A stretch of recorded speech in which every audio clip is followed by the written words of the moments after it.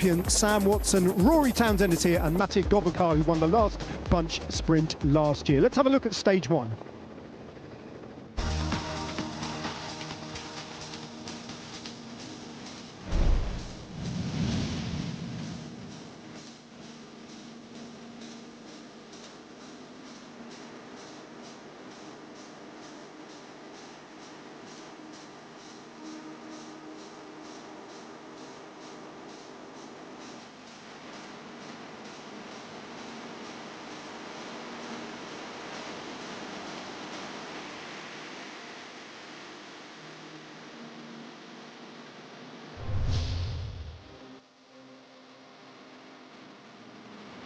So just over 160 kilometres to get us underway in the 2025 Lloyds Tour of Britain Men, and a wriggling course that presents many opportunities for spectators to sector hop and get their eyes on the race live.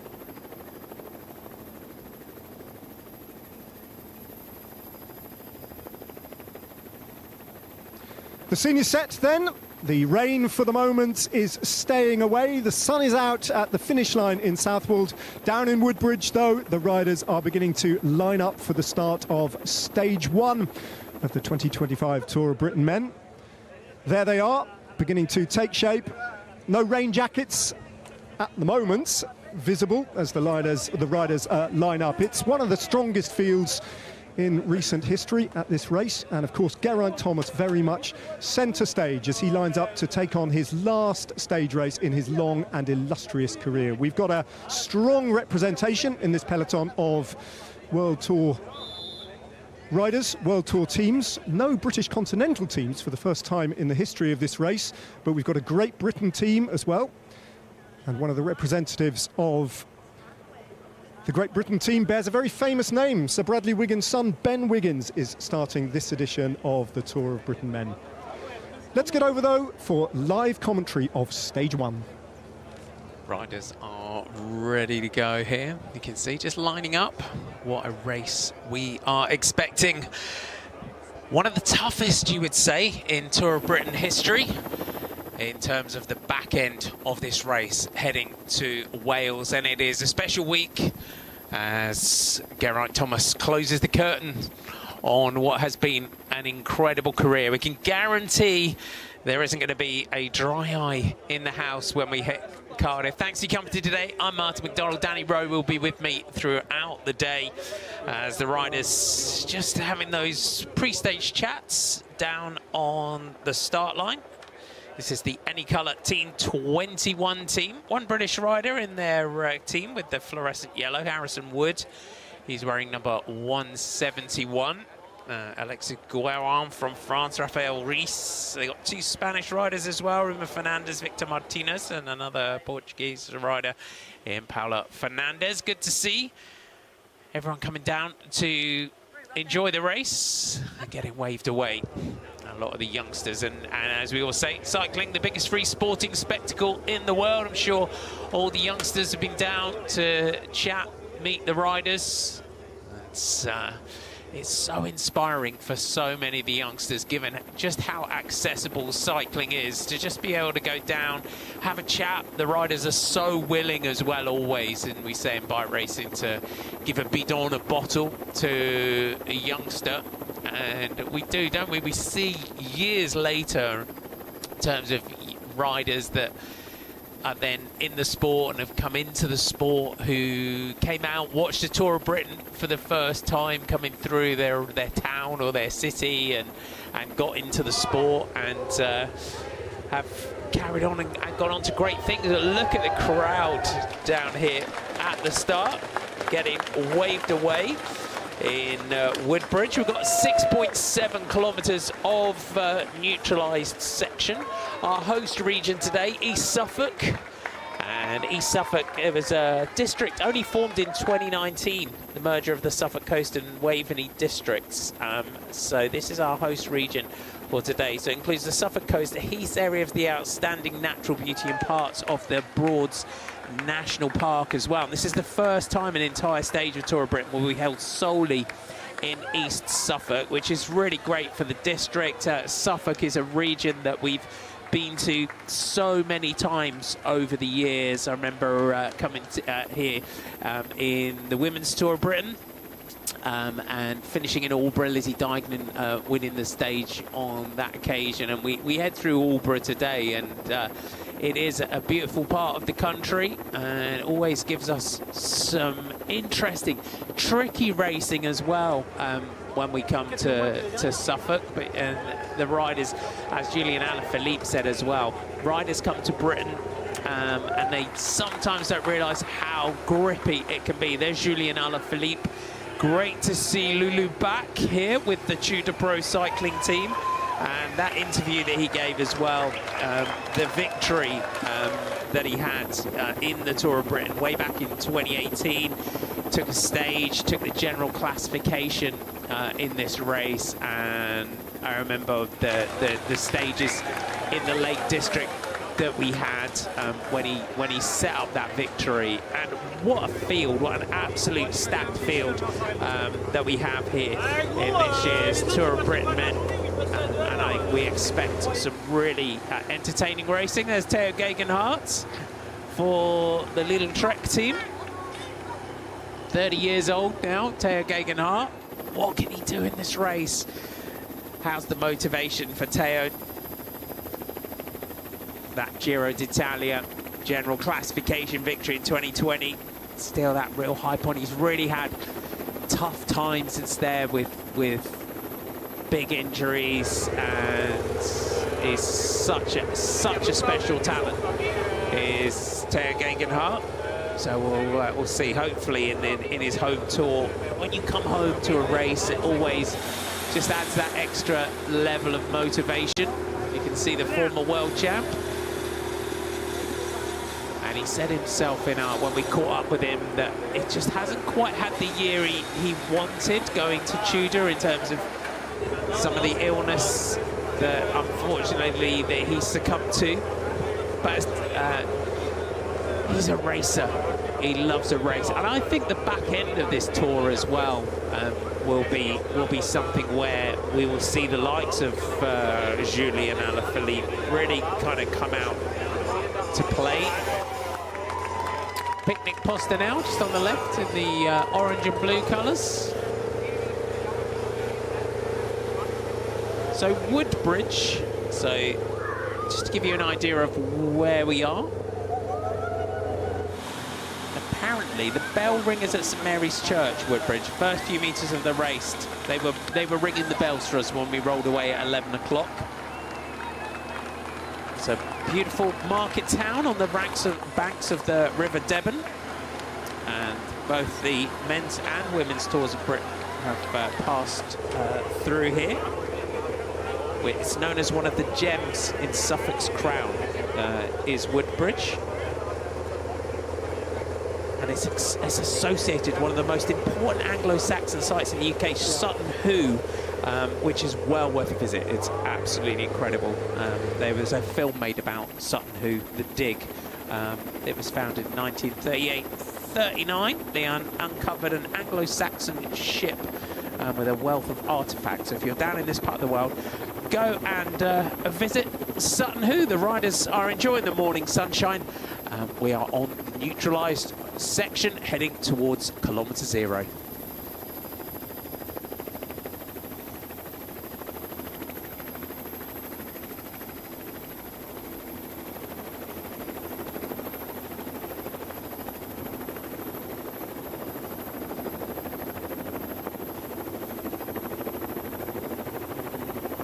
So rolling away here.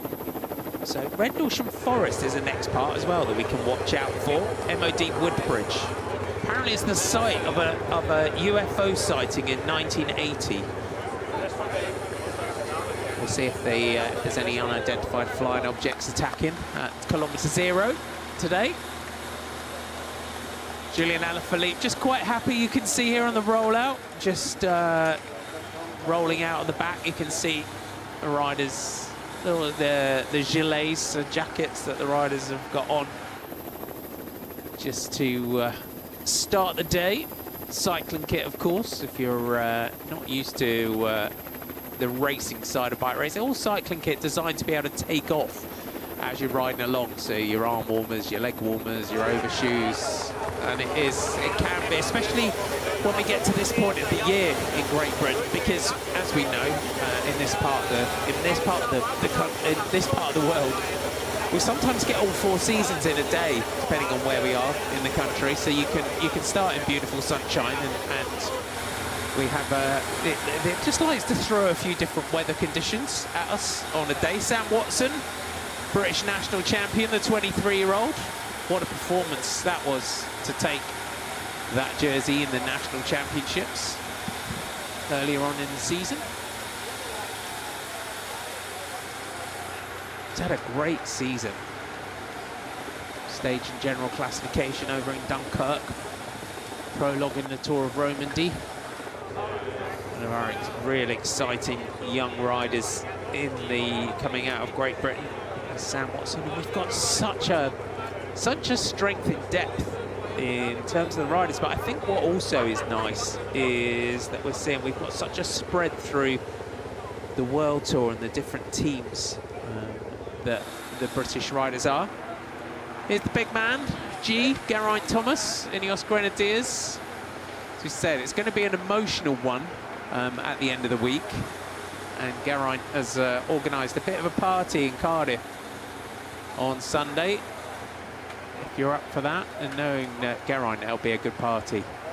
So come and celebrate if you can. Come and join us in Cardiff. And what a career. It really has been an incredible career for Geraint Thomas. And it is such a difficult thing for riders as well you have to stop you have to stop when you know it's time to stop. And 39 years old now, Geraint Thomas, 25 career victories.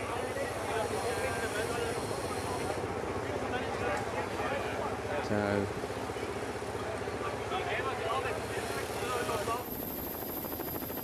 still on our neutralised section. And again, if you're new to cycling, this happens a lot in terms of just rolling out of towns rather than just dropping the gun as soon as you leave the start line. We roll out to kilometre 0, and they wave the flag, and off we go. And some neutralised sections can be longer than others. I was commentating the Tour de l'Avenir last week, which is the Tour of the Future. It's the under-23 mini Tour de France. And on the final day, we had a split stage, and in the morning we had a 46 kilometre stage in the morning, but we had a 36.7 kilometre neutralised section to get to the part of racing where they started the 41 kilometres. So it was I think it was one of the longest neutralised sections I've ever seen in racing. I might actually check if it's the longest that we've ever seen. But it just means that riders can roll out, and if there's any issues, you can drop back to the car, catch up with friends within the peloton, have a little chat. And you'll see as well a lot of riders just getting themselves through to the front, ready for the flag drop.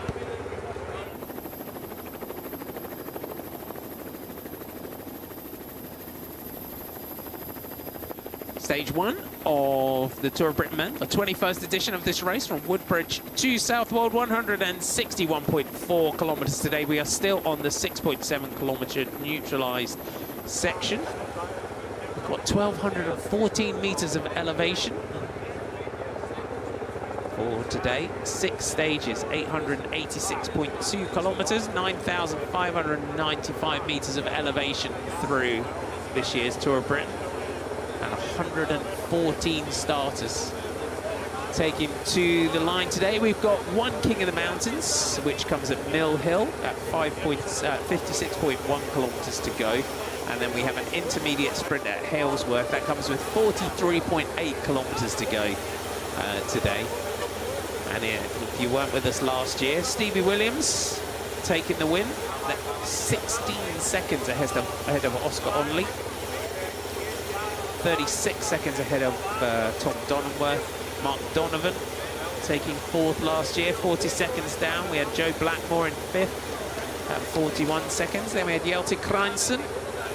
He came in at 1:39. Eduardo Zambanini was at minute 40. Matthias Brennhoff, Noah Isidora and Sean Flynn were our top 10 through the history of this race. So Stevie Williams last year, we had Wout van Aert in 2023, Gonzalo Serrano 22, Wout van Aert in 2021, that 2019 edition with Mathieu van der Poel.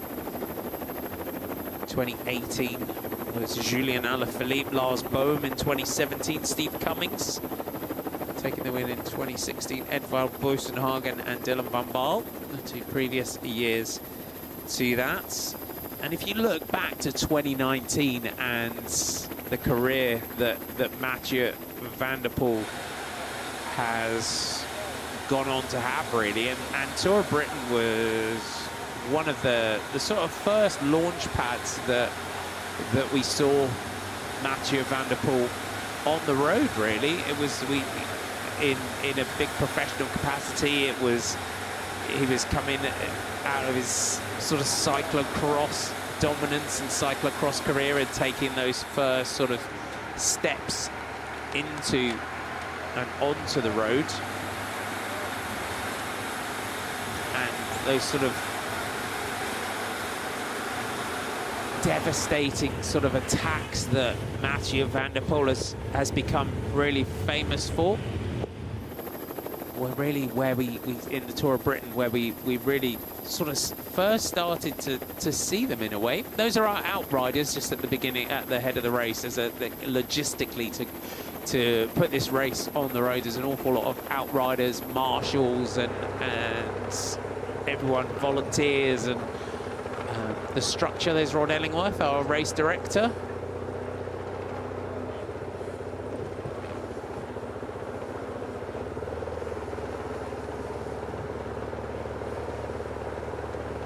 And just talking about that Tour of Britain, and there was the stage up to Kendal when we first saw the big attack. It was what we were waiting for, and it was just absolutely massive. Just dropped the big attack in Kendal. One at Burton Dasset Country Park, where we're going on stage 4, and that always gives us a great finish at Burton Dasset Country Park. And he took the final stage in Manchester and the general classification on that occasion as well. So who's going to write their Tour of Britain history? And the interview that Julien Alaphilippe gave us before coming into the race, he was saying himself, he's saying how much he loves this race as well, and riders do. If riders are heading towards the World Championships, or as well, some riders, if they're coming to the end, as they're coming towards the end of the season here, riders might be out of contract. You know, there's quite a lot up in the air in the world of cycling at the moment. So this is the sort of race, the Tour of Britain, and where it sits in the calendar, it's a good opportunity for a rider to maybe take a stage. Teams give riders a little bit more freedom on these sort of races as well, that, you know, they'll come in, you're there away from those sort of big, the big races like the Tour de France, the Giro, the Vuelta's going on at the moment. But if a rider may have done the Giro d'Italia, or they may have done the Tour de France, and they may have been working for their big leaders, they'll come into races like this and they'll be like, okay, we haven't got an out-and-out sprinter perhaps. They'll give riders an awful lot more freedom. We're almost ready for the off here. We're within a kilometre of the start proper. You can see Lotto in those red jerseys amassing towards the front. The Top Sport Vlaanderen Baloise, a team in the yellow, white and blue colours. They're also getting themselves up towards the front. They're always up for an attack in this race. You can see that the pace just slows down a little bit as we start to get towards kilometre 0. But we do get to that point where you can tell the riders that have been kind of glued to the back of the car since we rolled out the Univet Titema rockets. You can bet they're going to try and get in the break. And it's trying to get into that, perhaps, that break of the day. Here's kilometre 0. We are almost ready for the off here. You can see the flags blowing and the wind direction. Just checking everything is okay.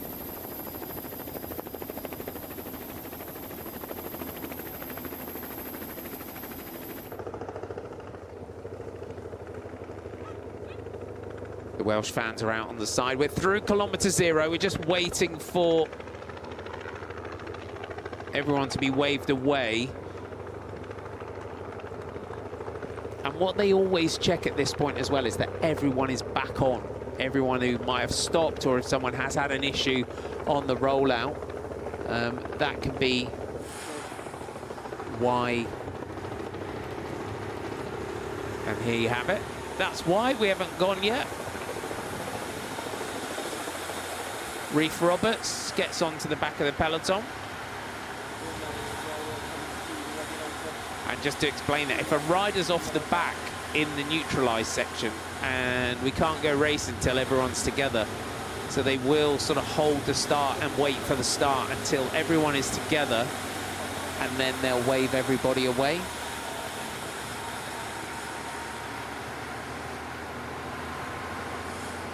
So Julian Alaphilippe and his sprinter alongside him, Alberto Dianese, just having a chat at the back.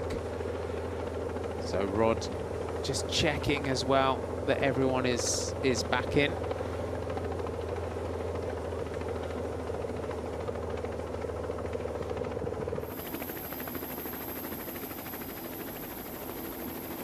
See those Great Britain national team jerseys just on the left as you look, and the white jersey with the red, white and blue stripes down the back. So the young British team here just to, again, it's great to have the national team in the race.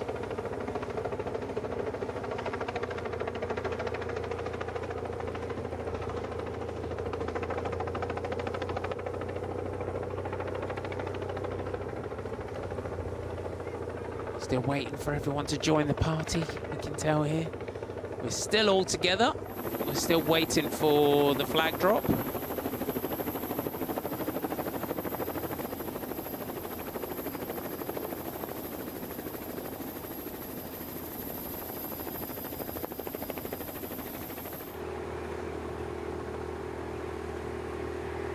Andreas Lechnesund, national champ of Norway, was one rider that was behind.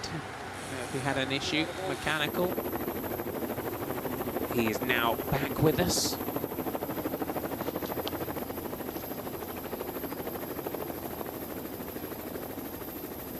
So, with the peloton now all complete. And you can see the first attacks have gone. And it is Top Sport Vlaanderen that are one of the first teams to go.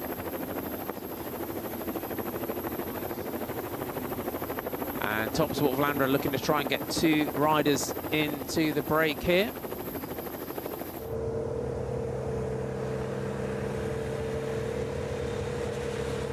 So 114 starters today.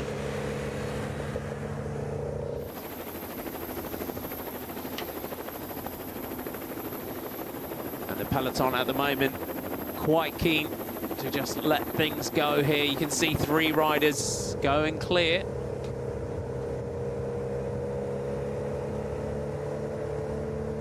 It is our Equipo Kern Pharma team that are also going clear. You can see the Great Britain national team colours. Trying to get in on the action here.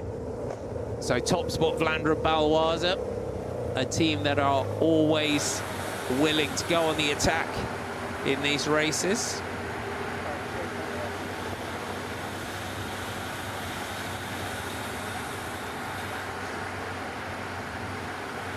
Zach Ozen towards the back here, the Bahrain Victorious team. Peo Bilbao, Fred Wright, a couple of riders in their team.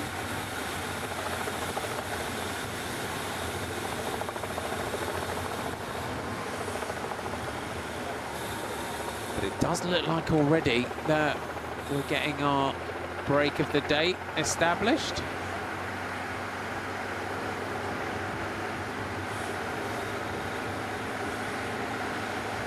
So Danny Rowe has joined me in commentary. Danny, the rollout, it's gonna be a big week. With, It is. I'm really excited to be here, and it has. The action started already. We've got 4 riders up the road, and this was always going to happen, especially for the smaller teams. For some riders, this is the biggest race of their careers so far, and they want to take that opportunity to get into the break. But it's going to be a huge week. Very back-ended in terms of the GC fight that we're going to have. The first 3 days pretty much nailed on for a sprint, although the wind could play a part. However, in the UK, we have typically got a lot of these hedgerows, which generally does neutralise the race somewhat, but there are a few exposed sections today. The wind is around 25 kilometres an hour, so definitely enough to split things, and it's that cross tailwind that we're looking at as the most dangerous wind direction for that to happen. So it could happen, but it also could be the anticipation that causes the stress, because for a lot of the riders and for the DSs in the team car behind, they will be saying to the riders, be ready, be ready. So naturally there'll be that stress, that fight, that natural increase in pace where the riders will be constantly fighting to be at the front of the peloton. So I think it could be a stressful day out there today. A lot of fresh legs, of course, as well. Everyone wanting to take that new opportunity. I think that is an opportunity for everyone where you put a race number on again and it's your chance to get a result. And then those last 3 days specifically, ones where the GC fight is really on. The day stage 4 in Burton Dassett, that same finish. Just a little problem here for Andres Leknesund from the UNO-X mobility team. An early mechanical problem for him. Yeah, Burton Dassett stage 4 I think will be the first GC shake-up. It's the same finish as we had in 2019 where Mathieu van der Poel took that win. And then we go into Wales, and maybe the hardest stage that we've ever seen in the history of Tour of Britain, on those 2 ascents of the tumble that we're going to have in Abergavenny, and they were training roads for me growing up, and it's enough to form some big time splits actually. And then that last day, very much a bow to Geraint Thomas in his glittering career and the end of his career there, starting in the Geraint Thomas National Velodrome and finishing in Cardiff. But with that ascent of Caerphilly Mountain with 9 kilometres to go, it's really the perfect launch pad for anyone trying to take another stage or even time, if those time gaps are still small after the first 5 days. So it's a really, really great route this year. And I think there's something for everyone, and it's going to go all the way down to the wire in Cardiff. So, yeah, already you can see that the pace has completely come out of the peloton here. They're very much happy with the composition that we've got in this breakaway. So Josh Goliker of Great Britain national team, Diego Uriarte of Kern Pharma, and we've got Milan Van Hove and Victor Vakuli of the Top Sport Vlaanderen team. So the 4 riders in the breakaway. Josh Goliker, you can see here, he races for the EF Education Easy Post Development team. Does Josh Goliker. So 21 years old. The other 3 riders with him. And this is for teams like Top Sport Vlaanderen, whenever we come to Tour of Britain, they always come to race. That's what I love about the Top Sport Vlaanderen team. They are always in the breakaways. Yeah, but it's really important for them to feature in a race like this. It's one of the biggest races that they will be a part of in the whole of the season. So that will be their plan, I'm sure, for every single day. Make sure you are in that break. So we might have seen riders even warming up before the start of today's stage in anticipation of what could have been a big fight for the break. It wasn't today. It went pretty much from kilometre 0, and great that they're there. So job done in that regard. And for you know, these 4 riders now, it's about really joining forces, becoming one as a team, sharing that workload and trying to make that gap to the peloton as big as possible. We've got mostly a tailwind for today's stage before we turn back towards Southwold for the final, where it's going to be mostly a headwind into the finish. So that definitely plays into the hands of the breakaway early on, when we've got that tailwind for them to be able to establish a big time gap. So it's going to be interesting to see behind who are the team to take responsibility. I think looking at the roster, the big standout favourite for today's stage is Olaf Koy. So the onus will somewhat be on Team Visma Lease Bike, you know, being one of the bigger teams as well in the race. Also for Soudal Quickstep, arguably Remco Evenepoel for overall, for the overall GC as a favourite, means that they might also join forces with Visma Lease Bike. You can see already controlling things just to obviously get that break established, get that gap established, but to not let it get too big. And that's what's going to be important. These roads here in the UK are very different, actually, to what the riders will be used to in Europe. They're grippy roads. Everyone always talks about how hard it is racing here. It's pretty relentless racing, up and down all day, but grippy roads. We got 154.1 kilometers to go. Our break of the day is established. We expect it to be a bunch sprint, but our breakaway group have other ideas as always. So it's just about now just building as much of an advantage as we can. But Josh Goliker, Diego Uriarte, Milan Landhover and Victor Vakuli on their way to try and defy the sprinters and try and stay away all the way to the finish.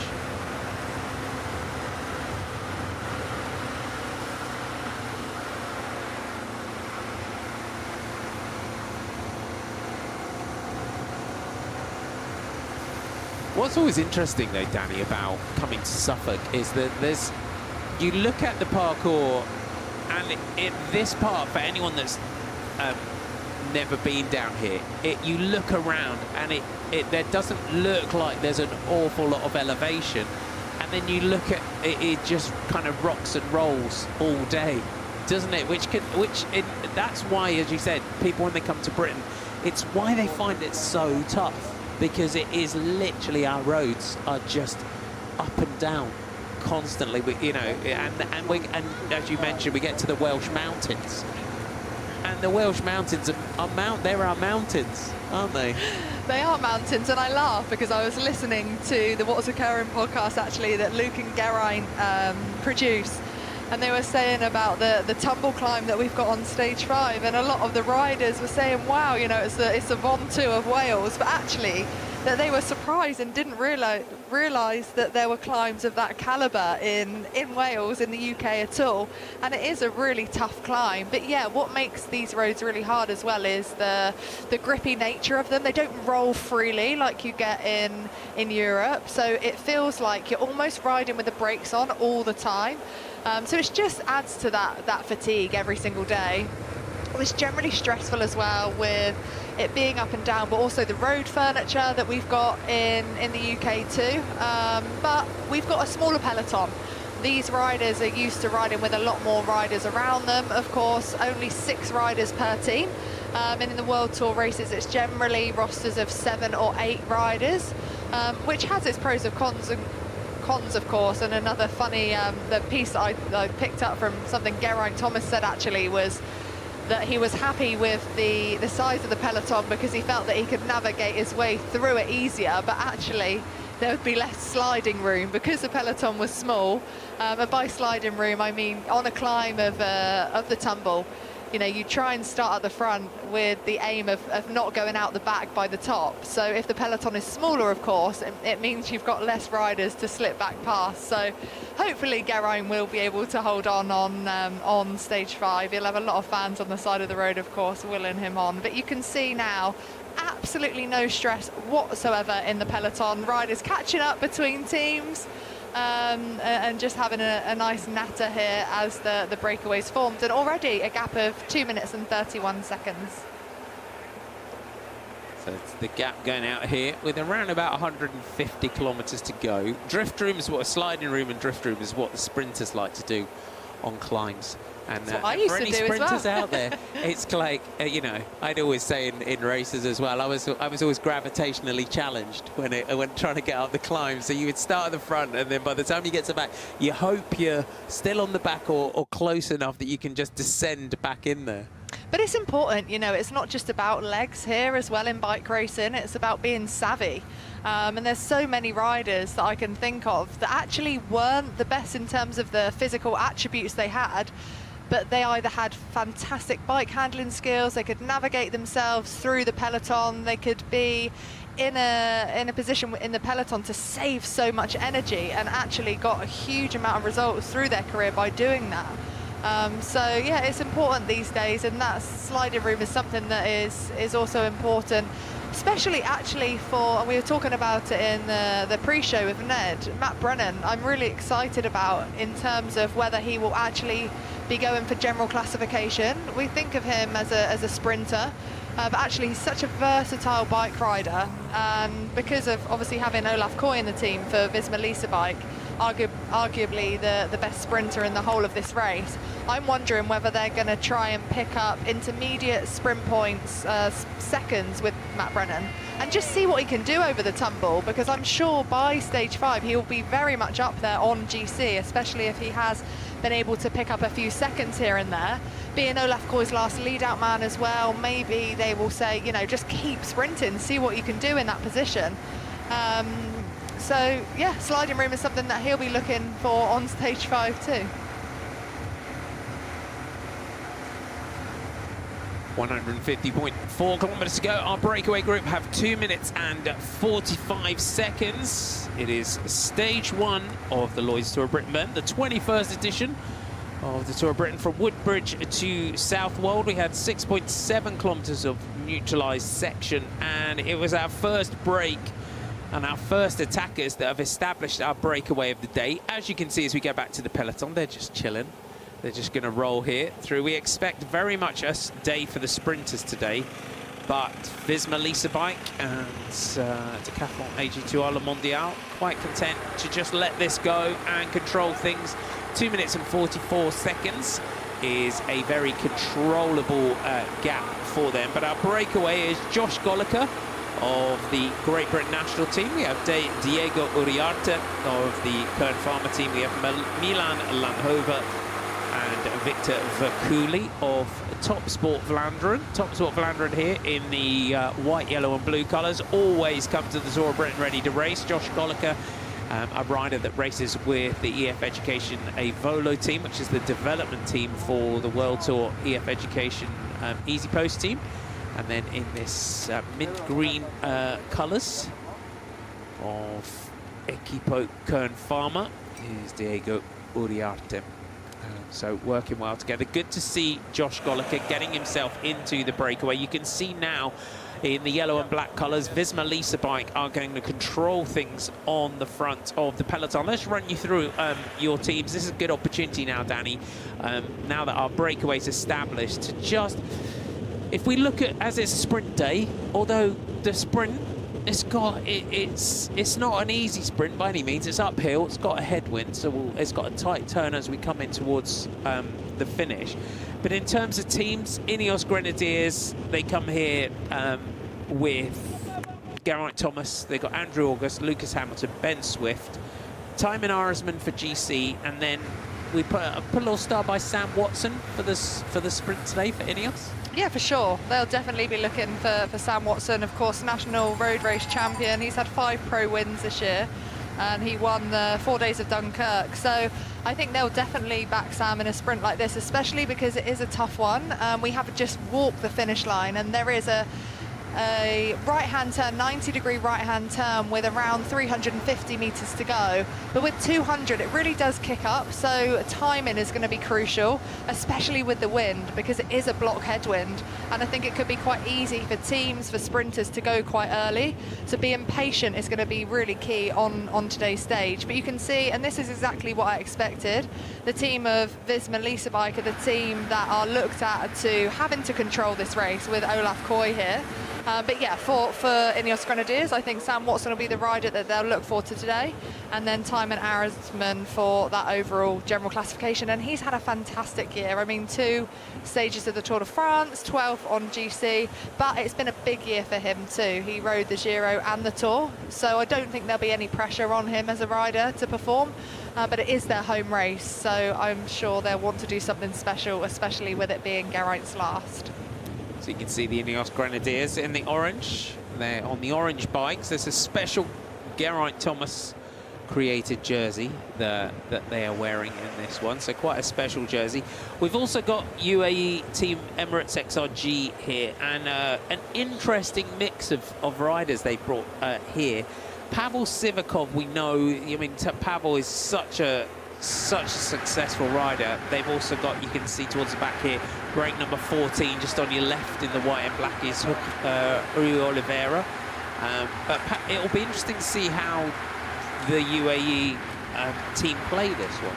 Yeah, it's actually their debut in this race, but if we look at the way that UAE Team Emirates ride, it's always aggressively. So I do feel that without a big sprinter, I think they all sprint for Rui Oliveira, but I think they will look at ways in which to really split this race to pieces.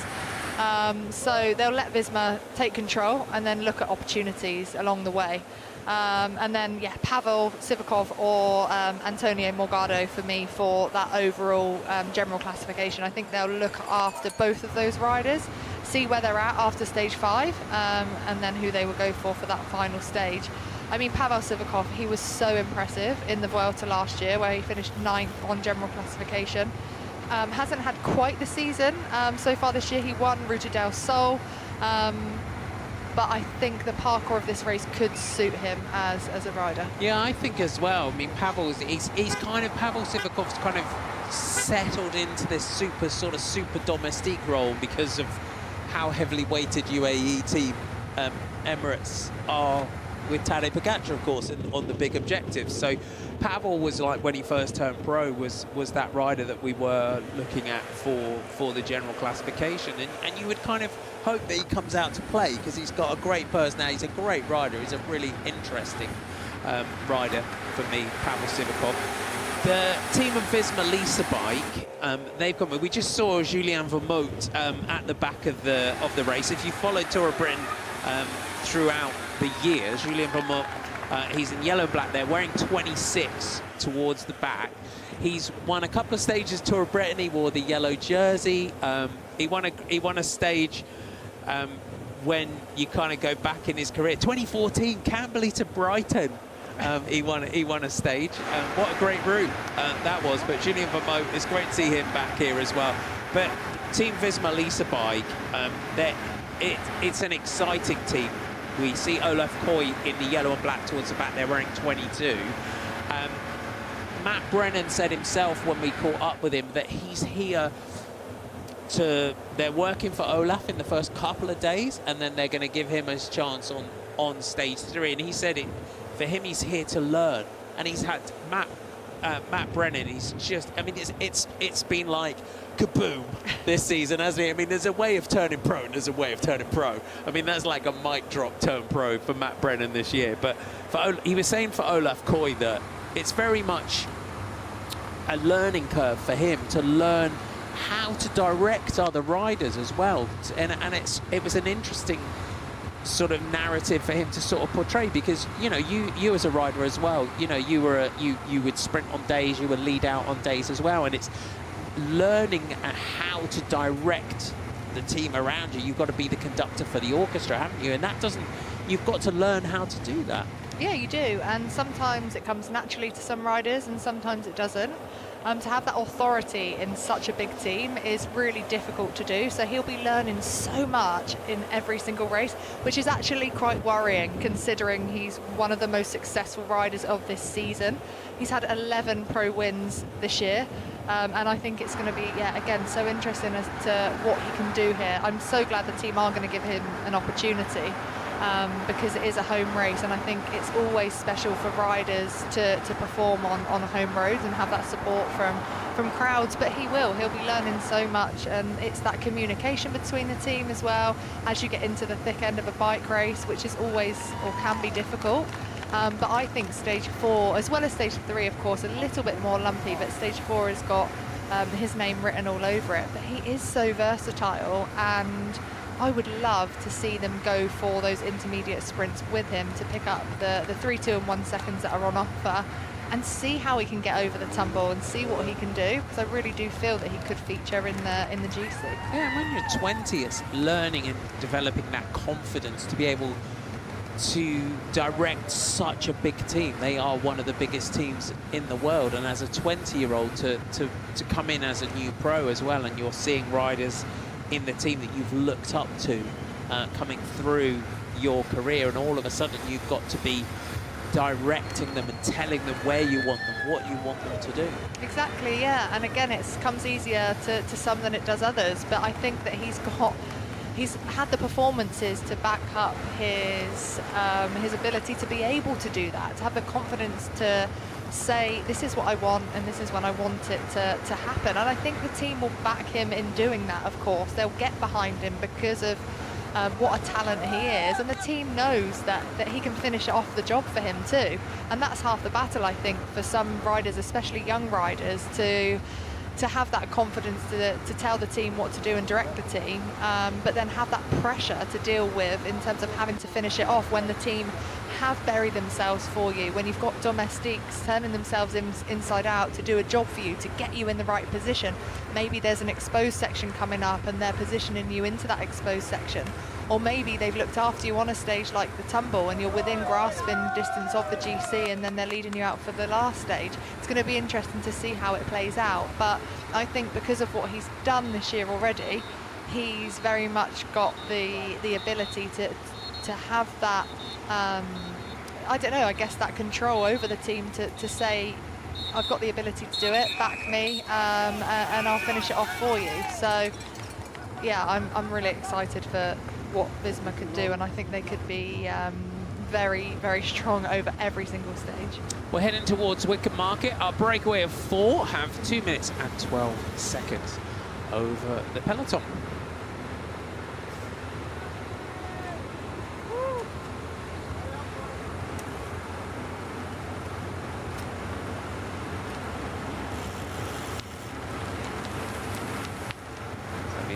Over on the front for the Top Sport Vlaanderen team.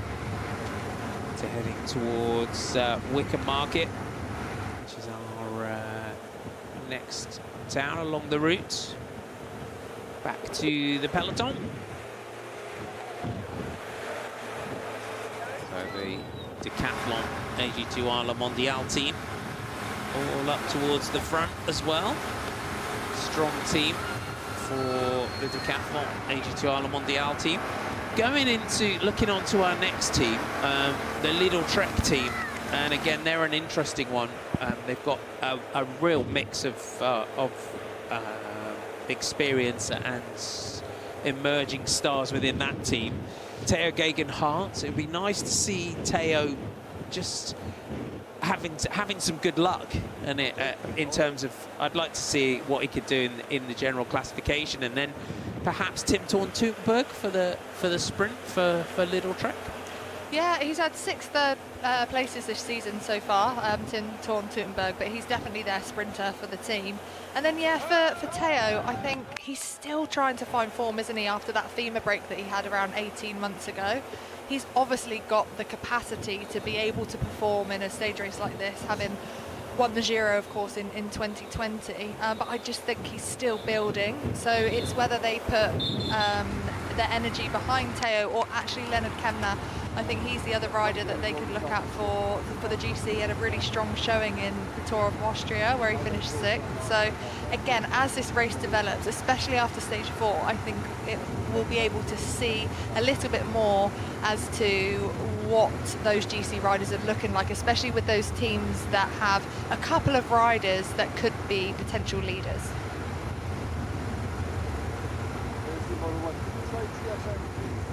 Break of 4, powering on here.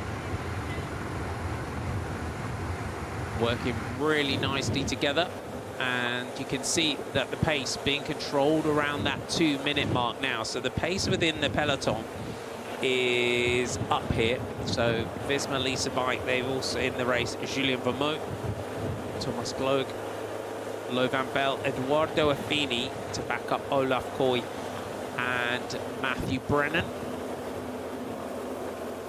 So this pace will be controlled here, this gap for a sprint day being controlled around those 2-minute mark, which means that the average speed within the peloton is kept high.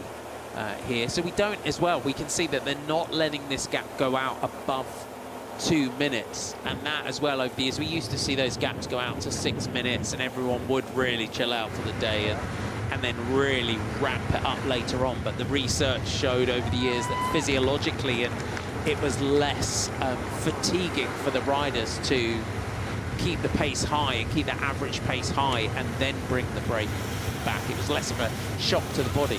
Yeah, and also you're using up resources, especially if the gap's so big. You have to use more riders, which can have an impact obviously on the final.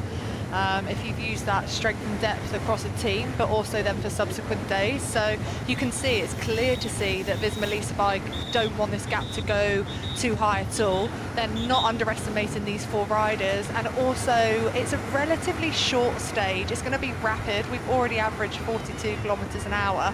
Because of the wind direction, it does make it harder for the peloton behind to control.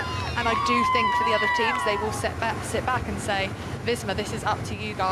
With Olaf Koy and the team, of course, you are the clear out-and-out favourites. So for Visma, they do not want to have too much of a time gap to close down. So unfortunately for the breakaway, that means that it's probably advantage peloton, because they're just not going to get the time allowed to have the opportunity to take it all the way to the line. But they will not give up, and they won't give up until they're caught. And that's also what's really exciting about any breakaway formation. And it's clear that they're actually working, really well together, quite evenly matched at the moment, it looks like, and no riders sitting on.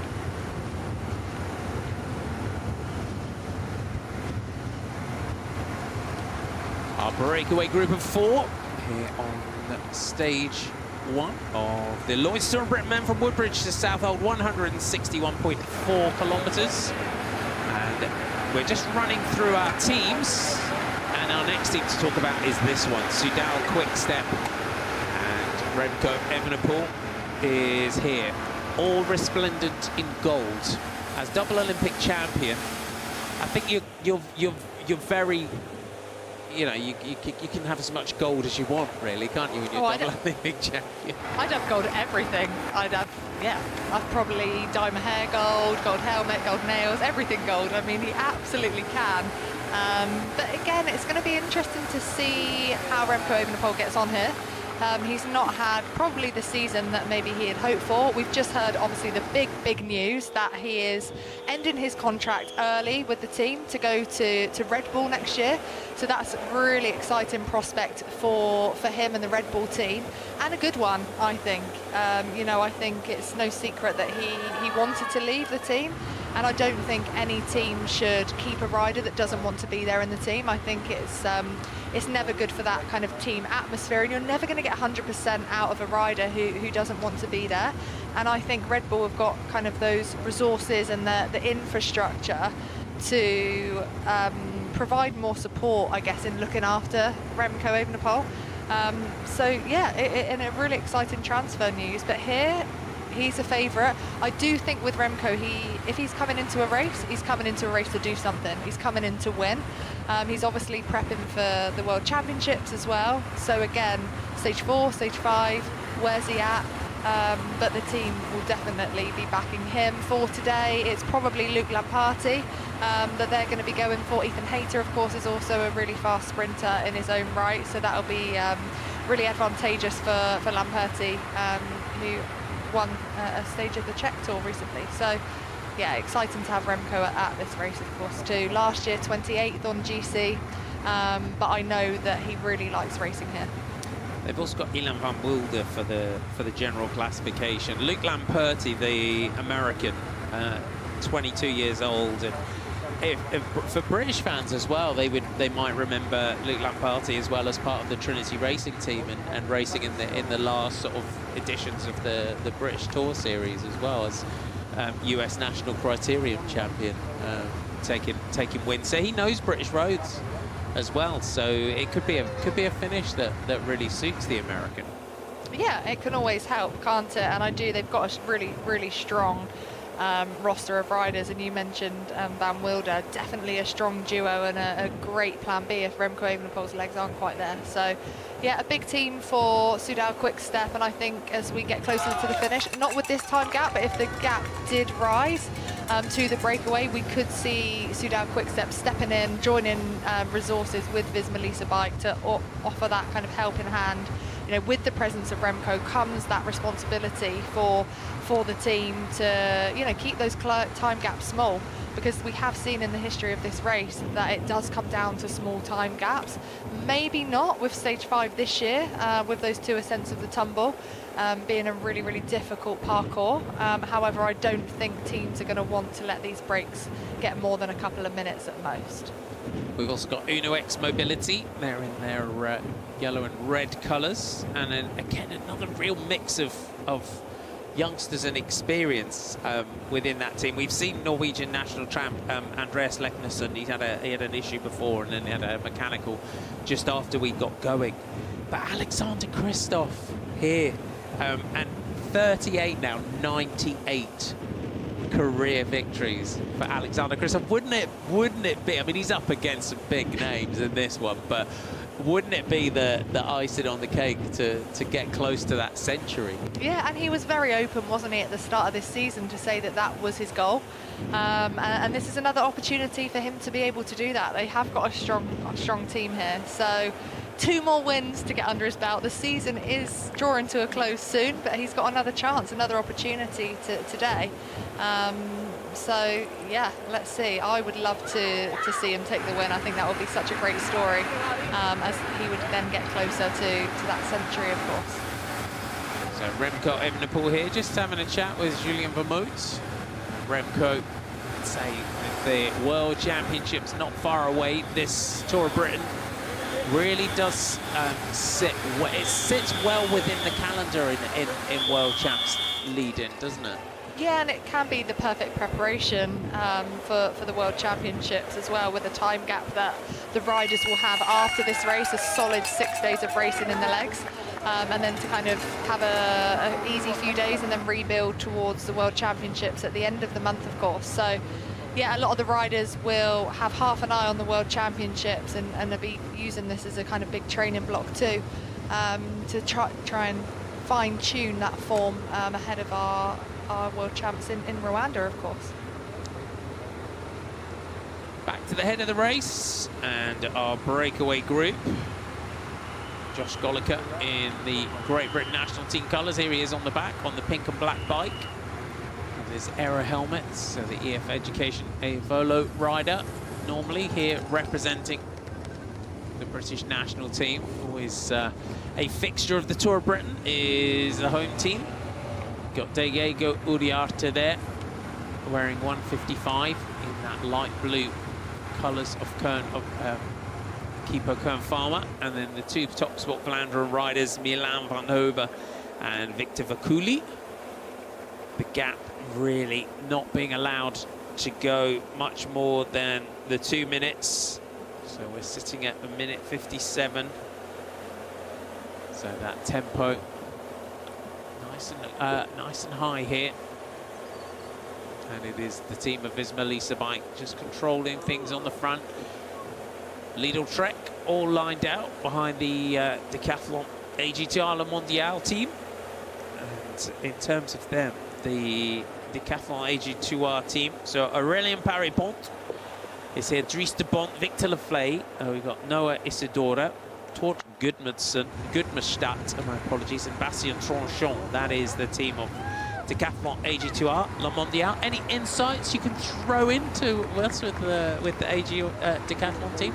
A little bit of inside information, of course, from my dear brother-in-law, Luke Rowe, who is one of the DSs for the team here in the Lloyds Bank Tour of Britain Men. And I believe they will be back in Aurélien Paré-Pont for the general classification, and then Tord Gudmestad for the sprints today. He had 2 top 10 finishes in Renewy Tour, so I think they'll be targeting kind of top 5s, potentially podiums for him in the first 3 stages, and then looking at Paré-Pont for that GC. He's a very fast finisher as well, versatile, so I think looking at the stages they could really suit him as a rider. He finished 25th in the Tour de France, 12th in Paris-Nice, so obviously a really strong prospect for the GC here this week. And Tord Gudbrandstad, 24 years old from Norway. He's had some wins in the Wienendaal, but he's had quite a few wins, but in a lot of the smaller races. So we kind of look at, there's classifications of races, aren't there? So they look and they say, right, rider hasn't won a UCI race yet, but it's a certain level, and he's had quite a lot of wins in a lot of the smaller races. Yeah, exactly, and this is a smaller peloton, let's not forget, so slightly different as well, dynamic to what they're used to. But you can see for the Decathlon AG2R Le Mondial team, they are very much at the head of affairs here.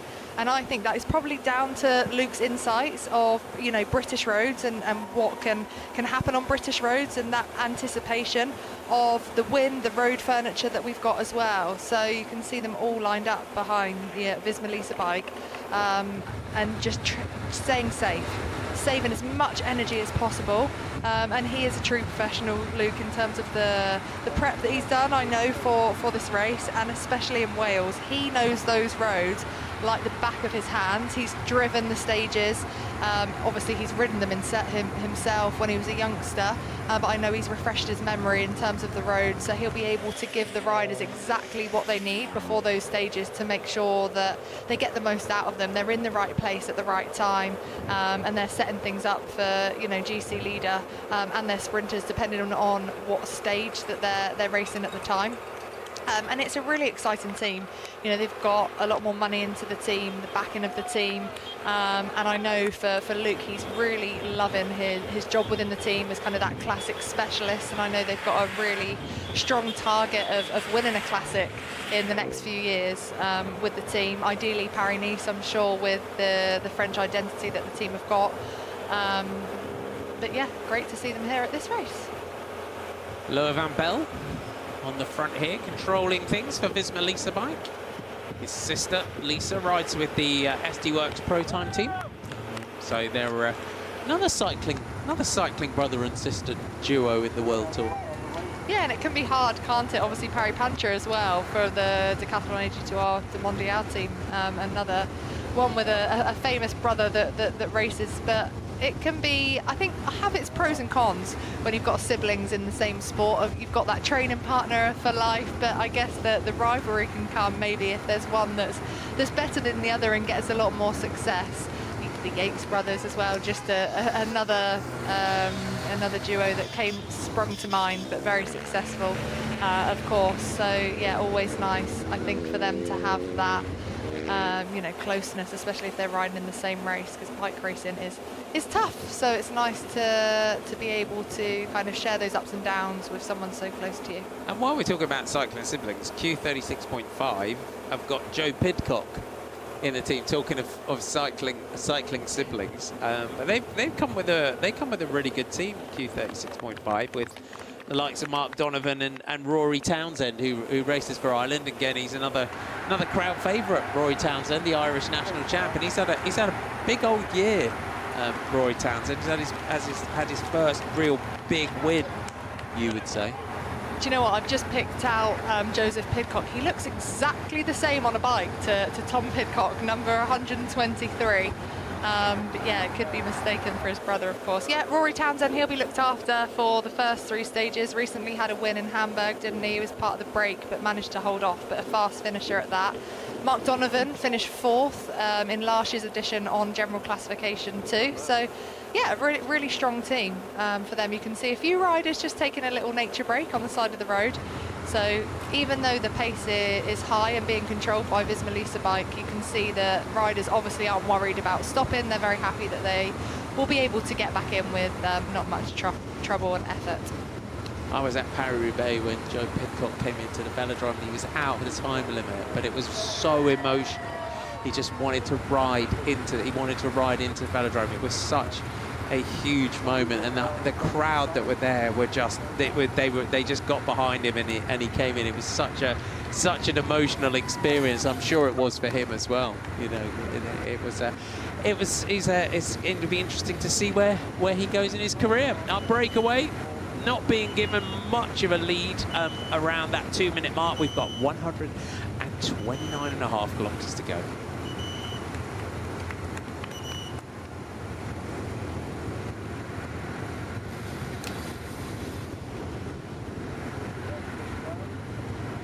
We've been through Bentwaters, the former RAF base, just off the route in Tunstall. So around this part of the world, so it was home to the United States Air Force 81st Fighter Wing. There's a museum over there as well in Bentwaters. It's a very, between Sutton Hoo, where we start, around Woodbridge, where we started, there it's very much, that's really worth a visit. There's Rune Herodot's fan club along the side. But if you do make it down to this part of the world, really recommend Sutton Hoo to go and visit the Sutton Hoo helmet now in the British Museum. But it's a really interesting place. There's a lot of history. Joe Golliker here for the British Nationals, Josh Golliker rather, for the British national team. 21 years old. Clearly had designs on getting in the break today. Gone with the aero helmet, the skin suit. Comes into this with having won the King of the Mountains in the Bohemia Tour recently. Maybe is getting into the breakaway. He's got designs on our King of the Mountains point, which comes with 56.1 kilometers to go. Just one King of the Mountains along the route today. Yeah, he was also third in the under-23 Gate Wevelgem at the start of the year. So obviously a very, very strong rider with a fast finish. So yeah, I think for those 4 riders, the DSs in the team cars behind, who will now be behind them, will just be, really giving them that motivation to keep pressing forward with this move. Keep fueling, of course, throughout, because when you're in a breakaway, it's so easy to forget to eat, to drink, to fuel, and especially in a stage race, it's so much more important potentially, because you're not just fueling for the day in hand, you're fueling for subsequent races to come. And if you get your fueling strategy wrong on day one, it can have a real knock-on effect for the days to come. Great to see fans here out on the side of the road. I'm also wondering whether we're going to see any school children out, because this is what I love so much about this race, the Lloyds Bank Tour of Britain, men and women.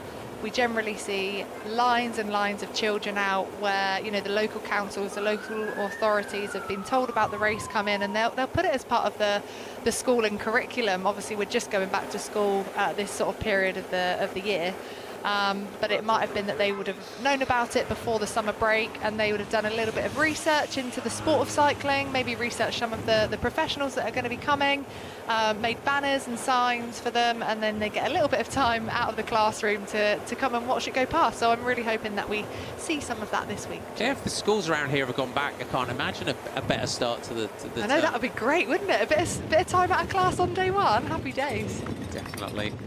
Always good to see them coming in. You can see how much the wind is just buffeting all the hedgerows and the trees along the side. This is why riders, when they come to Great Britain to race, are always happy for our high hedges and the way this is, because if we didn't have the hedges that we have, racing in Britain would be even more savage, wouldn't it? Because you would have those real crosswinds, especially across places like Suffolk. I mean, it would be great for us, wouldn't it? Because it would be absolutely split to pieces. And I guess it depends what type of rider you are. We were just talking about Luke Rowe there, and he would have absolutely loved it if there hadn't been hedgerows in this country, and he would have been a rider to really rub his hands together on a day like today, with the wind that we've got and the wind direction that we've got as well, being most conducive to splitting the peloton, that cross tailwind. But yeah, for a lot of the riders, they'll be very happy indeed, especially some of those GC riders, the climbers, that can struggle when it comes to the crosswinds. But it will be interesting into the finish. There's a very strong headwind into the finish, and that definitely could play a part. Lo Van Bell still on the front here. He's been tasked with working on the front of the peloton.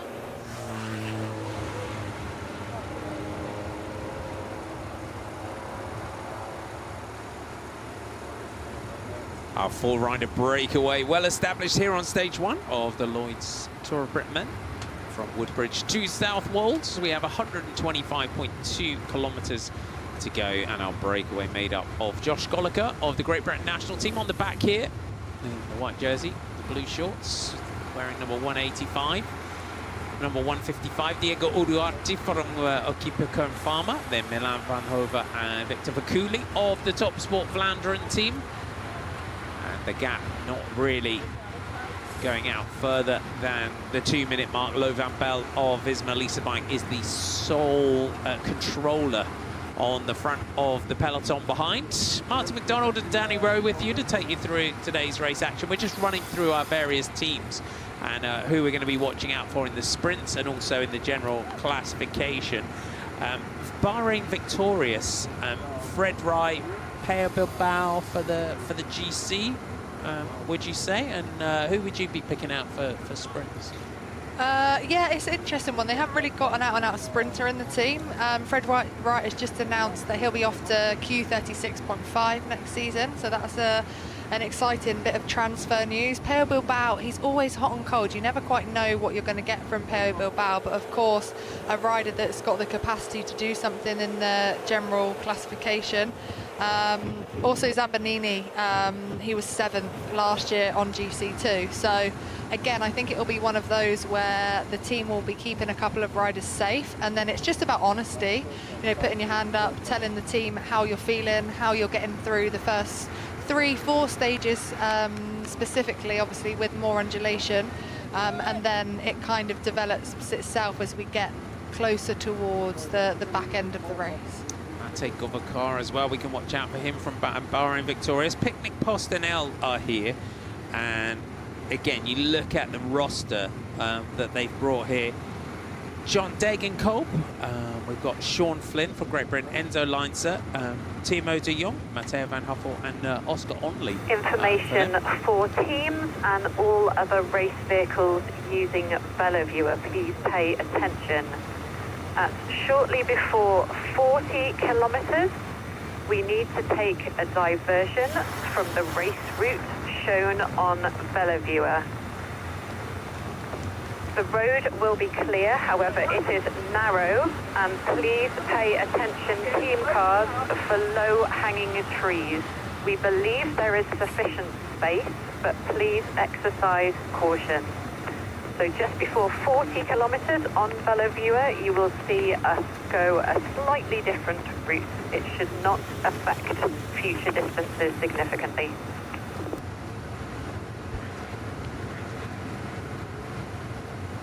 Really great to get that insight on race radio. So I believe there's a sinkhole, and they're having to divert the race around that, so it shouldn't affect the distance. But it shows how kind of fluid you've got to be as a race. Yeah, and obviously all of the race and the teams and the team cars using Belloviewer, which is something we use as commentators, which shows us the GPX of the route. In very fine detail, you can click into the race and really see exactly what's coming on the roads, how narrow they are. You can highlight the climbs and see the severity of the climbs. But interesting to say about those low-hanging trees. So good luck to the teams with the spare bikes on the roofs. So hopefully they'll get through okay.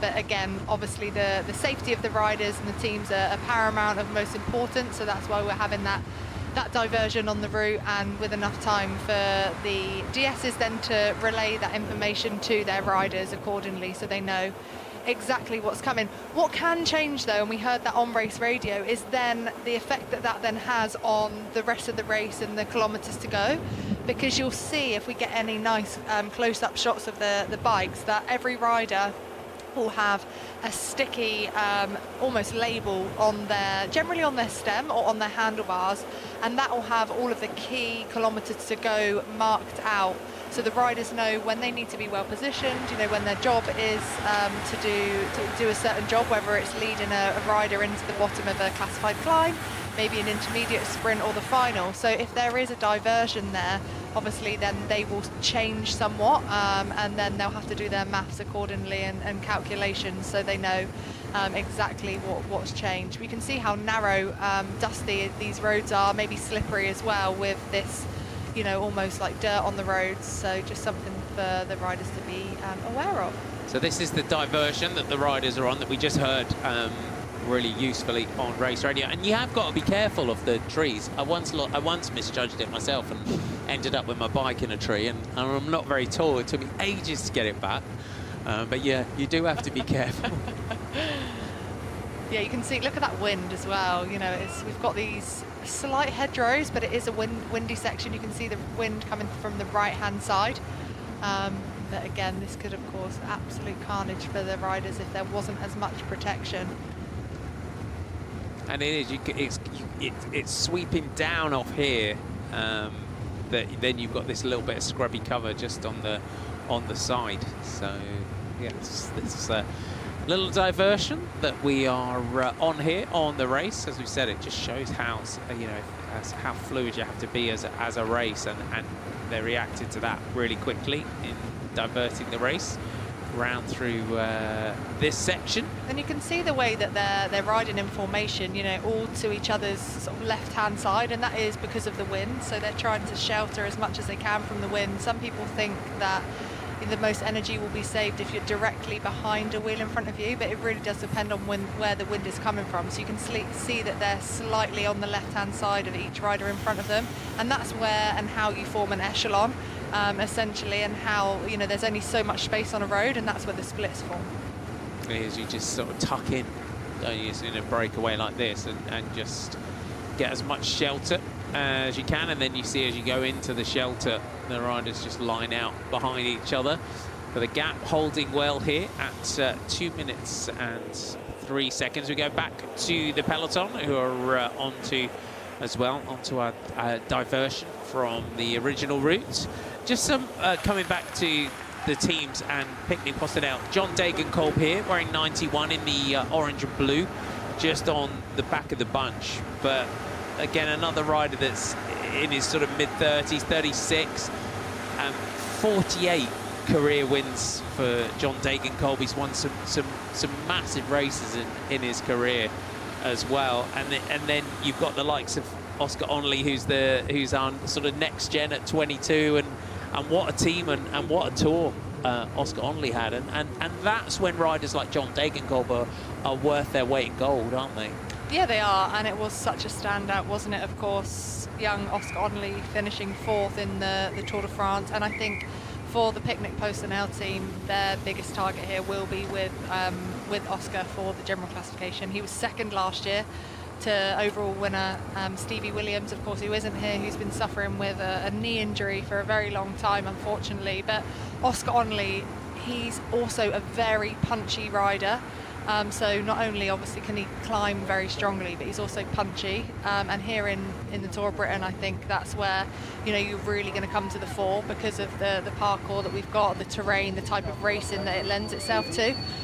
So I think for Oscar that this will be a big objective, a big target for him. Being a British rider too, of course, it definitely, you know, it means more to riders. It always meant more to me as a rider coming here and racing on home roads, having that support. It just gave you a few extra watts. So yeah, Oscar Onley is definitely one to look for, you know, alongside the likes of Remco Evenepoel, Tymon Arensman, who are a couple of the riders that we've already spoken about. Matt Bramier just up to the break to have a word with Josh Goliker here, and an ex-rider himself, and Alex Greenfield is their other DS. And I was seeing as well that Alex has just done a spell at the World Cycling Centre as well as a director sportive. Yeah, and when you talk about savvy riders, she was definitely one of those. Knew how to ride a race, race a race. Tactically, one of the best riders that you had, and I think she could just read a race really, really cleverly. Came through as a real youngster in Wales, of course. And also Matt Bramier. I mean, here, worth his weight in gold. When you're in a breakaway and you can come back to your DS in the car and have these sorts of conversations, it can be really, really beneficial to a rider. So he'll be, you know, saying things like, really, you know, look after yourself here. The onus is on the team with obviously 2 riders to do more work. don't do too much. You can be drawn into a breakaway and end up doing too much work, but you have to be clever. You have to almost do as much work as the rider doing the least. So just saying things like that to him, but really nice to see that kind of two-way communication. The peloton swing back onto the race route. So just back on. There's Aurélien Paré-Pontre on the back there in the light blue and dark blue colours. The whole Lotto team, or pretty much most of the Lotto team, are towards the back. One of our other teams to watch out for, Toon Aerts. Great cyclocross rider, Toon Aerts. Robin Orens as well, one of their young sprinters for the team of Lotto.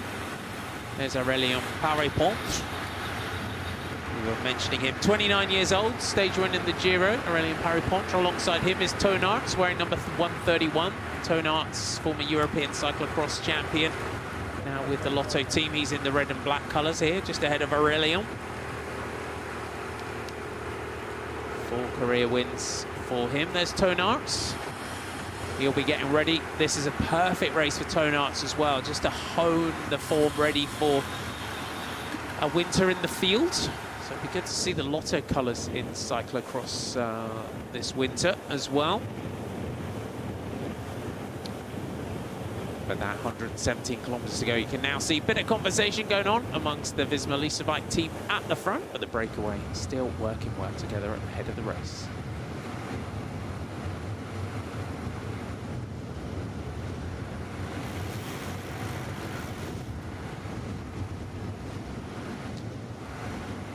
Josh Goliker back in and working now, and it's as a director sportif as well. You saw that sort of real deep conversation between Matt Bramier and Josh Goliker, and there is this as between rider and director, and maybe a lot of people watching might think pro riders, they're always like so uber confident and they know in the winning, but as a sport director sometimes it's that positive reinforcement, and that's what riders need, isn't it? You've got this, you know we've got this, you know you can do this, there's a reason why you're here, and there's always those positive conversations that you need to have as a sport director to rider and managers and DSs like Matt Bramier, like Alex Greenfield, and you get to know your riders. Every rider is different and you have to learn what motivates each rider, don't you?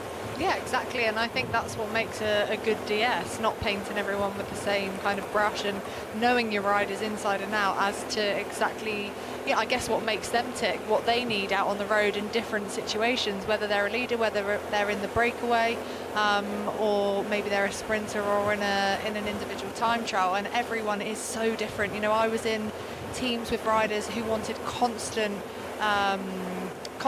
DS in their ear, giving them that information, either what's coming on the roads ahead of them or what to do, because maybe they didn't quite have that tactical nous that other riders had in terms of how to read a race properly.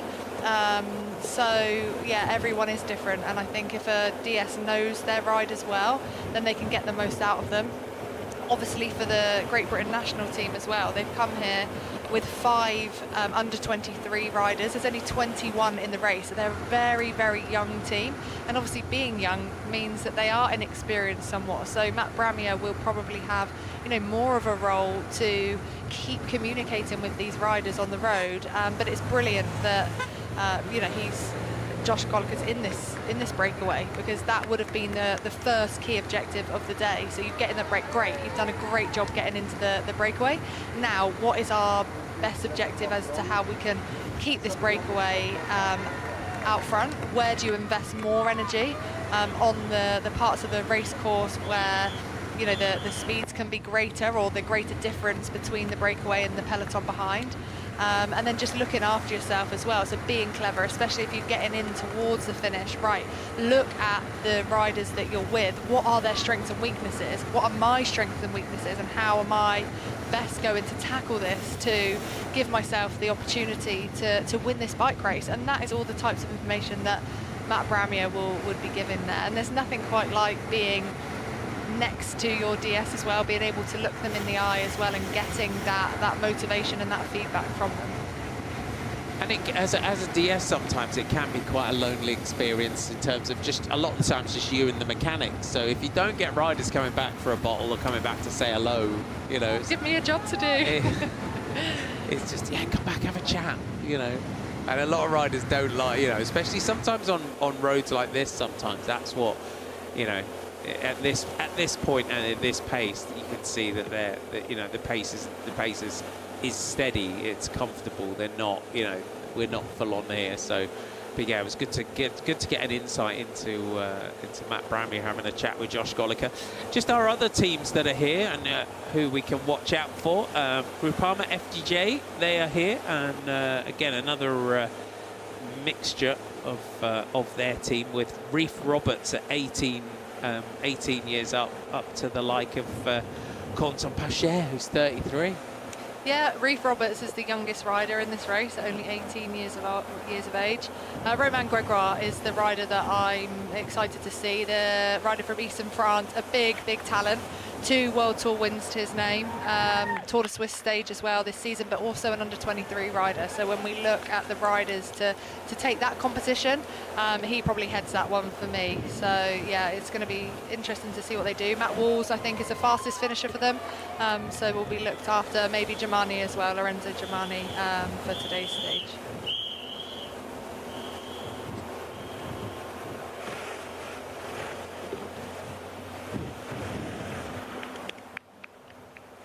.3 kilometers still to go. And it is still Louis Van Bell on the front in the yellow and black colours here.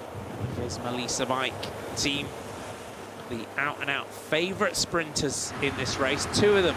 What a charmed position to be in for Visma Lisa Bike in Olaf Koy and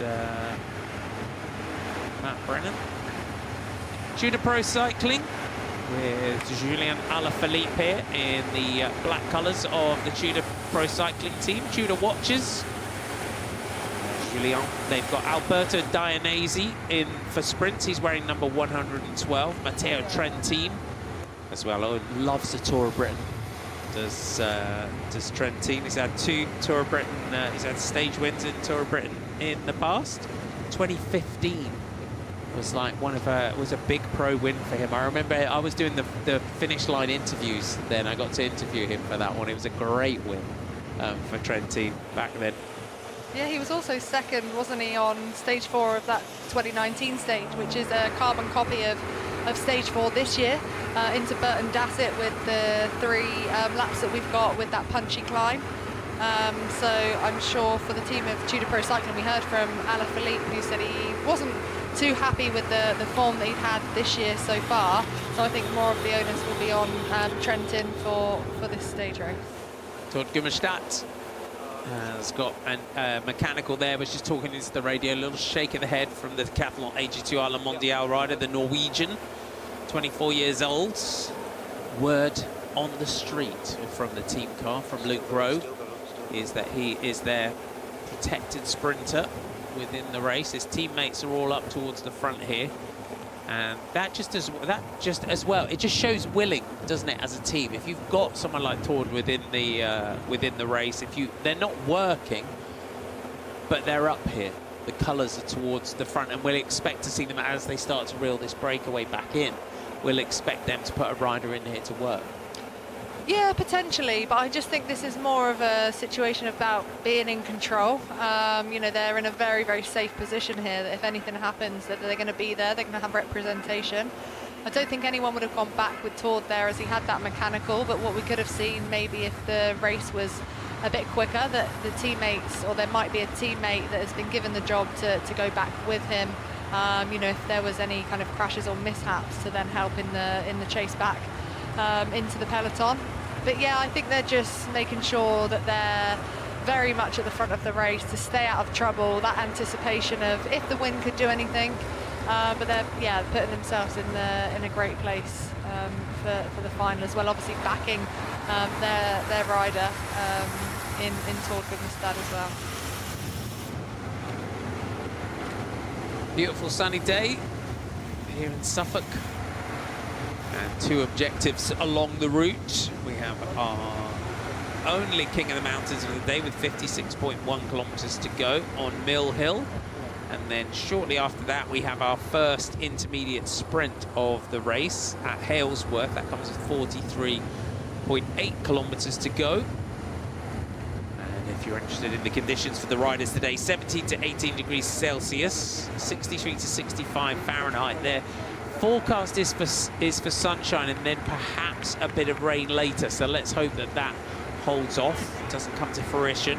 15 to 27 kilometre an hour southerly winds, gusts up to 45 kilometres an hour. So we have got a headwind in the finish. Great to see so many fans out and enjoying the race as we head through Suffolk. So we're heading towards Snape Maltings. There it is, right on schedule. Snape Maltings on the bank of the River Aid.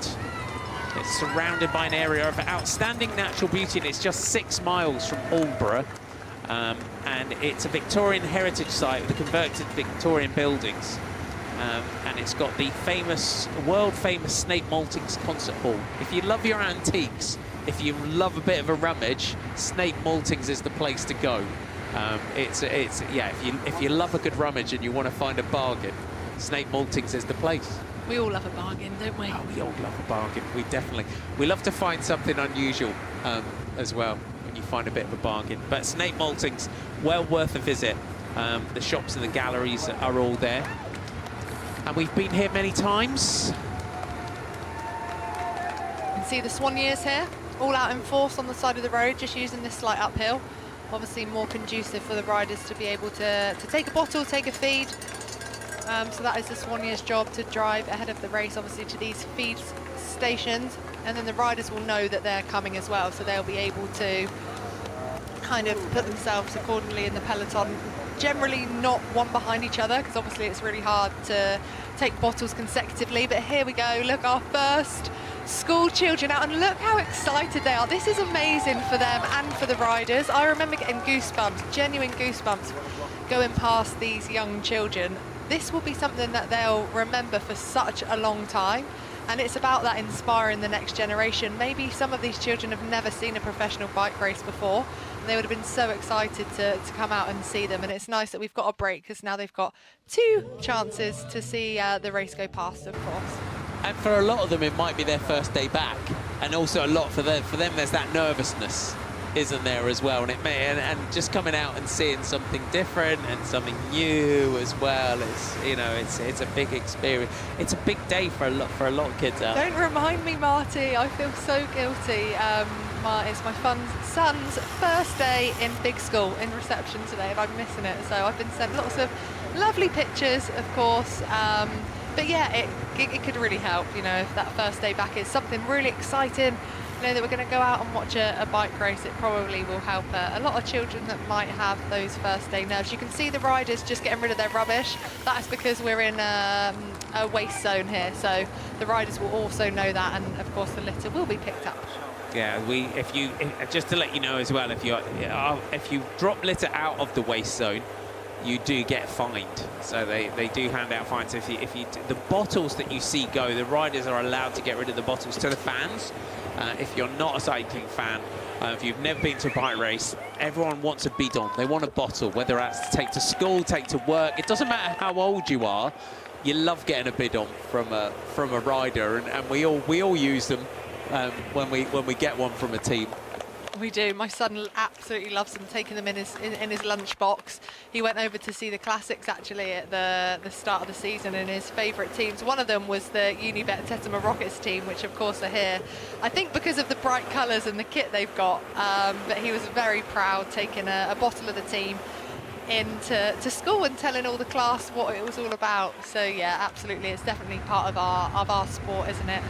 Collecting the bottles from all of the teams on the side of the road. Some fans you'll see as well with signs out, bottles please, bidons please, and the riders will always try and do their best to throw the bottles out of the fans. And as parents, always just check the contents, because you don't want your kid, like, you don't want your youngster down in something that's going to keep them awake for a month.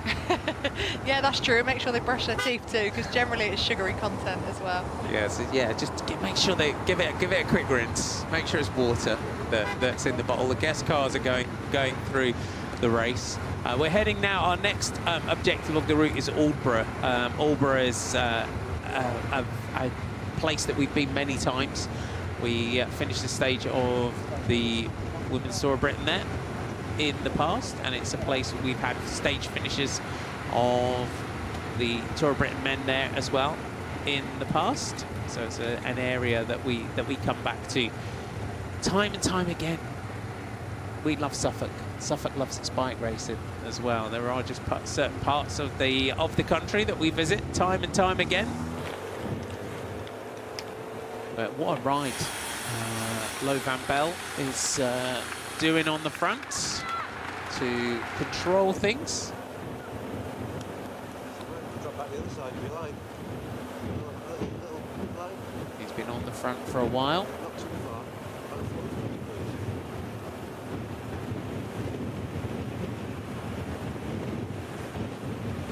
Just really keeping the tempo. Just controlling this breakaway nicely is the man on the front.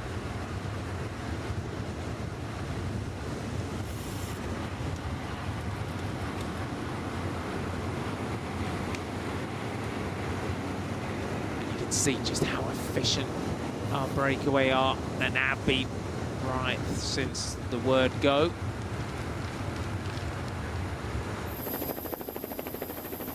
Josh Goliker. He's a real up-and-coming young star is Josh Goliker with that EF Education Evolo development team. And the development teams play such a big role now, don't they? I mean, we used to get to this point in the year and we have got some what we call in stagiaires in cycling, riders that are getting a trial with the pro team. And it used to be this point in the year, nearly every team would take on a trainee or a stagiaire, as we call it in cycling. But now the teams have got their development teams. There's Thomas Gloger, one of the British riders, but now they've got their Devo teams. They bring the riders and drop them in and out throughout the year. Yeah, they provide that perfect stepping stone, don't they, for riders to come from, you know, the junior ranks, under 23, into the elites, give them the chance to kind of learn how to win bike races as well. So it's not a big shock to the system, you know, coming from being a junior into, you know, World Tour races where the distance will go up, and also I guess, you know, the demand that these races will have over the riders physically, the training demands that are put on the riders. So yeah, it just provides that platform for them to develop, to maintain and make sure that they've got and will have longevity within the sport. You can see just a few teams coming to the front now, I think sensing the danger a little bit. The pace looks like it's increased to me here. The average 44.4 kilometers an hour. So even though it looks pretty calm out there for a lot of the riders, this is fast bike racing. So, you know, Lo Van Bell has had a huge day doing so much of the work himself, almost from kilometer zero, to really control this breakaway. And again, this is the role that Lo Van Bell is doing here is so important, and that's why, because we're here line to line, because this is the job that you don't always get to see on TV. You do get to see it during the, you know, some of the races like the Tour de France, which have line-to-line coverage, but a lot of the time, for riders like Lo Van Bell, he does this for 3 hours, and then by the time sometimes that you come on air, his job is done. Yeah, and that's why these riders are worth their weight in gold. And it's nice when we do get line-to-line coverage that everyone can see the hard work that they do and how instrumental they are in, you know, the victory of a team. So yeah, I mean, he's doing a huge job here to control this gap. He's been on the front for what, 50 plus kilometers since the start. It's 161 kilometers today's stage, and he's been the rider that's been on the front from the start up until now. So a huge day for him. But what it also does is it keeps the strength and depth within the team of Visma Lease bike, that their resources aren't being used up early with multiple riders. And these are why riders like this are signed into big teams, because they've got that engine, that firepower to be able to just sit there on the front and churn out huge amounts of power for a long period of time. And our team sport our sport is special in the fact that it is a team sport. Every rider is obviously riding their bike individually as an individual, but it's a team sport in terms of every rider will have their own role to play within the team. and that role will be a huge part in the overall victory of any rider. And that's why it's a shame, really, that only one rider gets to stand on the podium at the end of the day. But it always is down to the hard work of the whole team, not just that one individual, you know, being the strongest. Just some beautiful shots there of Aldborough. That's where we're heading next. So world-renowned thanks to its connection with Benjamin Britten, founder of the Aldborough Festival. The Martello Tower as well in Aldborough. We'll get a glimpse of that. Lizzie Deignan won a stage there in 2015 of the Women's Tour. Caleb Ewan won the stage in 2017 when we were there in Aldborough. Award-winning fish and chips as well in Aldborough. That's the place to go. Oh, I love fish and chips. It's one of my favourites. Yeah, there's some great chippies down there, and beautiful seafront as well. They have many runs and rides and things along the Aldborough seafront. So the next objective that we're going to tick off is through the 100-kilometre to-go point. Thorpe Ness is at the end of the beautiful sandy seafront, and then through Leiston, Saxmundham and Framlingham. So Framlingham, home to the 12th century castle, which Ed Sheeran refers to in this song Castle on the Hill. So that's where we're heading there. Next objectives along the route. You can hear the sense of the wind that the riders are just being buffeted by. Tim de Klerk from the Lidl Trek team. And Lidl, again, like Decathlon, AG2 on the Mondial, really building and investing in their team.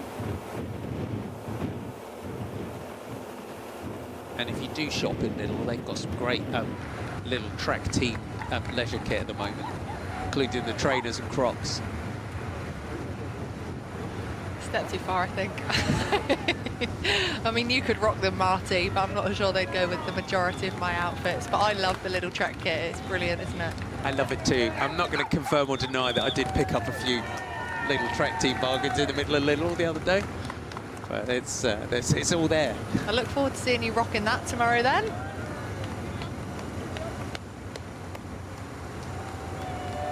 But it's great. I love the involvement that a lot of the sponsors have, and it's the same when you go into Decathlon and you see how much the Decathlon team invest and are looking to really grow that team.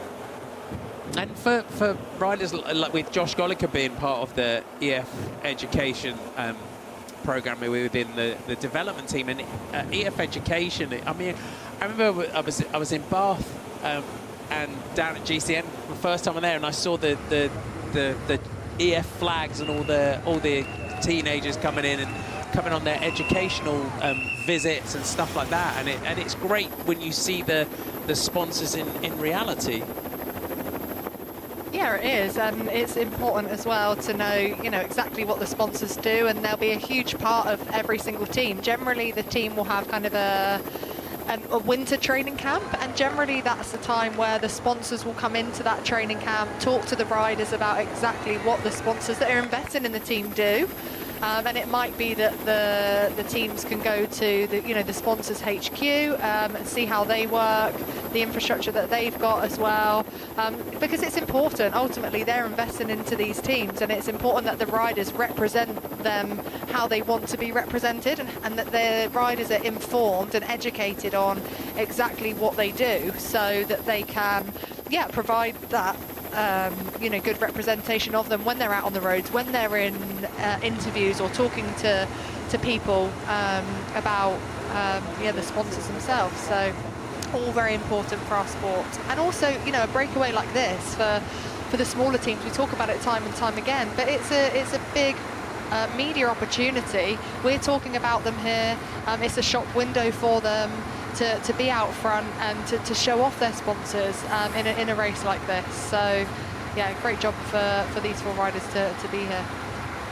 So we're on Aldborough seafront, and strong tailwind. That building that you can see on the left is the famous Martello Tower that we talk about. It's made up of 4 towers joined together And it's a really, it's like a house on, it's like a house on stilts. The sort of red building you can see just on the left above the trees. We've got a really strong tailwind along this section of the course. Yeah, I'm also wondering whether we're going to see more riders, maybe other teams, just give a little bit more resource to this chase for Laurent Van Bell. You know, he's done so much work on the front, and you can see that time gap just eking out a little bit as we're coming through that 100 kilometres to go mark. So, yeah, it'll be interesting to see if he's given any help in terms of that firepower, just to make sure this is still very much in control. And it is, you know, with this time gap, with this amount of racing still to come, it's very much in, you know, in the favour of the peloton, having the confidence that if they were to put more riders on the front, they'd be able to close this quickly.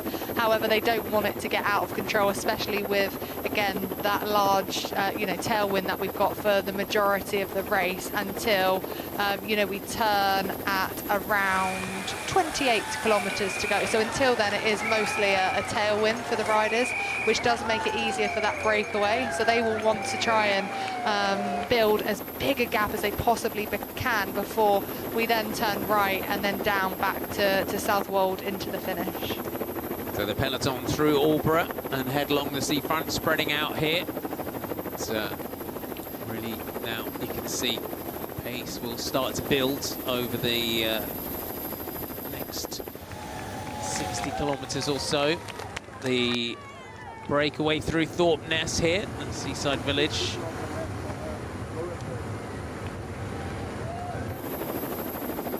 Lloyd Van Bell, what a job he's been doing throughout this on the man on the front in the yellow and black. He has not missed a beat, and he has not looked at anyone else for assistance in this one. The Decathlon AG2 La Mondiale lined out behind him. Little Trek in their entirety are all lined out behind them. You can see there are a few little gaps towards the back here. This is an area of outstanding beauty here down by the beautiful sandy beach.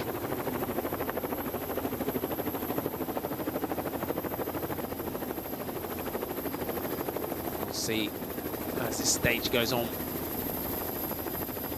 We'll get a better idea as well if anyone starts to assist in that chase with Lloyd Van Bell, who their protected sprinters are, potentially, today.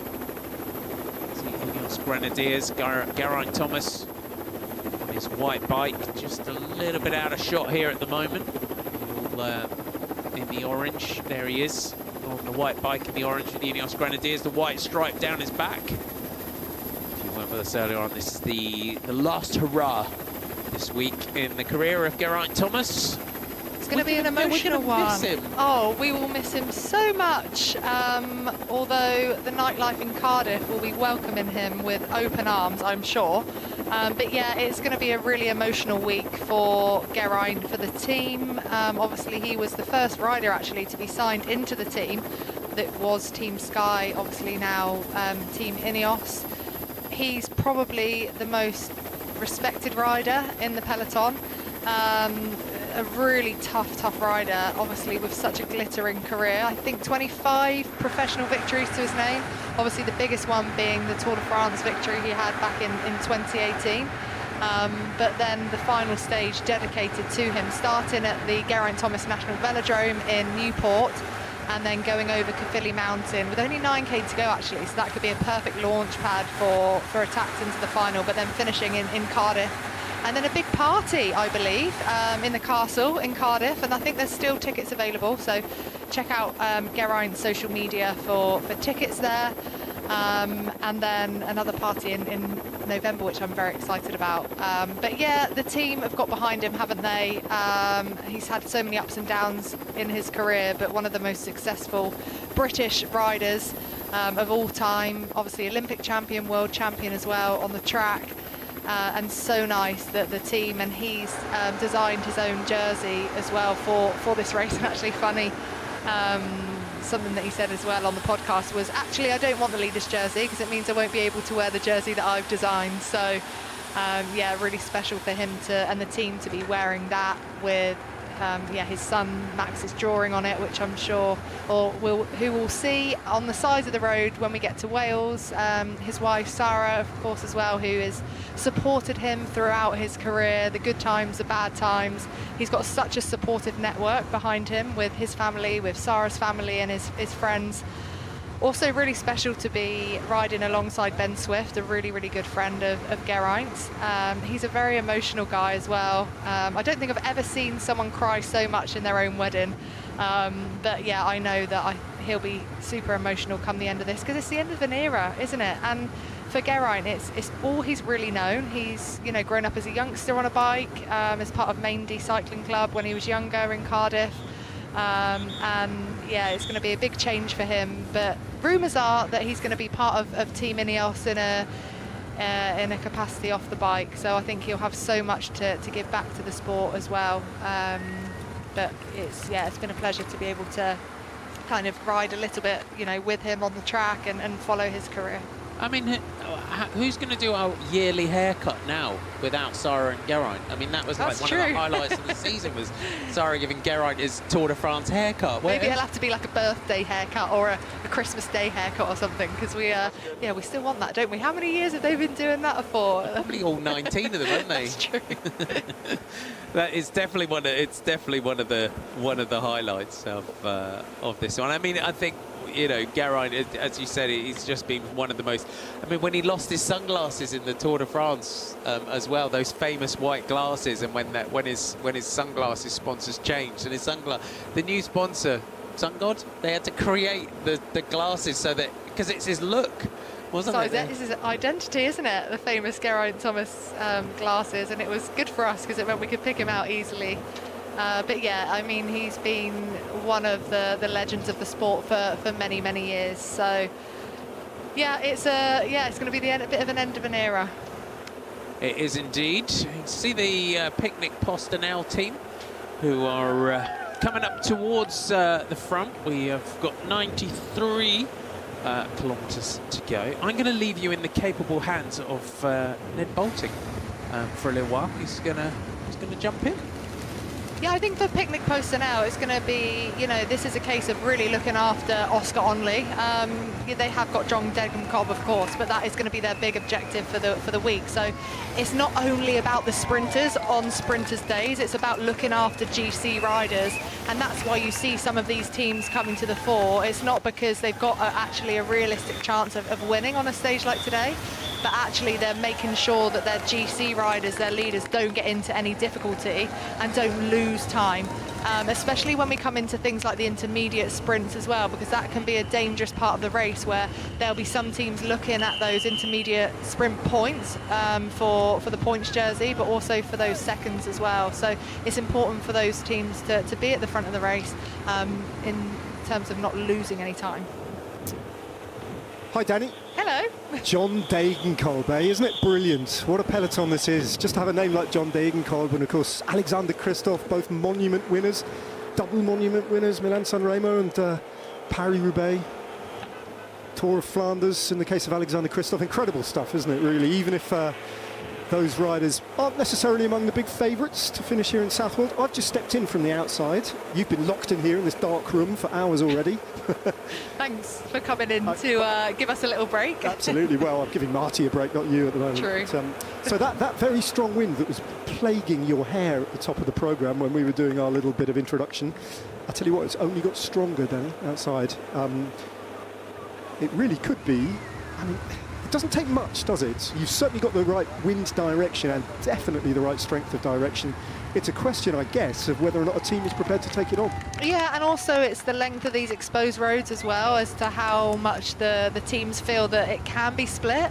But generally it's that anticipation of wind that can actually cause more danger, because, as I said in the pre-show, you know, the DSs in the car will be constantly telling the riders, be ready for these certain points along the route, and there are a few of them, and sometimes that can cause the carnage. But for the finish, I do think it could play a factor in the finale, because there's a roaring headwind into the finish. Not only that, there's a really important right-hander that comes with 350 meters to go. It's going to be a really fast entry into that right-hander, so Positioning is going to be key. We did have a few cars on the route. Hopefully they've been swept to the side of the road, out of trouble for the riders. But then it kicks up, doesn't it? Around 250 metres to go, roaring headwind. And I think when you can see that finish line in front of you, sometimes the onus is to go early, but that could be really detrimental for the riders. So to be patient today is so important, to have that control within the team. But it's still really hard to look past Olaf Koy. I feel like he is the big favourite, and that is why Visma Lease Bike have controlled things from the off today. A very distinctive shape at the back of the former world champion Julien Alaphilippe, riding of course for Tudor Pro Cycling these days. Don't expect to see him doing too much today. Suspect the Alaphilippe legs will be shaken out on stage 4, 5 and 6. Could definitely see him having a go at Caerphilly Mountain. That's got Alaphilippe written all over it, hasn't it? Actually, it'll have Geraint Thomas written all over it, literally, but you know what I mean.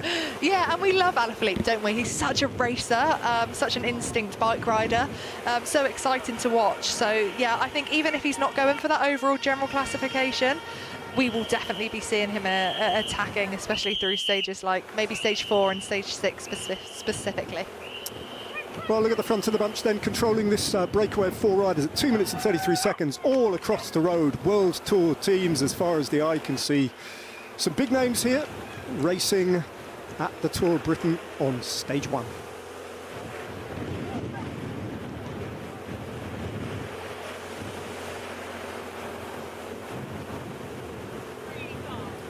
Very distinctive figure there of Remco Evenepoel.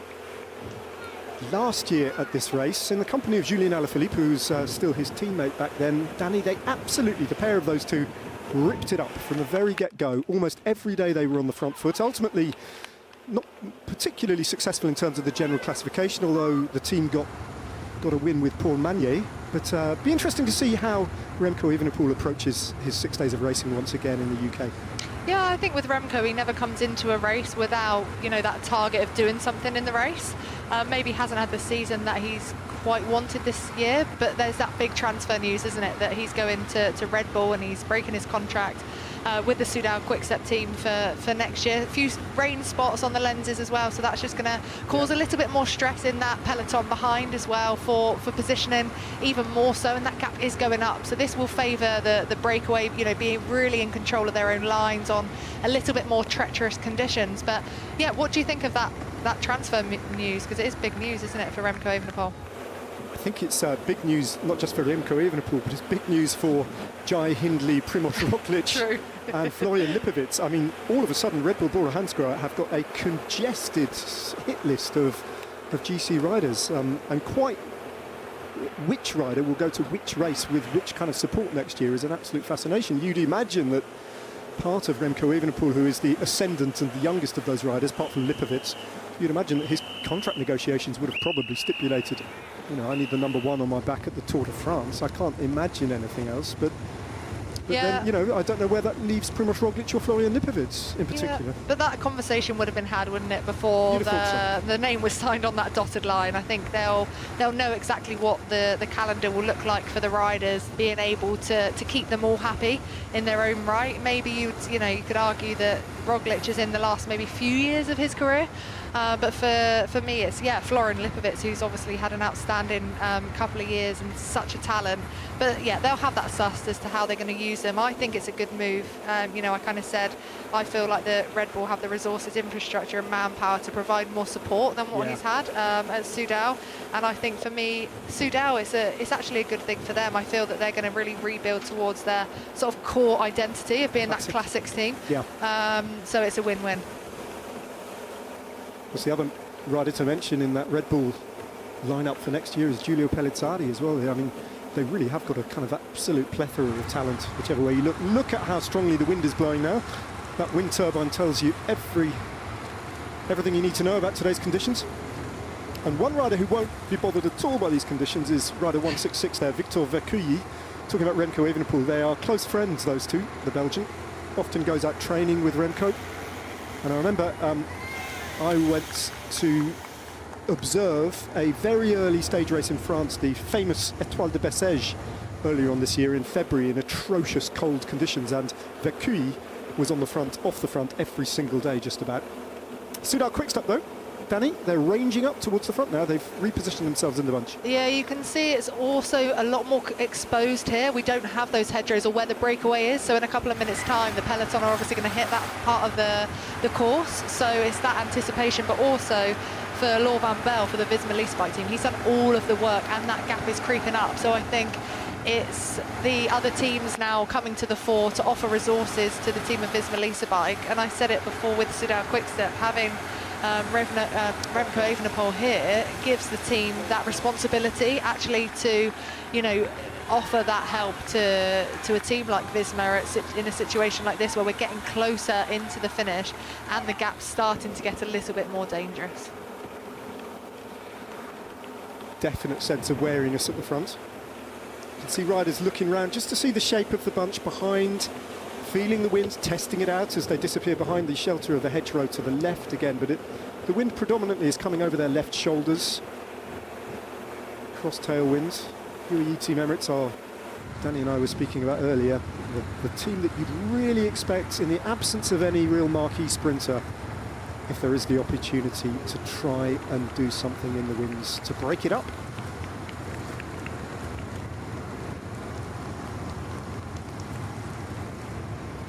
That time gap creeping up nicely, always very much to the benefit of a quartet of riders in a breakaway like this. When there are two riders from the same team, that often helps the cause of the entire breakaway, doesn't it? Because there will probably be a pecking order about which of these two riders is, if you like, the leader, and that will mean that whoever isn't the leader will dedicate themselves just that little bit more, doing a little bit more work on the front, which is ultimately to the benefit of everybody in the breakaway.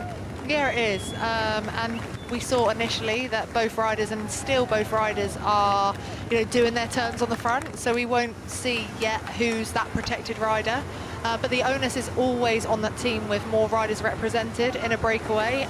But you'll then get, yes, as you say, that one rider to pull harder, essentially, on the front to give the other rider that opportunity for that stage victory. So that helps the overall composition of the break. And that's why you have to be clever as a rider who doesn't have a teammate to do only the most work as a rider doing the least. Be a little bit savvy, especially when you get into the back end of the race. Initially, you have to commit to opening up that time gap. But especially if we get into that sort of 30-20 kilometres to go, you can see a few riders just putting on a few more layers here as well. Don't want to be getting cold in these conditions because it's always hard to warm up. But yeah, it's going to benefit the breakaway hugely to have two riders from the team of Flanders. That might explain why. How's your NBA knowledge, basketball knowledge, Danny? Any good? No, but I did used to play a little bit of basketball when I was a youngster, but I was one of those kids that just did every Everything. sport Yeah, going, to be honest, so I've tried about everything that there is to try. Yeah, the one that I was okay at in the end. So the name Ray Allen, does it mean anything to you? Nothing, Okay. unfortunately. Doesn't to me either, but I gather that two-time NBA basketball champion Ray Allen spent some of his childhood in Saxmundham, which they're passing through at the moment. Because of his father's military career. Of course, there's lots of US Air Force bases. Historically, there's a sort of relic from the aftermath of the Second World War when a lot of the US Air Force were based in Suffolk, and still to this day there are American Air Force bases in Suffolk. But there we go. But Ray Allen, apparently, this is not knowledge that I'm just plucking off the top of my head. I'm reading this. I'm going to be absolutely honest with you about that. He played for the Milwaukee Bucks, who I've never heard of, the now defunct Seattle Supersonics, who I've never heard of, the Boston Celtics, who I have heard of, and Miami Heat, who I've also heard of. And apparently he was voted a 10-time All-Star in his illustrious career, and that is the connection with Saxmundham and the NBA. Love these facts, Ned. Absolutely love them. I'd love to take credit for knowing that, but I didn't. Hey, also, we just saw a blow-up dinosaur. Yes. Have you ever put yourself in a funny costume on the side of a road at a bike race? I haven't. Perhaps that's something I should get involved in. Have you, Danny? I have, actually. I thought you... I mean, asking that leading question there. When did you end up dressing up? Het Nieuwsblad, a good few years ago, riding for the team of Wiggle Honda at the time. I wasn't racing, but myself and Jolien Dora, who is now a DS for one of the World Tour teams, decided to dress up as blow-up sumo wrestlers. So, yeah, you could probably find that one on social media. Back to the race, though, quickly. You can just see the impetus of the peloton is completely changed. The dynamic of the teams on the front, there's that big fight and that is because we are going to be entering an exposed section, narrow roads as well, so every team just trying to make sure that they're safely through these sections. My initial reading of the stage map before racing got underway today suggested that potentially there's a spot that I would have underlined if I was a very amateur DS, just after the feed zone and through the intermediate sprint of the day. That does look arrow straight, and in terms of the wind direction, at least, if it's exposed, that would seem like an obvious place to try and split it for me, but perhaps it'll be more sheltered. We'll have to wait and see what it looks like when we get there, I think. Yeah, and it's always down to the composition of the team as well. You know, for the sprinters teams that have got a sprinter that they're going to be backing on a stage like today, they'll be happy to sit back. But it's those teams like UAE Team Emirates who, you know, are debutants at this race. This is the first time that they've featured in the Lloyds Bank Tour of Britain. They've got Rui Oliveira, of course, but actually their strength would be in trying to split things in the wind. They've got Morgado, 2 times national time trial champion, these really strong, powerful riders that will be able to do something in the wind. So I think it's probably about communication for these teams. They would at the start of the day knowing where these exposed sections are, and it would have been a case of, you know, when we get to them, let's see what happens. Naturally the pace will increase anyway because the communication from all of the teams will be the same. Make sure that you're at the front, which naturally means the speed is going to increase. But then if there is the opportunity to do something, do it there. And then that kind of responsibility is on the riders. It's not always about the DSs to make these calls. It's the riders that are out on the road, the riders that are feeling the race, that can feel the wind, and they'll be able to use their kind of gut race instinct as to, okay, we're going to try something here, we're going to commit to it and see what happens. And these roads as well, Danny, they're just uniquely British, aren't they? I mean, I say uniquely British. There are other parts in the world that resemble this to some extent. Some of the racing in Belgium and Flanders, in East Flanders in particular, is a little bit more like this. But I would imagine for riders in the peloton, there's a nerviness, there's a general sense of wariness all round when you've got these kind of constant shifts in the direction from wet to dry roads, through these bends. You never quite know what's around the corner, literally. Yeah, they're relentless as well. They're always really grippy as well. Road furniture a lot here as well. That looks like Remco Evenepoel just stopping for a nature break on the side of the road there.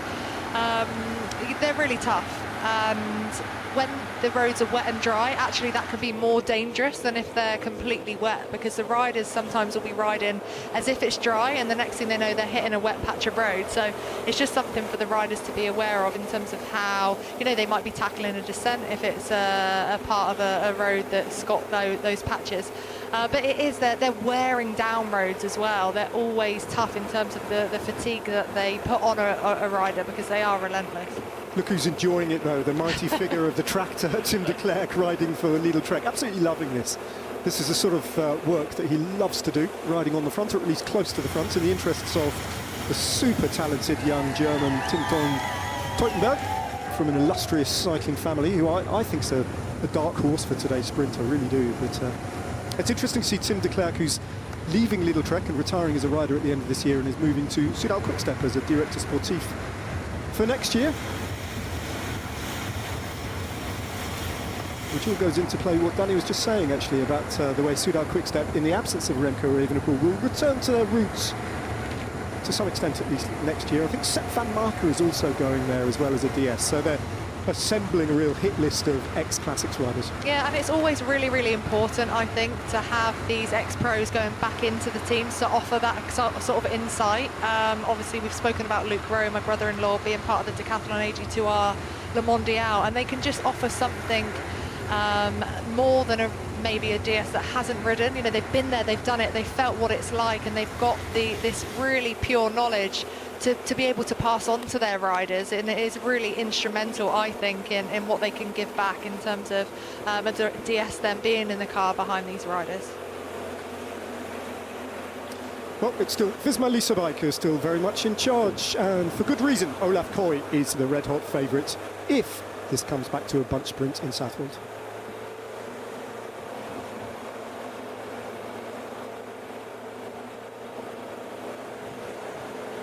Really committing to this now, the team in yellow.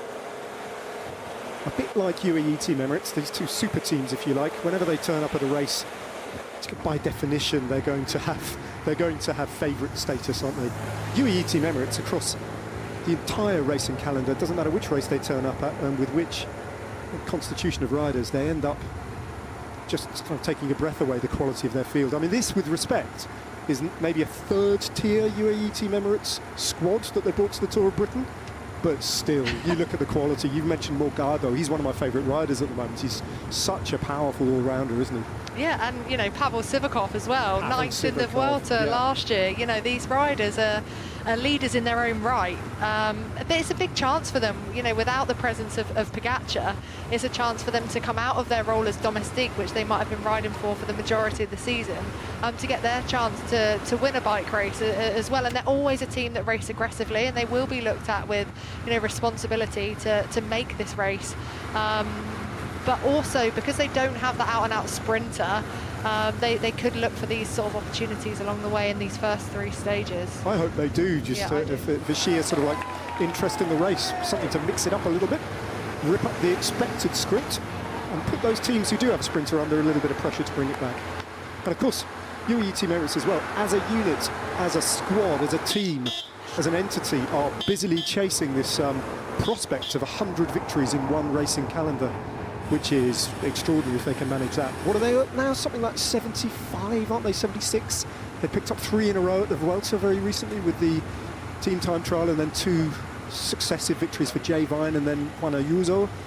But I mean, they're honing in on it. They're not too far off now. Yeah. And a couple of victories here at the Tour of Britain wouldn't go amiss. It wouldn't, no, exactly. And I mean, what a record to have over the course of a season alone. So, yeah, it just shows the power they've got across the whole of their roster to be able to win with so many different compositions of riders too. It's quite impressive.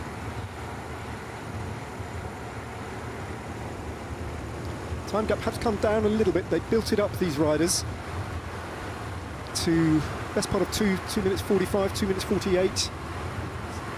We've seen 20 seconds of that advantage disappear. As bit by bit we're approaching the business end of the race, where we have the Category 3 climb, the only climb of the day at Mill Hill. And that's the real primary objective of these 4 riders. I think Victor Verquilly will really be targeting the King of the Mountains jersey on stage 1 in particular, hence the presence of 2 riders from Top Sport Vlaanderen. What are they called these days? I know they're not called Top Sport Vlaanderen. I need a correction. They are Team Flanders Baloise. Thank you. They are indeed. But it's huge, isn't it, for a team like that to be able to have a jersey at the end of the stage? Absolutely. And so, yeah, that will be their key objective now. So the top of Mill Hill is at 55 kilometres to go, so we're coming up to 20k to go till that mark. So that's a nice objective for the breakaway to get to. I mean, they're not even going to feel it. It's 1.1 kilometres at 1% average, so it's pretty much flat, to be honest, with the categorisation of that climb. However, I've literally never seen a categorised climb being given a 1% average gradient, but I understand. I haven't actually seen it myself, but talking to some of the people behind the scenes here at the race, apparently the 1% average gradient is a little bit deceptive, and within that kilometre there are some steep sections, but that can only mean that there's a little bit of descending within the kilometre as well, otherwise you just don't get to a 1% gradient. Very true, but 4.32 and 1 point on offer for that, and then we get to that intermediate sprint, don't we, with 3.2 and 1 seconds, which comes quite soon after the categorised climb at 43.8 kilometres to go there. So the breakaway should hold off until then, but I think there'll be a big fight for both categories.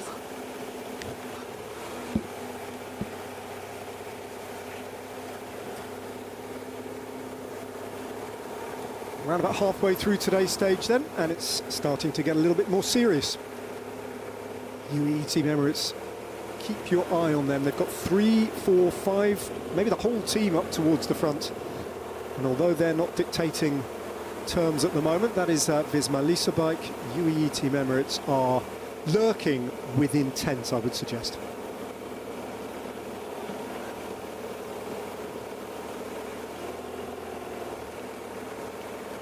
Well, they're chipping away at that time gap. They're certainly not, they're showing, I think, the quartet of riders respect.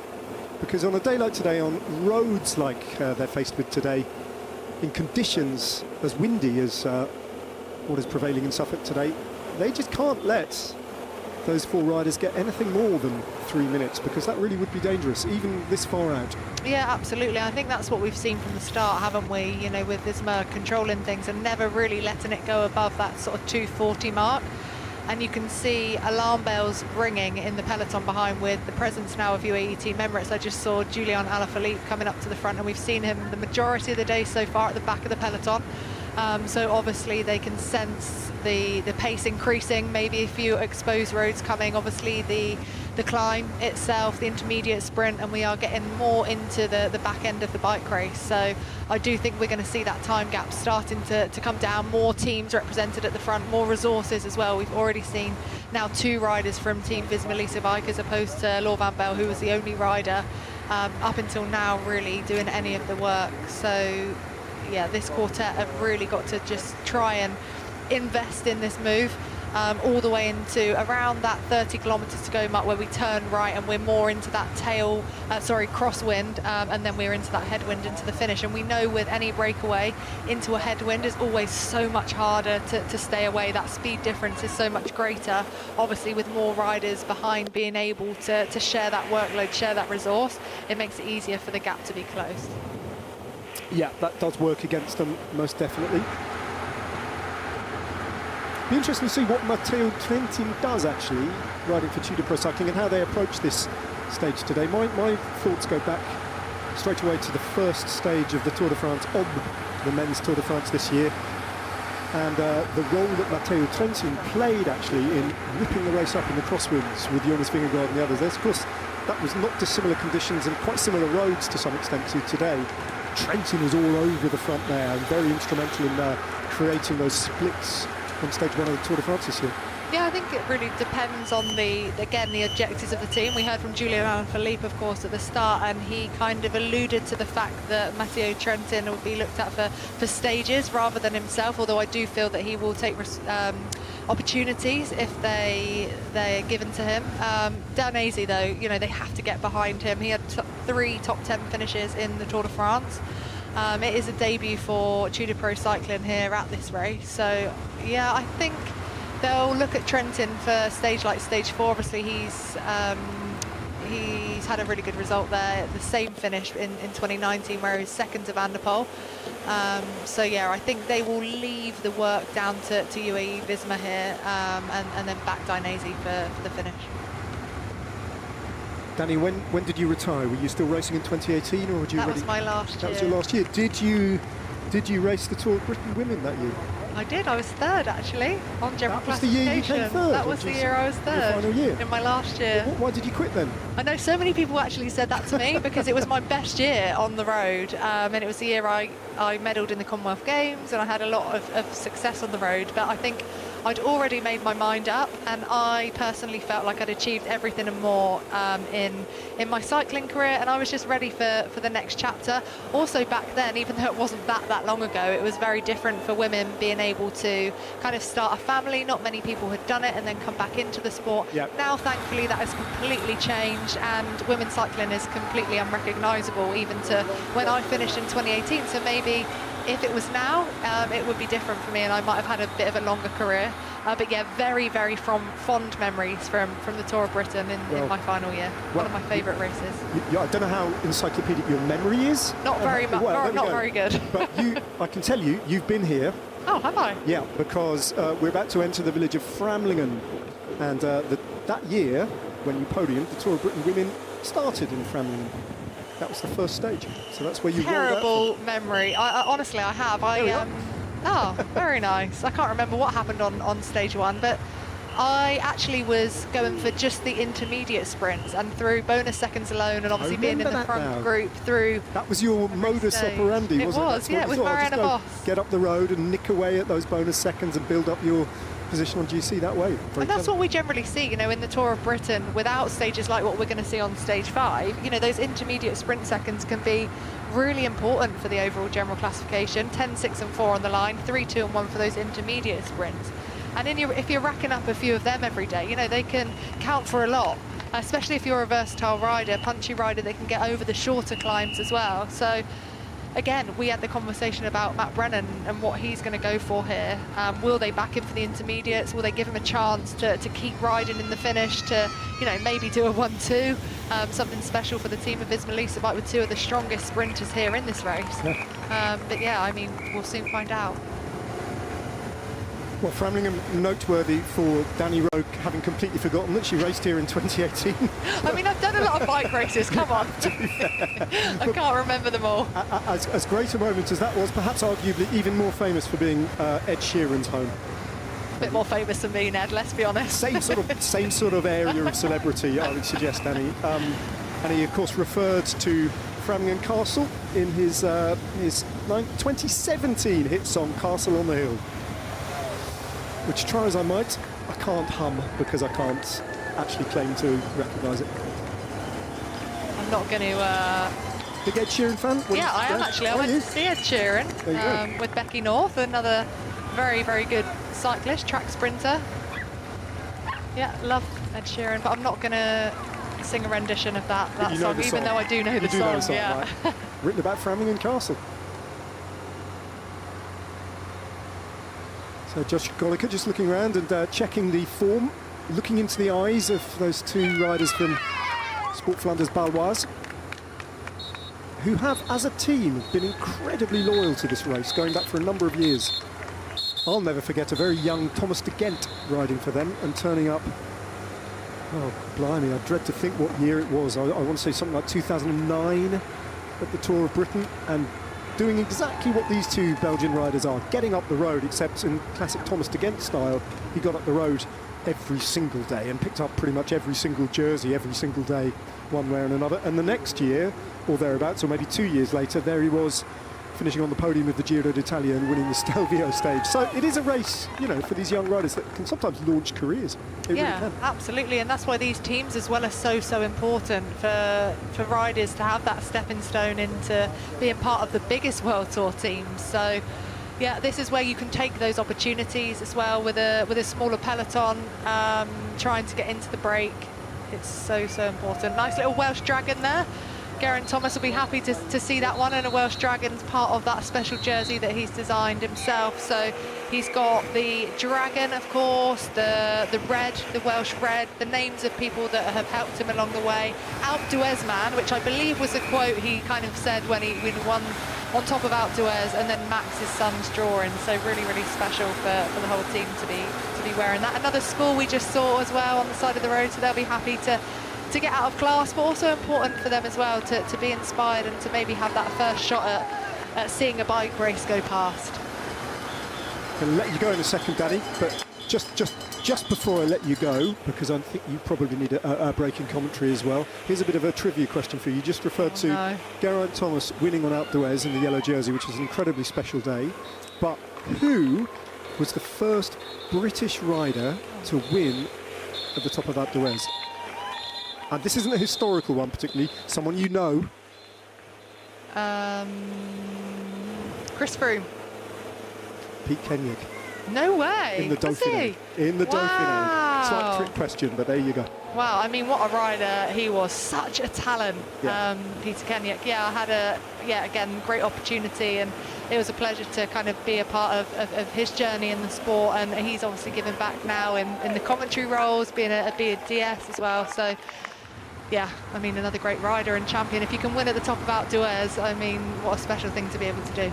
All right, we're approaching the business end of today. Danny, go and get yourself freshened up and ready for what we're expecting to be a fast and furious finish, and the rain beginning to fall again as these four riders see their advantage chipped away now. It's gone right back into 1 minute and 48 seconds. We're inside 70 kilometres to go now. 1:48 is the time gap. The wind is unrelenting, coming over their left shoulders as they continue their trajectory, broadly speaking, in East Suffolk in a northerly direction, before eventually the race route will turn around towards the coast, and they will face a furious headwind all the way on the approach to Southwold. And when they turn, with around about 350 metres to go, and they'll see the road rise up in front of them for that bunch sprint, they will be exposed to a thundering headwind. So it's going to be a really tough finale. And at the moment, Visma Lease Bike, with their two big race favourites, Olaf Koy and Matt Brennan, have got this firmly under control. The time gap now has come in to within 2 minutes.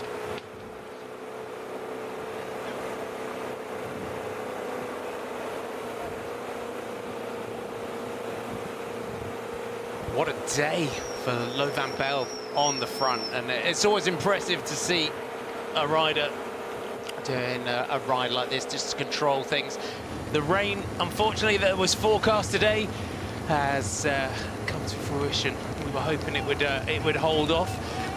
I'm Martin McDonald here with Ned Bolton. I'll take you through the back end of this stage. And Ned mentioned the finish today, and the wind at the finish. I mean, it's an absolutely stunning finish that we've got today. We're seeing Oscar Onley and Pickx Postenel now coming up towards the front. It's been so well controlled so far today, but it's always great to get back here to the Tour of Britain, isn't it, every year? It absolutely is, Martin. It's a race with distinctive characteristics, isn't it? Always has been, always will be. We don't have the Alps, do we, in Britain? We don't have the Pyrenees. Instead, we've got these sinuous little narrow country roads and these treacherous conditions where it just is tailor-made for unpredictable racing. Very hard, actually, to control things in a classic way for a bunch sprint. It's a completely different skill set that the riders need to bring to racing in these kind of conditions. Some thrive, some teams are tailor-made for it, others find it a little bit beyond them and a little bit intimidating. But going back to the finish, Marty, you've obviously had a little bit of a break and I presume stepped outside and gone and sort of looked at those conditions. I tell you what, the lead-out men are going to be so important today. You'd want to be on the wheel of a Mathieu van der Poel today, wouldn't you, to take you to 150 metres to go maybe before you even dare to put your nose into that wind. Yeah, and I think this is where, when you look at, we've just gone past the Soigneurs, and this is there's a lot of dropped bottles and bags at the moment going on. Just missing that, unfortunately. But I think this is where you look logistically at the whole team as well, and we're already from where we are at the finish. The buses are here, the finish crews are here, and that's where they will as well walk the finish, feed back to the team car, then that gets fed to the riders just in terms of how they might adapt the finish. Let's just have another little look here. And just for anyone that's never done this, it's trickier than it looks. I mean, the Soigneur ties a big knot in the top of the Musette, and we don't have, I mean, even taking them at this speed as well, and the idea is that the Musette slides down in your hand, that knot just holds it. But yeah, it's easier said than done to take that, and it's quite heavy as well. When you've got a bottle in there, you'll have some more food, you'll have your gels, you have your energy bars and everything like that. So you see how much they swing when the riders grab them. But yeah, just coming back to the finish, the backup team, the Soigneurs at the finish, the team at the finish will also have walked the finish, looked at the finish, and then that just gets fed back into the team car and then through to the riders. So it shows why the whole team and how it all comes together is so important in this sport. Our breakaway group working well together. And Top Sport Vlaanderen, we were talking about Top Sport Vlaanderen this morning, and we both said that we'd always bet that they'd be in the breakaway, and that's what they've done. Yep, a long pedigree at the Tour of Britain. Can't think of a year that they've missed, actually. They seem to be pretty much here every year. Very, very loyal to this race. And do a great job as well, developing the riders from Flanders. So many riders have come through that team Top sports shops in Belgium. For me, though, Marty, it's the rider who's just slotted into the back there, who I think, unless I've misread this situation, will be the one they're kind of like putting all their chips on. It's Victor Vercuy, this rider here. I think probably of the two that they've got represented up here, this young man who's a good friend of Remco Evenepoel's, a training partner of his, I think he's the one who they'll be targeting to try and get that King of the Mountains jersey. That's their primary objective. They've got a very slender chance of actually staying away, I think, today for a stage win. So it's all about the King of the Mountains, and it's not too far until we get there either.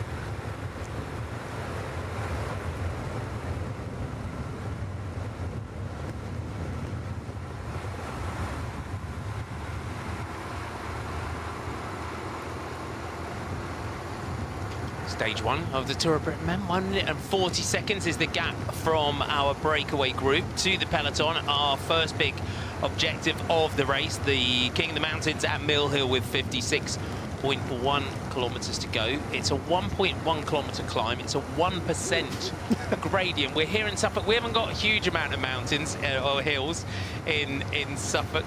But there is a Cat 3. We have found something to put a Cat 3 climb on, and that's what's so important. Martin McDonald, Ned Bolting with you at the moment, and this is what's important for this, and this is the big objective of these teams, is to get this first King of the Mountains jersey, because it's important for these teams to be on the podium. We've got a bit of a conflab now going on between between Victor Landhover and Victor Fakuli here on the back.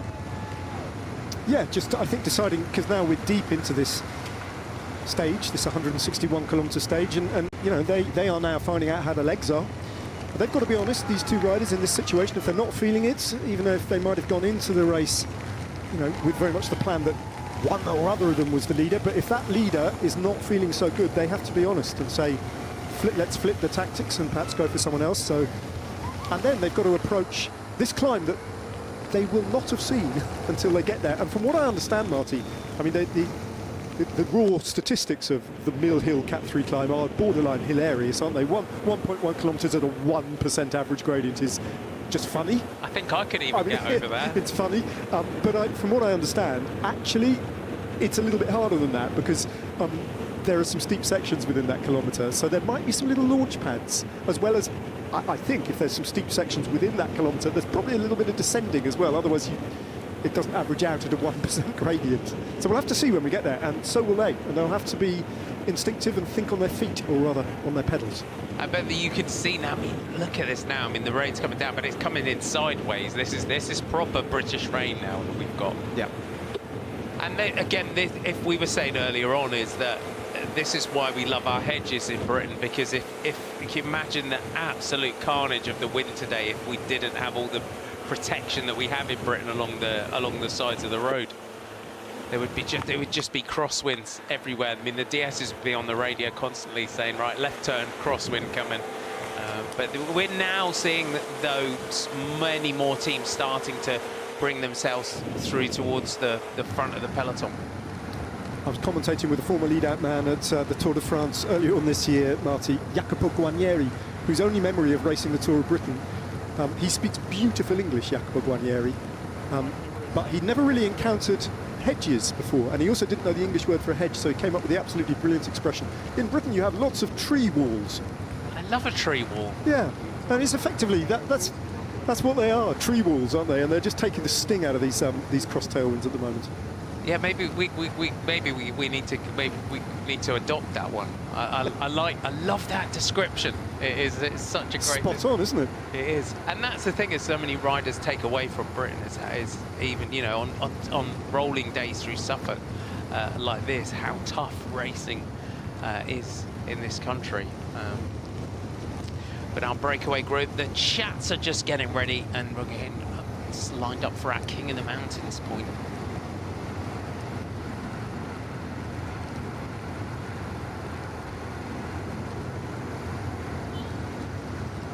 Our four riders, I think it feels like we're going to have a proper, looking at the teams that are represented in here, I think we're going to have a proper rumble for the King of the Mountains points here. Well, it doesn't look like any of the riders in this breakaway, Golica leading the way for the Great Britain team and the others. It doesn't look like they're going to get much else out of today.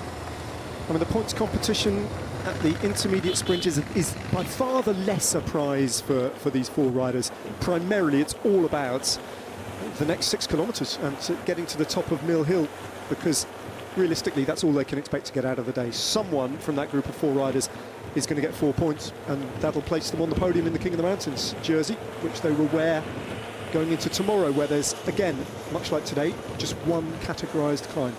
Josh Golica, who's in our breakaway, was the King of the Mountains. I think it was in the East Bohemia Tour recently. He's already had a King of the Mountains jersey.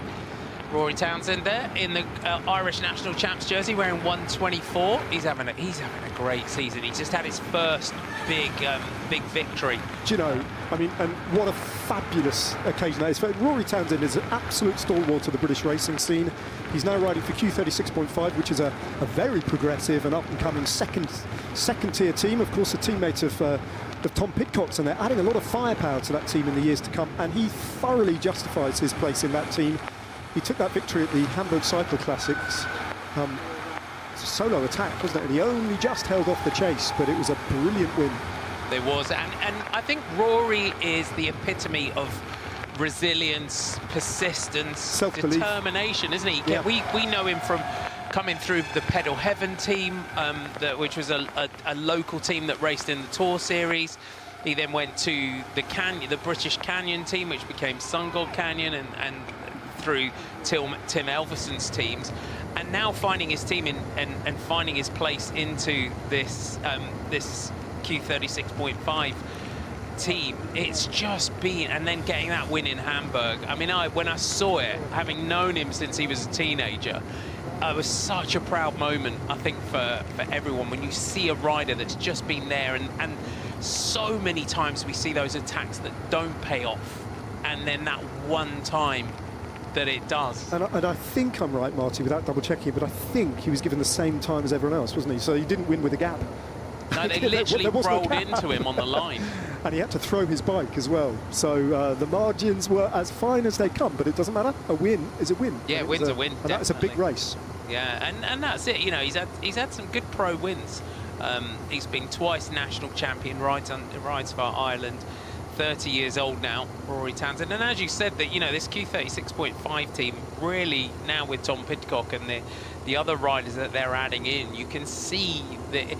For me, you know, it's a similar sort of back-end organisation. You get that glimmer of when MT and Quebecer and what went into Dimension Data with Mark Cavendish and that kind of era. Who doesn't love a unicorn along the side? I mean, that's what you'd want to be wearing, isn't it? Full unicorn outfits with this kind of rain blowing in from sideways. Yeah, all the Scottish riders are going to love it. National animal of Scotland, of course, the unicorn. Is it? It is. Yeah, that's where all the unicorns are in Scotland. Everyone thinks they're mythical, but it is the national animal of Scotland, the unicorn. So I love to see. Scott Onley's going to love that, and the Scottish riders going past. It's like the Loch Ness Monster. We just in Scotland pretend that the unicorns don't exist and call them mythical, but it's our national animal. Well, they're just roaming around roaming free. Dunfermline and Motherwell, Cowdenbeath, places like that. Yeah, they're there. If you go up into the Highlands, you know. Okay. But yeah, next time you're up there, have a look. But it's good to see them represented. UAE coming up. Emil Leipens here from Q36.5 also coming in. Leipens, another rider. He won race with One Pro Cycling, the Latvian as well. He was a finish, hasn't he? I was literally about to say, yeah, he's got such a fast finish on him as well. It's interesting to see him doing this work here as a domestique, going back for bottles. I wonder if that suggests that he's on domestique duty rather than being protected as a leader. Just a little detail in the grand scheme of things, but it suggests that Rory Townsend is very much their dedicated man today.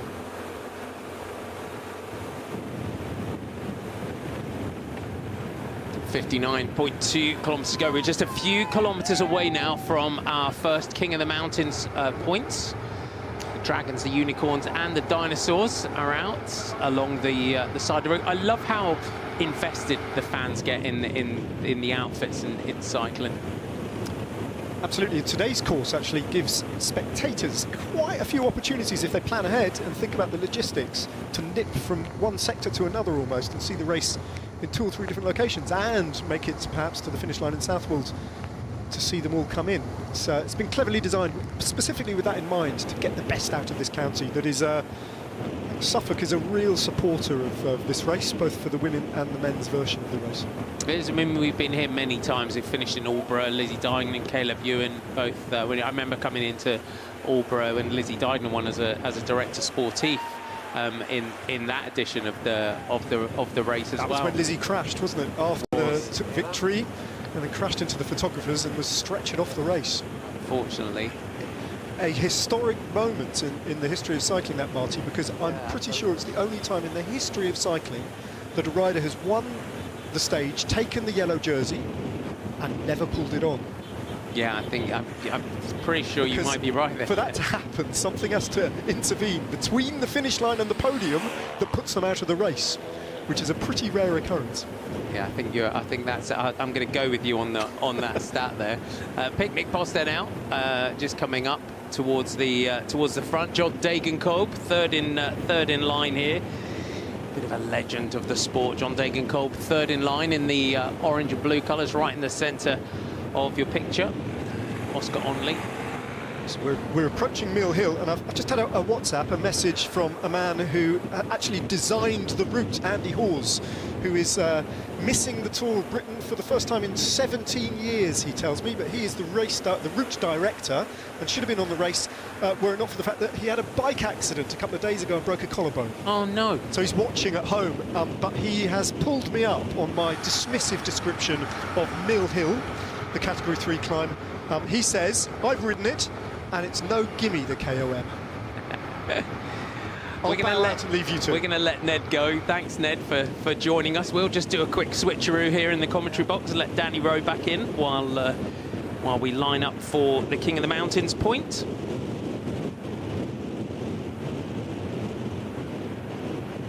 Team Visma Lisa bike now 3 riders up towards the front.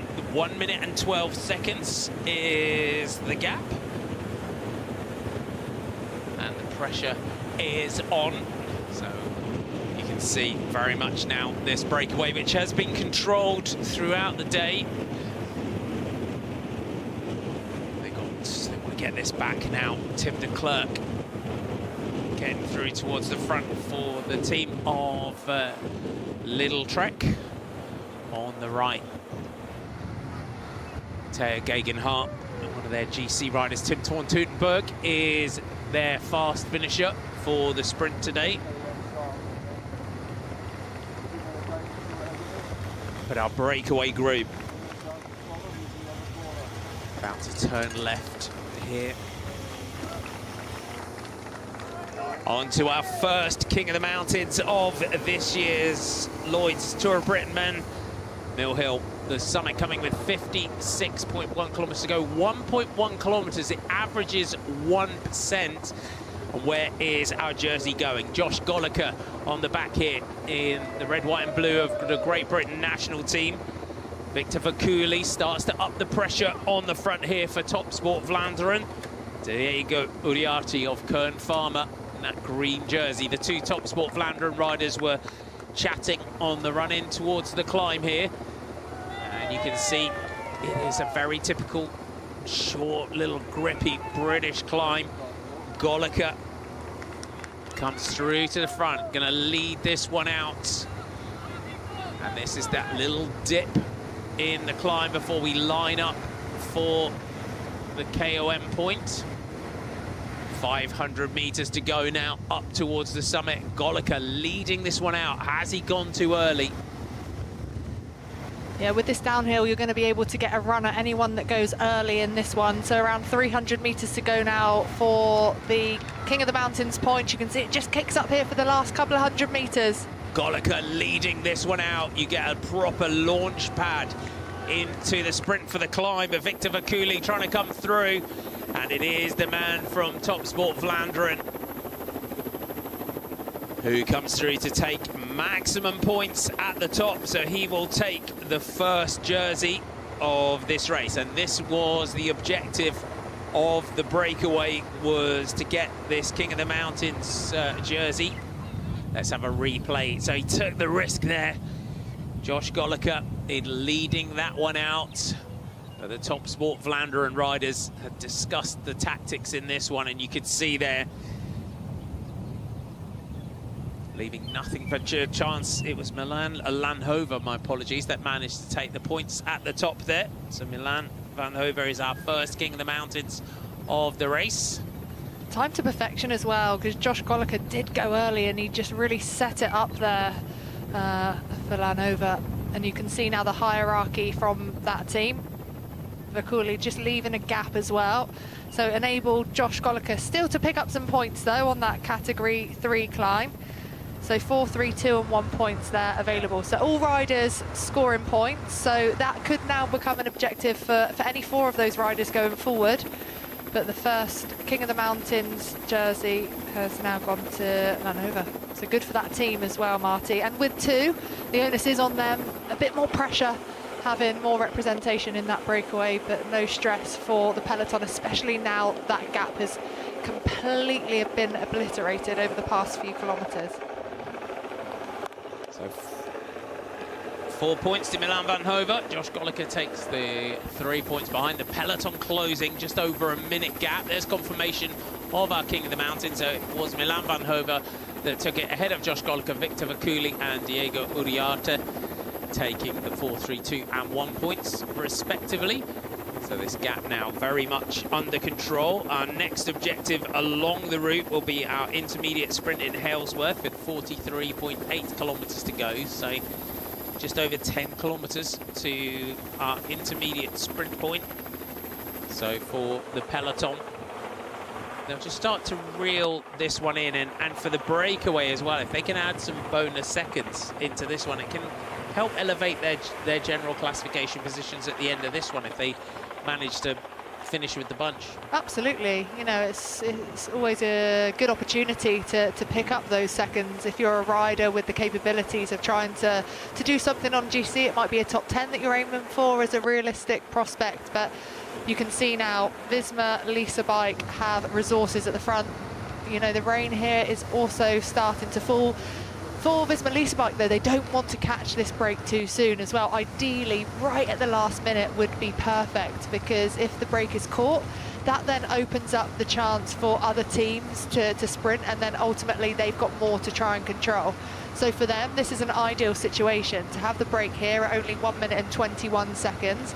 It's very much, you know, in their control. If they wanted to put the hammer down, ride harder, they would be able to close this down.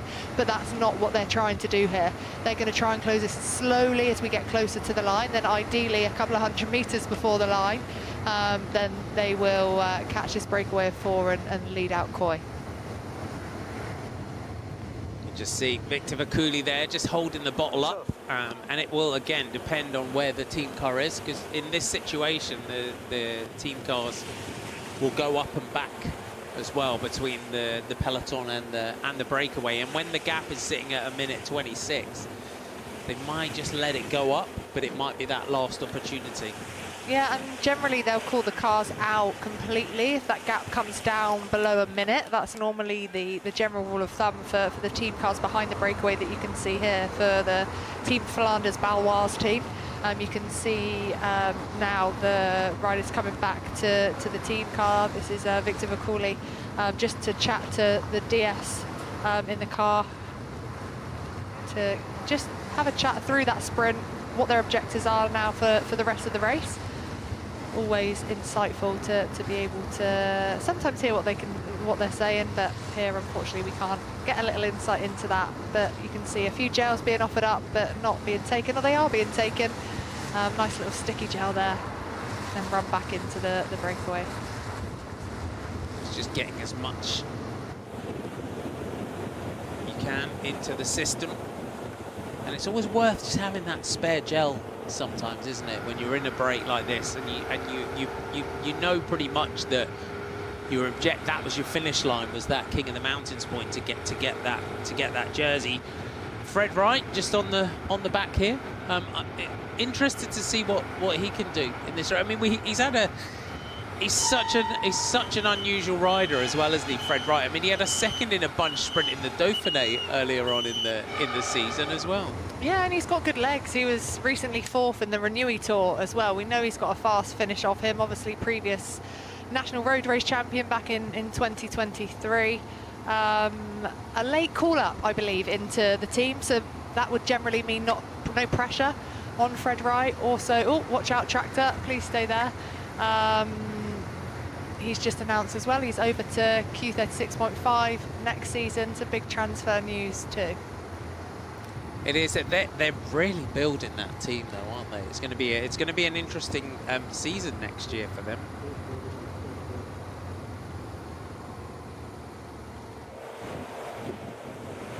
The team of Visma Lisa Bike very much to the front now. Olaf Coy, Matthew Brennan. They're two fast finishers for the team in yellow. Brennan is the rider on the back, and that for them as well, the Matthew Brennan as well, will just be able to give them those insights on how this stage might run for them, you know, given the unusual road conditions that we do have. Yeah, and it's always an advantage to have a rider that might have raced these roads before, or a DS who knows the roads if you're from the local area. All the DSs and riders would have looked at the stage on you know, platforms like VeloViewer, Google Maps, just to really look at especially the last few K, which are going to be so important. It is quite a tricky run-in with that final right-hand corner that comes with 350 meters to go. So for a lot of the riders, that will be their finish line. And then the timing of the sprint, with it being slightly uphill too. But if you've got a rider that knows the roads beforehand, it's definitely a huge advantage to all of the team to know when they can save energy, really, more than anything. If you've got a team that doesn't know the roads as well, it might be that they're staying safe and trying to be at the front of the bike race for longer than maybe necessary, and using up the energy and resources that they're then going to need in days to come. So yeah, I mean, for the teams with British riders maybe, or for teams with DSs that might have lived in the area or been in and around the area, obviously this stage was used last year, so the riders that raced here last year as well will know the types of roads and the tricky nature of the finish too. And that lead out now, 49.2 kilometers to go. That real lead out will start to build from around 40 kilometers to go, when we're starting to see now in terms of how the formations are in that group behind. And there'll be a point soon as well, because you know, these four are not just gonna resign themselves to getting caught. There'll be that point with sort of 40k to go where you start to think, right, they've controlled it like this, now we have to start to fight.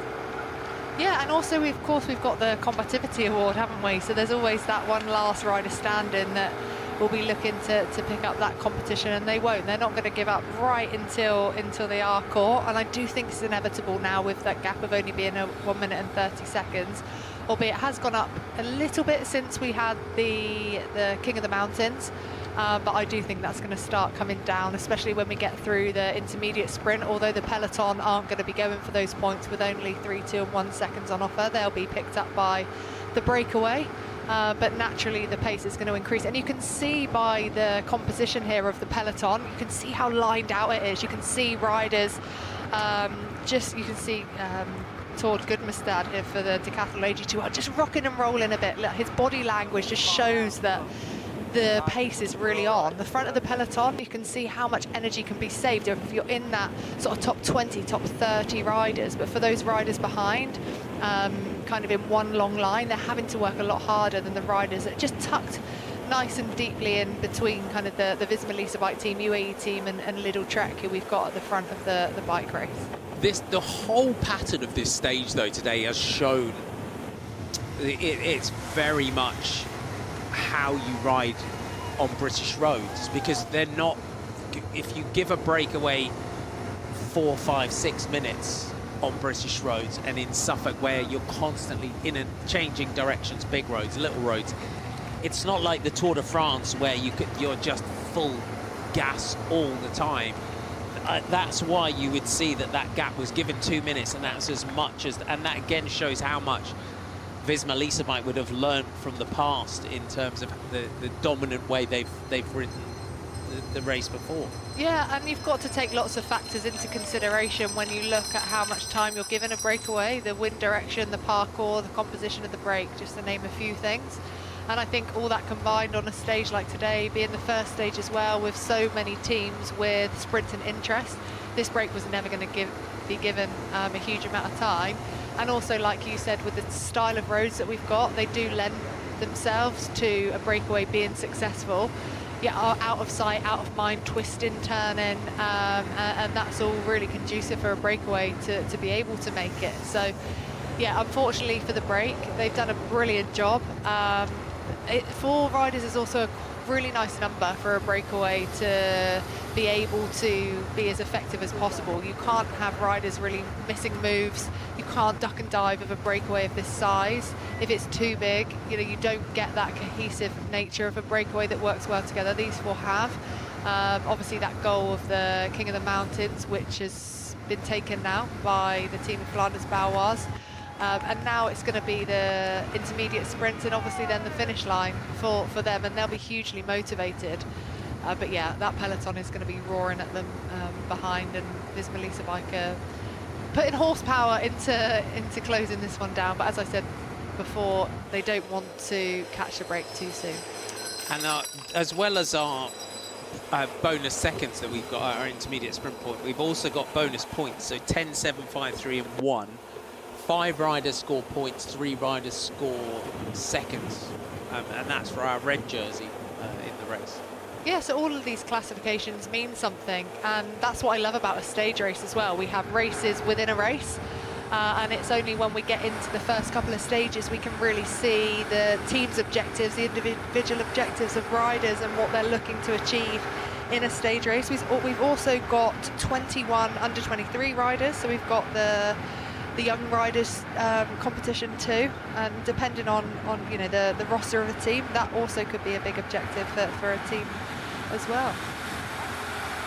We're heading towards Halesworth, which is our first sprint point. Luckily the sun has now come out.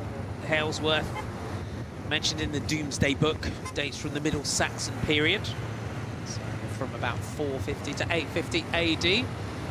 The gap with 1 minute and 25 seconds is the gap as we just enter the outskirts here of Halesworth. So Halesworth as well, the base for the famous US AAF fighter squadron and bomber group during World War II. You go to the Halesworth Airfield Memorial Museum. Our first sprint point of this year's Lloyds Men's Tour of Britain. 1 kilometre to go, and our breakaway group lining up for this one. Vakuli on the back, Golica just ahead. Victor Vakuli wants the bonus seconds here. Launches the move down the left-hand side of the road. 3, 2 and 1 bonus seconds on offer. You can see the road just rises through our sprint point. But the team Flanders Baloise rider, and it is Uriarte here that gives chase. Teammate Milan Landhover lining up just in case here. That's a long way out to go for the sprint. 500 meters now to the line, and Uriarte here just dragging back our Team Flanders rider Josh Golica on the back here. Oh, just a little sketchy moment. Starts to line this one up, so going early there, Victor Vakuli. Off the wheel though comes Milan Landhover, and in the same manner here that he did for the King of the Mountains, looks like he's going to take the bonus seconds here as well. The road just rising ahead, so it is 3 seconds and 10 points there. So Landhover takes it again ahead of Golica and Uriarte.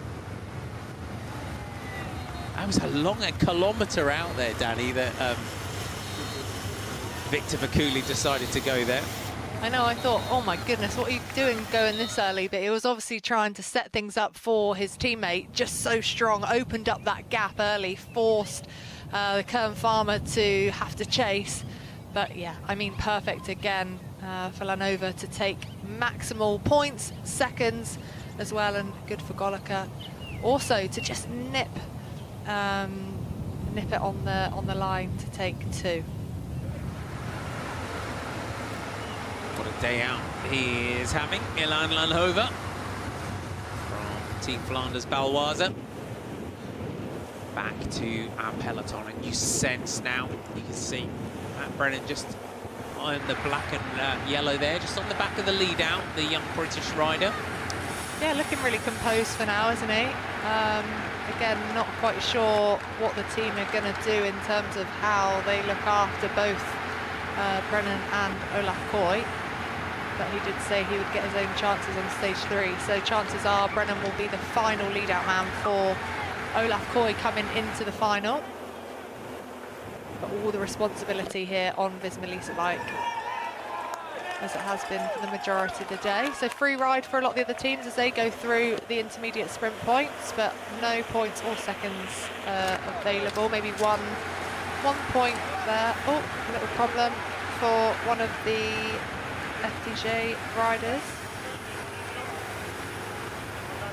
Contact patch, yeah, there you can see his chain looks like he's got a bit of a stiff link in the chain there. Don't see that very often, do you? But he's not going to be able to pedal with that chain at the minute. So let's see what he does. You could see a few of the riders trying to help him, but arm in the air, he's going to need a spare bike from the team. So the team will be informed. You can see him talking into the radio as well, just to let them know that he's got a technical problem with his bike. Watch out for the road furniture. So the team now will come to the front of the convoy, and they will be able to help him out either with the mechanic out the window or a bike change, but I imagine it will be a bike change looking at that. A few riders getting back on.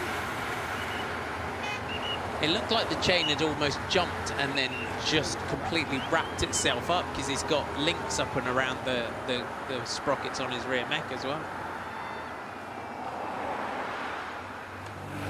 Quick bike change.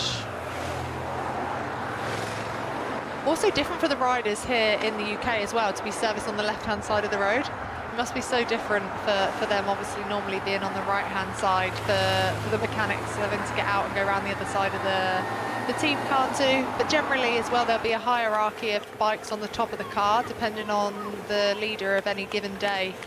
The rider's bike most accessible will be on the outside of the team car, the leader. So if they have any problems, the mechanic will be able to get to that bike sooner, obviously being a quicker bike change than a domestique, which can be afforded to be more on the inside of the team car.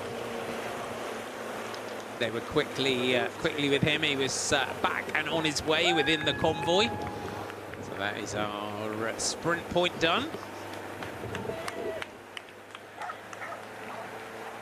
And Team Viz Melissa Mike now upping that pressure, but the breakaway, as you can see here,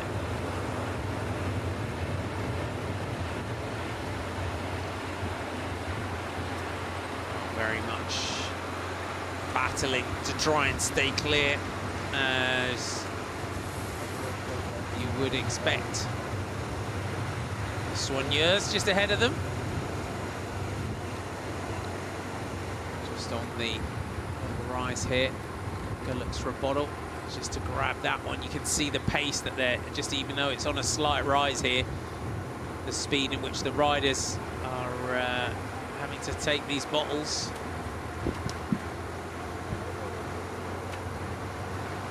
And with 40.2 kilometers to go, you have to get the feeding in. It will close with 20 kilometers to go.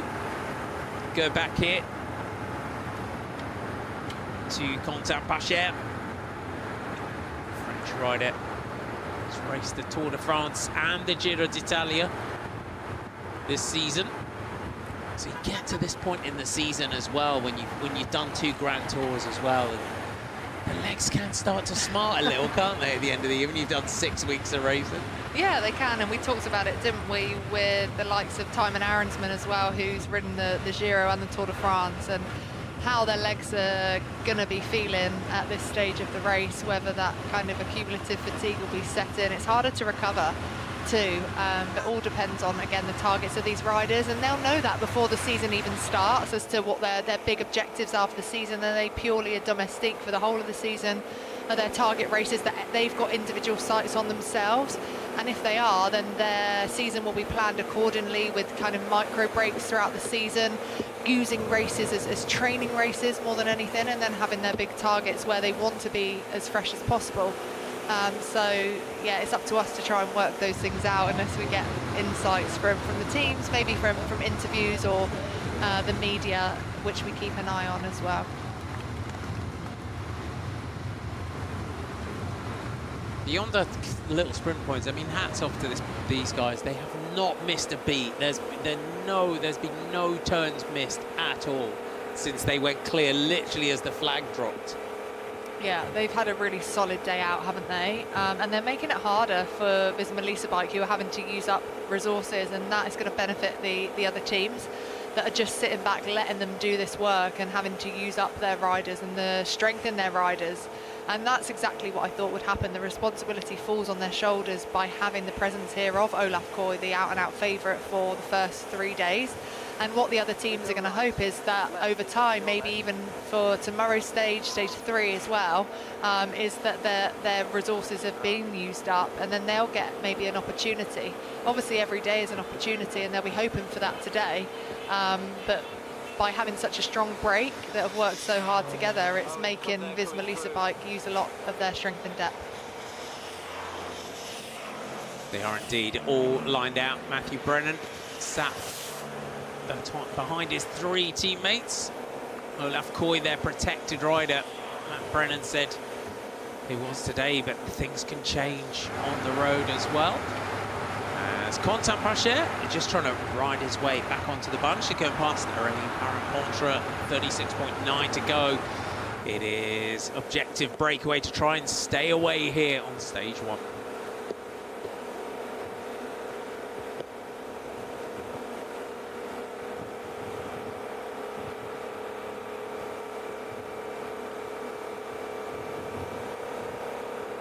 This is what we say in terms of the breakaway, and it is very much the gap. You know the gap's going to be controlled, and then you know at some point if you do want to try and go all the way to the finish, that you just have to hit the gas again, and that is what they've done as we head up towards Bungay.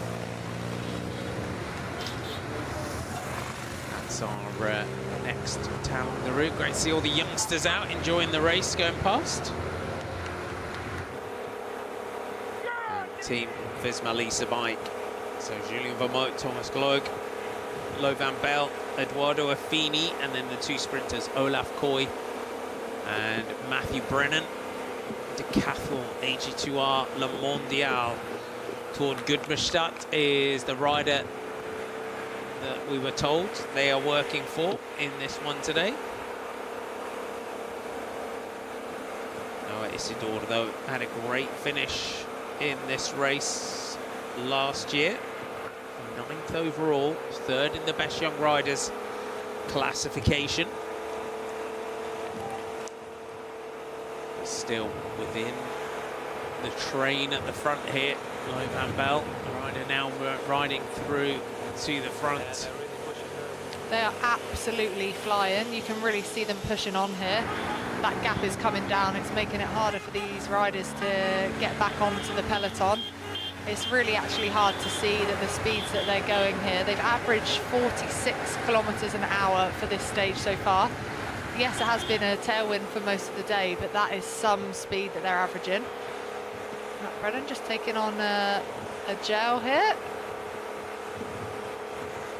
And it's just finding that moment to be able to have it, isn't it? You just saw him just grab it into his teeth. We just saw Luke Lamperti as well towards the back, the American from Soudal Quickstep.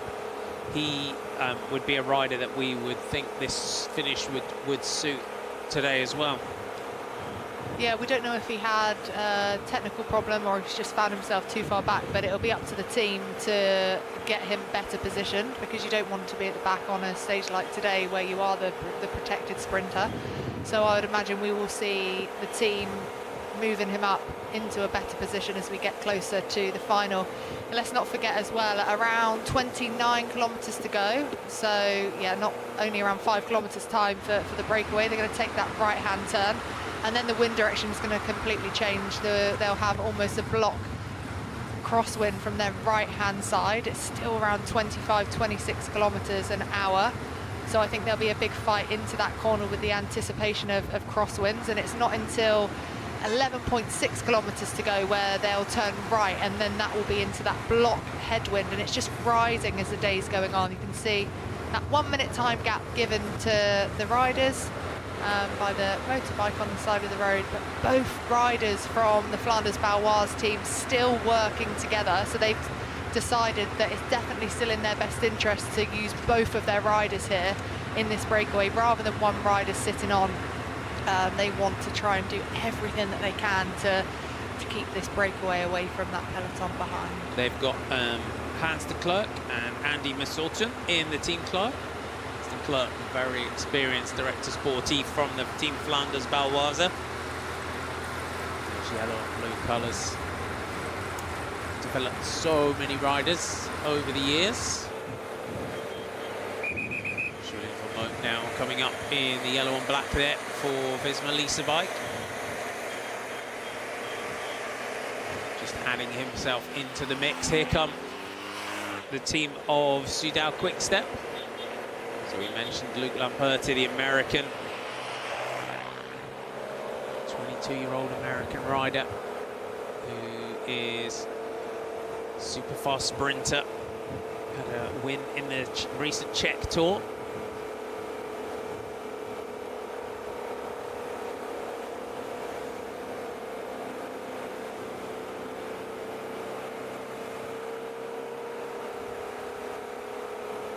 The gap to our breakaway here on stage one of the Lloyds Tour of Britain is down inside a minute. Woodbridge to Southwold today, 161.4 kilometres. And our breakaway group now in the standoff against the peloton to try and take their breakaway as close to the finish as you can. And you can see how hard they're working to try and do that. Milan Landhover on the front from the Team Flanders Baloise team with his teammate Victor Vakuli. In the light blue minty coloured jersey is Diego Uriarte of Equipo Confirma, and then on the back here in the red, white and blue of Great Britain on the pink and black bike is Josh Goliker. 114 riders taken to the start today in Suffolk. The breakaway really 2 minutes 32 was around the sort of maximum gap that they were given. Milan Landhover taking the first King of the Mountains of the race. He took the 4 points ahead of Josh Goliker with teammate Vakuli third and Uriarte fourth. 4, 3, 2 and 1 points respectively there.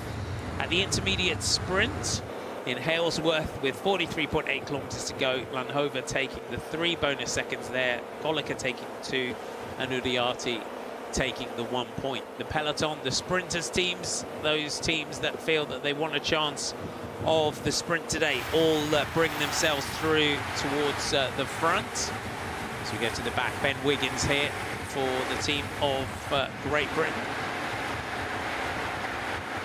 Rides with the J.K. Lula development team. Look at the pressure though, the pressure is really on in this breakaway group, Danny. Look at the gear that they're all in as well. Basically the biggest gear that they've got, which just shows the speed in which they're moving here. Probably 50, 60 kilometers an hour. They are fully committed to this move here. They haven't had that right-hand turn yet, so they're still riding into the tailwind, which is making this really, really tough for them to keep this pace as high as possible. They won't be getting a huge amount of shelter on the wind, from the wind on the wheel, sorry, because they're riding into a tailwind. If it was a headwind, of course, you're getting a lot more shelter being behind. So it's going to be a really tough day out for all of these riders, but they're still holding that 50, 52 second gap here as we're coming closer to that 30 kilometers to go mark. You can see some of the other teams as well forming in their lead out formations. Just had a sight of Sam Watson as well, the British champion from the Ineos Grenadiers team. So Ineos will get behind Sam as a fast finisher too. Recently, obviously, crowned national champion in what was a race you commentated on, Marty, actually. It looked like a brute of a race. Indeed, it was indeed. We got the team of Uno X in the red and yellow colours. Alexander Kristoff just on the back of his lead out, 38 years old, 98 career victories. You can see him there, tall rider with the blue, light blue bands and the yellow stars just on the cuffs of his jersey, former European champion. Just hunting for 2 more victories. Can he get 2 more victories to take himself to the century? That would be quite an achievement in doing that. This, what we've seen today though, Danny, is the classic pattern of, and it shows just what a game of chance cycling is in terms of the first break of the day went. It was the first attack of the day. We've had Lo van Bell on the front all day, 2 minutes, and the break are like, right, we're going to sit here, and now we see this kind of, you've just got to, if you've got anything left, it's just foot down on the accelerator, isn't it? Yeah, exactly. And it is what we call chess on wheels, isn't it? It's bike riding. But it's been a pretty standard day out there in terms of what we generally see within cycling, with a breakaway forming early in a stage, that gap being controlled by the team with the biggest chances of winning, or the biggest leaders in terms of the representation that they've got within the team, the strongest teams generally, and then that gap slowly coming down as we get closer and closer to the line. We're in towards Bungay here. So it takes its name from the Anglo-Saxon phrase, belonged to Bonner, the Saxon chieftain, known for Black Shuck, the huge black dog in this area, and it's also known as Little London because it was destroyed by fire in 1688. Apparently, Bungay. Geraint Thomas, though, lighting the fire here towards the front for Ineos Grenadiers. As our breakaway group swing right here. Yeah, you can also see the Unibet Tetema Rockets team as well coming to the front. A fascinating team owned by Bas Tetema, the former professional rider for the team of BNC. You can just see him with the purple helmets here. They'll be racing for Axel Hunes today. They've got Zeb Giffen as well for that general classification. He was 6th in 2023. But yeah, a really impressive team. Only started last year, a team funded mainly by their YouTube channel. So really innovative team, one to look out for too, and one of my son's favourite teams actually. I think just being so colourful, standing out within that peloton. But it's developing different models of teams, and that's what we've been searching for this winning, for this all right. That is tight. A lot of cars there as well on the roads for the bunch to navigate through. Harrison Wood here, got an issue for the Anicolor Team 21 team, the Anicolor team. And it's that business model that we talk about within cycling, because we're so reliant on businesses, we're so reliant on sponsors, that's what Bas Tetema has done so well, is to try and change that business model. And as you said, they're so bright, they're so colourful.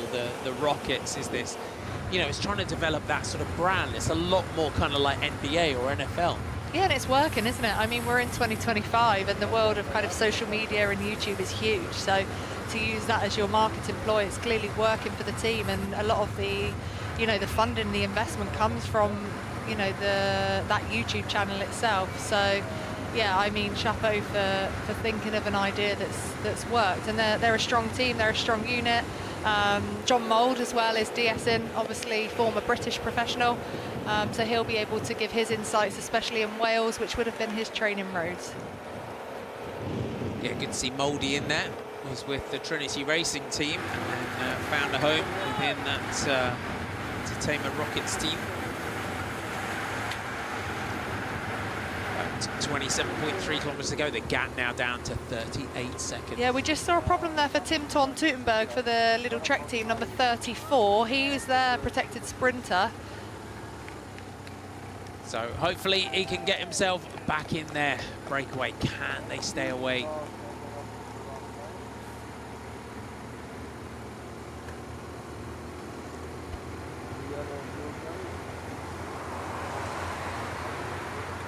Team cars pulled out of the gap here. It is almost here. You can see it's going to be touch and go for a round. You would say the peloton may want to bring this back here, I think, with about 20k to go.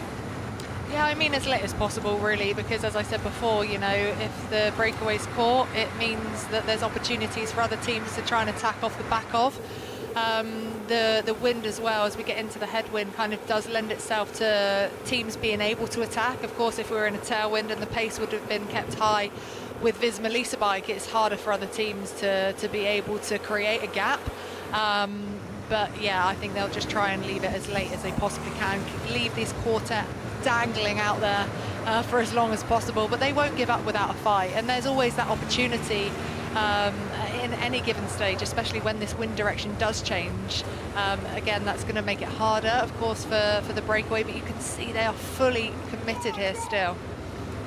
But there's that point we go back to the peloton when we saw the shot of the peloton there, that you could sense they knew they were bringing this back too early. Yeah, you can see there's Melissa Mike now putting the pressure on again, but I think that's more down to the, the turn in the wind direction changes. But you can see more teams coming to the front. There's less of that one long line, but there's still a fight here. Riders, you can see, just trying to make up ground, get themselves better positioned. Some riders happy to be in this position, especially if they don't want that fight, and because the peloton is smaller than normal, they're happy that they can get themselves to the front if needed, or stay out of any sort of trouble when it comes to any gaps that might occur as we get closer to the finish line. Because you could almost let this go back out to 45 seconds and a minute to just begin, and then bring it back 10k to go, because of the roads that we've got today and because of the parkour that we've got. If you bring this back too early, then we are going to get those next big flurry of attacks. You've got a nice glimpse there of Geraint Thomas's white Pinarello with the gold accents on it. It's nice, isn't it? And I love that jersey that they've designed. It's really something special. There's Geraint Thomas himself in his final race, coming to the end of stage 1, so it will only be 5 days to go for him in the history of his career, and he's going to want to do a really good job for the team, and this is what he thrives on, isn't it? That being able to put out a huge amount of power for a long period of time, that real sort of time trial specialist. So great to see him at the front rocking those gold glasses as well. Through that 25 kilometre to go point, 34 seconds is the gap from our breakaway group to the peloton. Multiple teams on the front of the bunch now, trying to bring this one back for the sprinters. The Great Britain national team, they're up here towards the front of the race. So with Josh Goliker in the break, they've got the likes of Matt Bostock in the team. It could be their sprinters for this one. Scott Onley just on the left of your picture there in the orange and blue colours.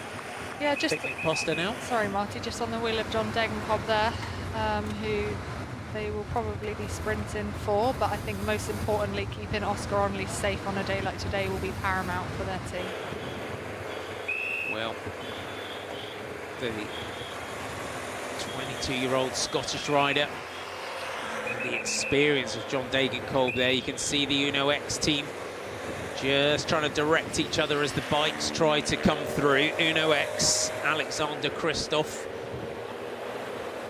And this is where things start to get really tricky. You have to be so focused in situations like this when we're coming into the thick end of the race. The pace is so high. They're riding at such close proximity to each other, and things can change so quickly in terms of where riders are positioned on the road. So yeah, each and every rider is going to be glued to that wheel in front of them and really looking ahead as to what they're trying to navigate through with the twists and turns that are coming in towards the final. Tatema Rockets, Unibet Tatema Rockets through the centre in those purple helmets.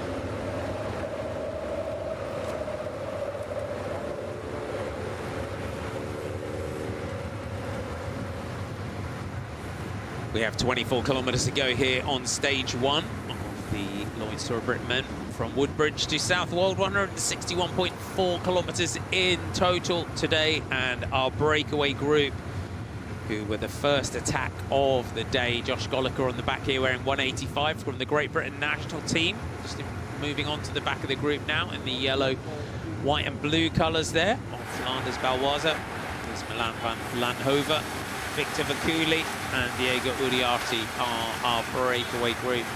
Remco Evenepoel there towards the back, wearing number 4.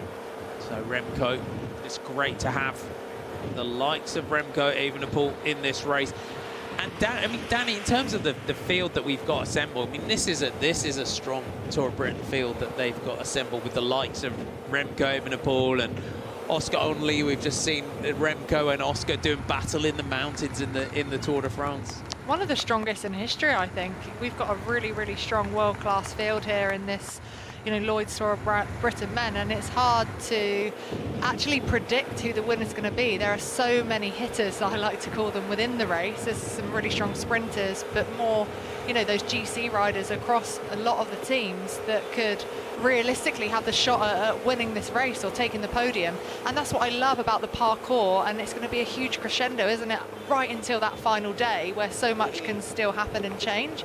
So yeah, I love the way that this route has been designed this year, because it's just not going to be over until we reach that finish line in Cardiff. That's what I love about this point of the year, though, because we come in early in the season, and riders, that might not be a Remco or a big leader, they get their opportunities in races, and this is the point in the season as well where they do the same, don't they? We come into a race, riders are tired from the Grand Tours, or they, their season, they've raced the classics, but that's what makes this race so unpredictable in it. Or we always get unusual winners in this race. Yeah, and it's also a really important time for a lot of riders if maybe they haven't had a great season and they don't have a contract for next year. This is a time of the year where you want to have that contract wrapped up. So if there are riders without a contract for 2026, then they want to perform, and it might not be a result on a stage, but it might be getting into a break, because their names are going to be heard over the radio for the DSs in the car, and it talks a lot about a rider and a personality, about the tenacity that a rider's got, the type of rider that they are, that they're happy to just put themselves out there day after day. Maybe it's a combativity award, maybe it's the King of the Mountains competition. So yeah, it's a really, really important part of the season for a lot of teams out here, and for those smaller teams as well, a huge chance, a huge opportunity to potentially have the biggest result of their career. And for the smaller teams as well, and for those riders, the shop window opportunities, because teams are always looking out.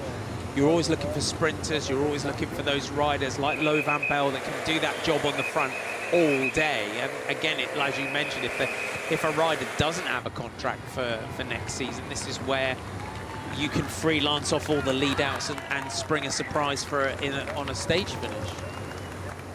So we'll see what they can do. We're heading through with 21.2 kilometers to go through. We're heading towards Beccles, which will be our next point along the route. So this is it in Beccles, charming little market town here, located beside the River Waveney. It's on the Broads National Park. We've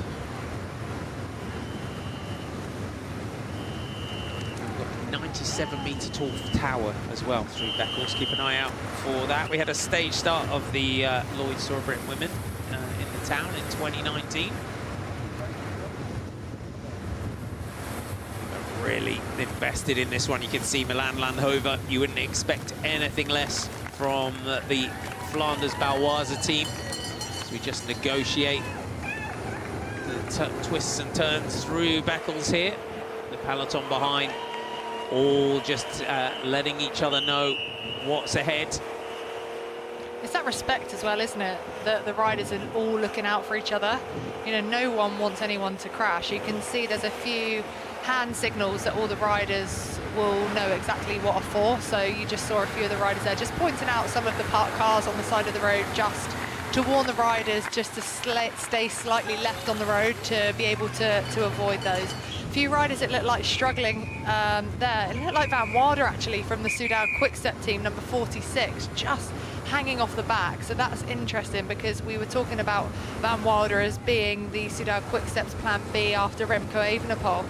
Really strong duo that they've got there, so hopefully he doesn't have an issue. Inside 20 kilometers to go, and our breakaway holding 21 seconds, so they really have got the pressure on the bunch behind.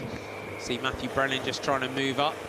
The Visma Lisa bike in the yellow and black on the right of your picture have controlled this stage throughout today, with two options for the sprint, Olaf Koy and Matthew Brennan.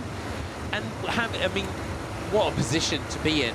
An established winner and arguably the fastest finisher in the race, Olaf Koy, but your up-and-coming sprinter in Matthew Brennan, you would almost come into this one. I know Matthew Brennan was saying, I'm here to learn. We're going for Olaf for the first two stages, then they're going to give me a chance. But just a part of you as a DS would sometimes say, right, okay, Matt, you're the final lead-out rider, but let's double team it. Let's see what we can do at the finish. We've seen it done before, haven't we, with lead-outs, and see if they could get first and second. Yeah, and why not? And I mean, it's a great problem to have, isn't it, for the team to have two riders which between them have had 18 victories in this season alone. Two of the best sprinters now in the world. So it's clear, I think, that the objective is with Coy for today and tomorrow's stage, and then obviously Brennan said he's going to get his own chance. But yeah, I mean, does he still need to learn with the victories that he's had already so far? I think it's more, as you were saying, about, you know, that communication between the team, learning to be a leader. But I'd love to see him go for GC. I really would, and see what he can do there. But obviously that's going to mean trying to pick up these seconds, which went to the breakaway today. And I think there always will be that fight for the breakaway, especially for our smaller teams. You can see the Great Britain national team here just coming to the front as well. So really good to see them coming to the front of the bike race. Obviously they do not need to touch the front, having representation in the break with Kolaka. As a rider, but Matthew Brennan, if he can find, if they give him that opportunity, as you said, to go for general classification in this, it opens up so much more that you can achieve as a rider. If you can go into a race as a fast finisher in those week-long stage races, then it just completely opens up your whole sort of world as a rider, doesn't it? Yeah, and I mean, I think the stars are going to have to align for him on stage 5 with To Ascents of the Tumble. But I think if they did, and maybe it was a headwind up there, and he didn't lose too much time, it is a possibility. You could just see the Visma Lease bike team just losing each other there, just squeezed out on that left-hand turn, and they'll try and find themselves again as quickly as possible. But that's the problem here in the UK. We do have a little bit of road furniture that the riders will have to navigate themselves through. But you can see now all of the teams coming to the front in their lead-out formation, so they'll know exactly the formation that they want to be in. That will be predetermined. We're almost back into the winter training camps, with generally those riders with the big engine having that job early to do big pulls as we're coming into this 20 kilometres to go, and then those faster, more explosive riders being those final lead-out men for the sprinters, trying to launch them with generally around 200 metres to go, but obviously it depends on the finish itself. Is it uphill, is it completely flat, maybe slightly downhill, although hopefully not, but also the wind direction too. So for today we know it is that really strong headwind coming into the finish, into Southwold. So for any team, they want to keep that last lead-out man on the front for as long as they possibly can, to let their sprinters only have, probably that 150 metres to go, because it's tough, not only a headwind, but slightly uphill too. You can see how much everyone is just battling for their bit of road.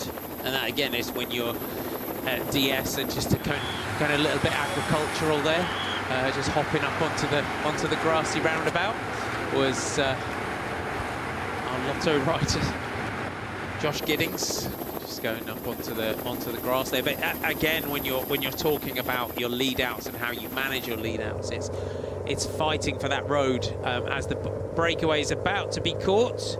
Just like Lundhover here, having one last dig off the front. So the Flanders Baloise rider wants to be the last rider standing here in the breakaway. He wants that combativity award, doesn't he? Although that is actually down to you as viewers. You can vote on social media on the Lloyds Bank Tour of Britain men's Instagram, I believe. So head over there and you choose your rider that you feel deserves that combativity award.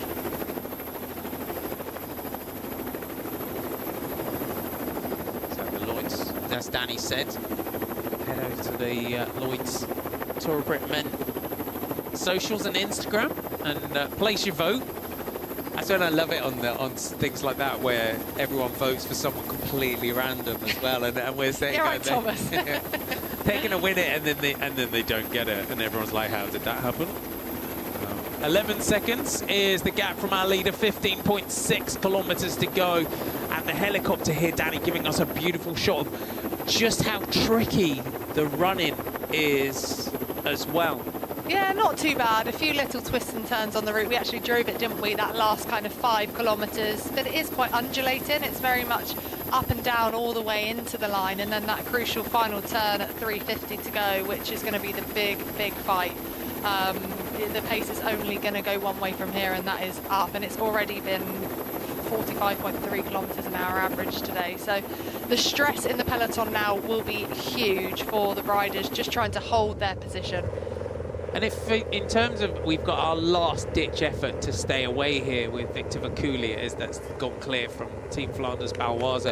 In terms of that lead out, where would you want to be coming into that right-hander, given the kick up to the line and how windy it is? How would you be organising the lead out? I think ideally you still want 2 riders ahead of you if you're a sprinter. If you've got only one, then that's quite a big job for them to do because it is slightly uphill. If it wasn't slightly uphill, I've said, I would probably say just 1 rider that you would need in front of you for that right-hand turn with 350 to go to be able to be dropped off at 200, but I think that's quite a tough ask. So, I mean, ideally the more the better in terms of riders in front of you, but it's only going to get tougher, and there's not really one team here that are really taking complete control. You can see the Ineos Grenadiers team on the left-hand side with Geraint Thomas, and then Visma Leasebike, the Unibet Tetema Rockets team, 1 Kern Farm rider, and then Picnic Postonel and Uno X that are the teams just forming their lead outs. Little Trek nicely poised on the Kern Farmer rider's wheel here, so they're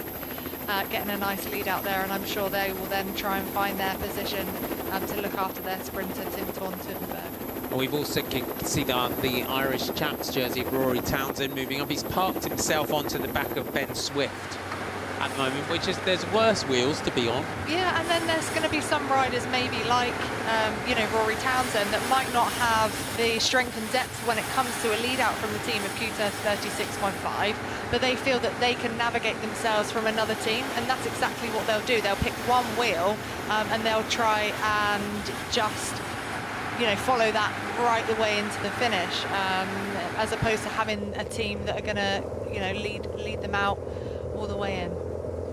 Victor Vakuli here is really driving this one on.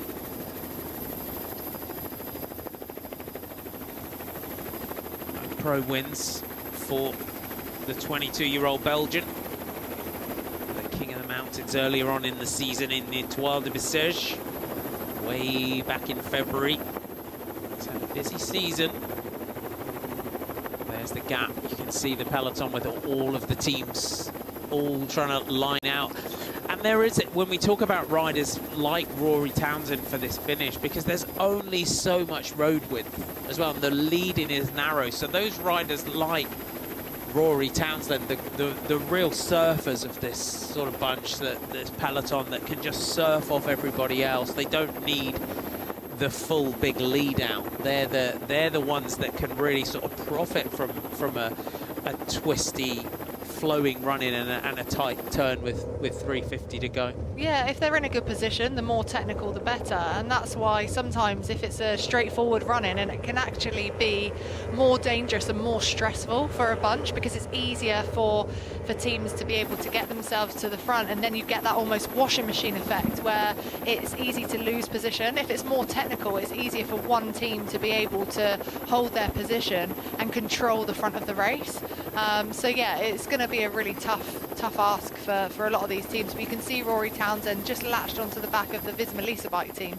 So he is clearly a rider that is happy to be able to surf and choose a team and really commit then, as they're being the team that he feels are the strongest, that are going to put him in a position to be able to do his best result. And also his confidence level, knowing Rory, his confidence level is going to be through the roof after Hamburg.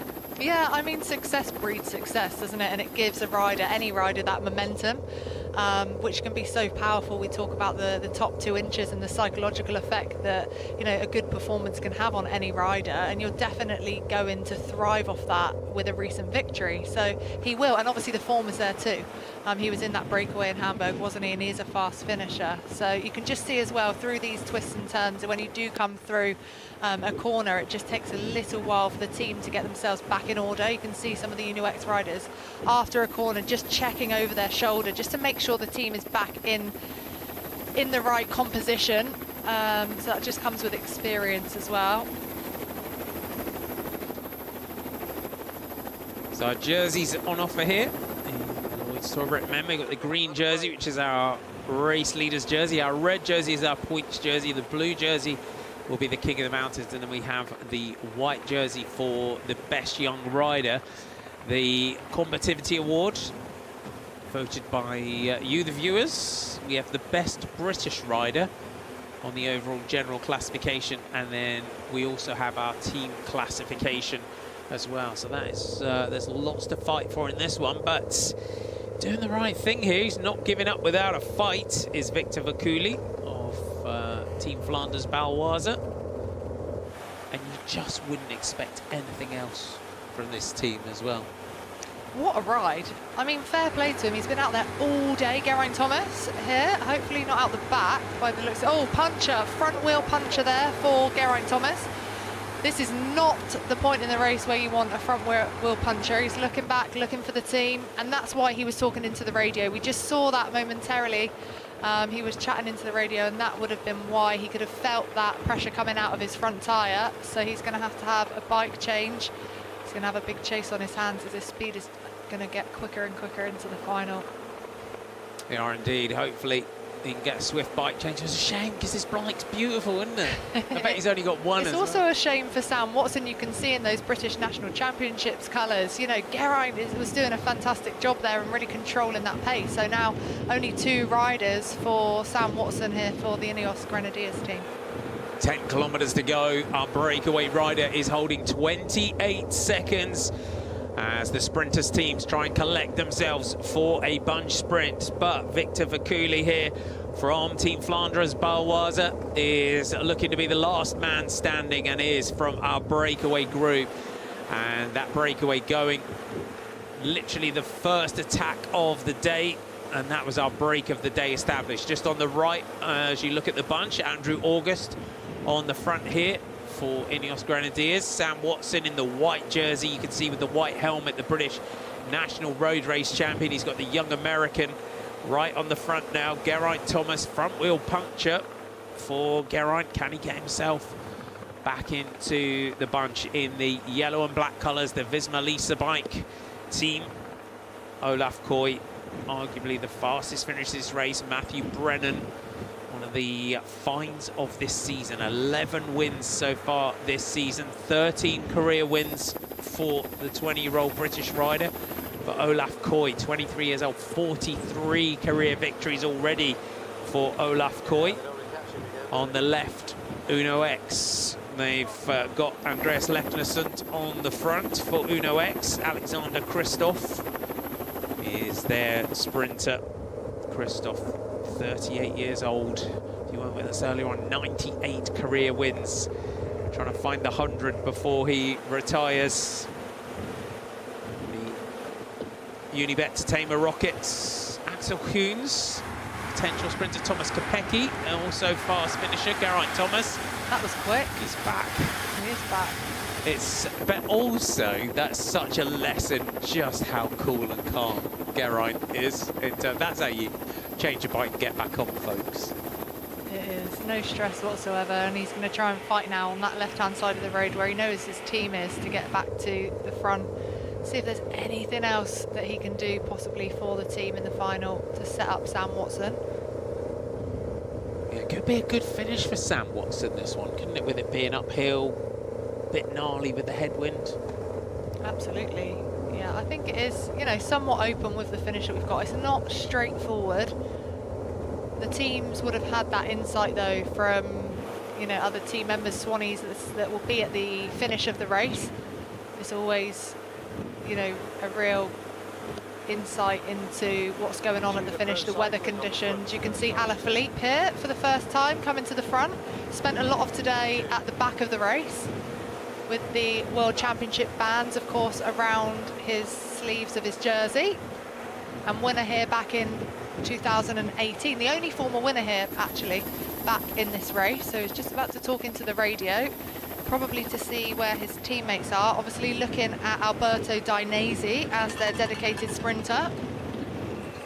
Matteo Trentin, though, also, this sort of finish suits someone like Trentin. It's not flat, as you said, it's not straightforward by any means. So you just saw a bit of pressure there in the peloton as well. this run-in. 7.6 kilometers to go. What a ride this man is doing in this lone attack here, Victor Vakuli. This is unbelievable, this ride, actually. It's huge, especially into a headwind, which he's had for the last 5 kilometres. Block headwind at that, and a strong one. To be able to hold off this peloton behind just shows, you know, the strength of this man out front. So, yeah, fair play. And he's not giving up. Look, really attacking every single bit of undulation here to try and hold on to this speed coming into the finish. Looking back at the peloton, Ineos Grenadiers on your right, and those orange jerseys with the green, the flashes, the nod to Wales, to Geraint Thomas, the Welsh colours on the jersey. That jersey designed by Geraint Thomas for his last race, his final lap around the Lloyds Tour of Britain here. And his teammates working for British champion Sam Watson. Here come the team of Tudor Pro Cycling. Matteo Trentin is right in the centre in the black, red helmet, white and blue colours on the cuffs of his jersey. Julian Alaphilippe now comes through. Alberto Dainese clearly is their protected sprinter for this one. So the Tudor Pro Cycling team, they've been one of the real interesting teams over the last few seasons, have Tudor Pro Cycling in the way they are growing. And I think Alaphilippe was such a great signing into that team. He hasn't had the season that he would have wanted. He's another rider that's had some really big crashes and injuries over the last few seasons. But I think he's the sort of rider as well, just has that sort of presence. He's got that kind of aura, you could say, for Julian Alaphilippe. Oh yeah, absolutely. You know, he is one of the legends in the sport, and I think when you get an individual like Alaphilippe coming into the team, it just raises the level and the bar of every single rider. And I love watching him race. The way that he races, he clearly loves riding his bike.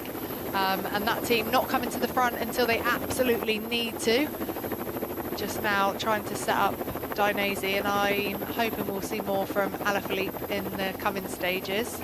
But yeah, a really, really strong team, and a debut ride for the team in this race. But Alaphilippe clearly happy in the team too, even though he might not have had the results that he's wanted this season. It's clear that he's happy with the setup of the team and the support that he's being given. Chapeau to our final rider standing from the breakaway, Victor Vakuli here of the Team Flanders Baloise team. It is all back together as we head in towards the finish.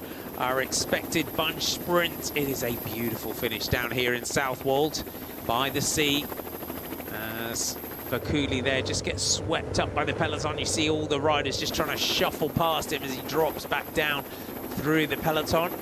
Ineos Grenadiers on the left as you look from the aerial shot. Those orange jerseys with the white stripe down the back. In the yellow, Olaf Koy and Matthew Brennan for Team Visma Lease Bike. They have controlled this bunch all day long with Lo Van Bell, the rider on the front. You've got Team Picnic Postenel in the blue and orange, and then on the right in their yellow and red colours are the team of Uno X.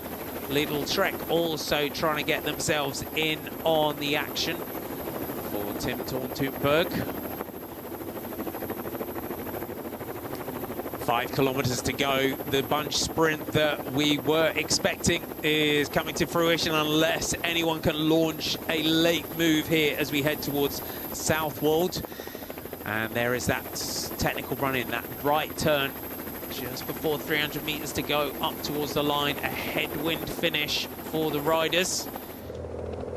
As everyone just here trying to fight for supremacy over the front of the peloton. So the rider who is positioned now wearing number 22, Olaf Koy. The rider on the back of the Visma Lease Bike train. Tord Gummerstadt as well from Decathlon AG2 A La Mondiale. He looks like he's now attached himself to the back of the Visma Lease Bike lead out. So for the Decathlon rider, the Norwegian, he's got to kind of freelance this one as well. He's in the double blue, wearing number 75. Yeah, and it's a popular tactic that we see from a lot of the teams, again, without that strength and depth or that lead out that a lot of the teams do have. the job for their teammates will be to get themselves on the back of a wheel that they feel that they want to follow in a sprint finish, and that's what we're seeing from the likes of Tord Gudmestad, but also Rory Townsend, who we've seen kind of surf off the wheels. You can just see him actually just having to push a little bit of his wind, but going off the wheel of Sam Watson, it looks like, the British national champ on the left-hand side. Also looking at the kind of way that Visma Lisa Bike are riding towards the finish. It looks like one of the Decathlon AG2R riders just trying to get themselves to the front as well to assist their teammates. But we are getting closer and closer to the line here, and riders really, really pushing forward to try and make sure they're not squeezed out as the road narrows slightly here.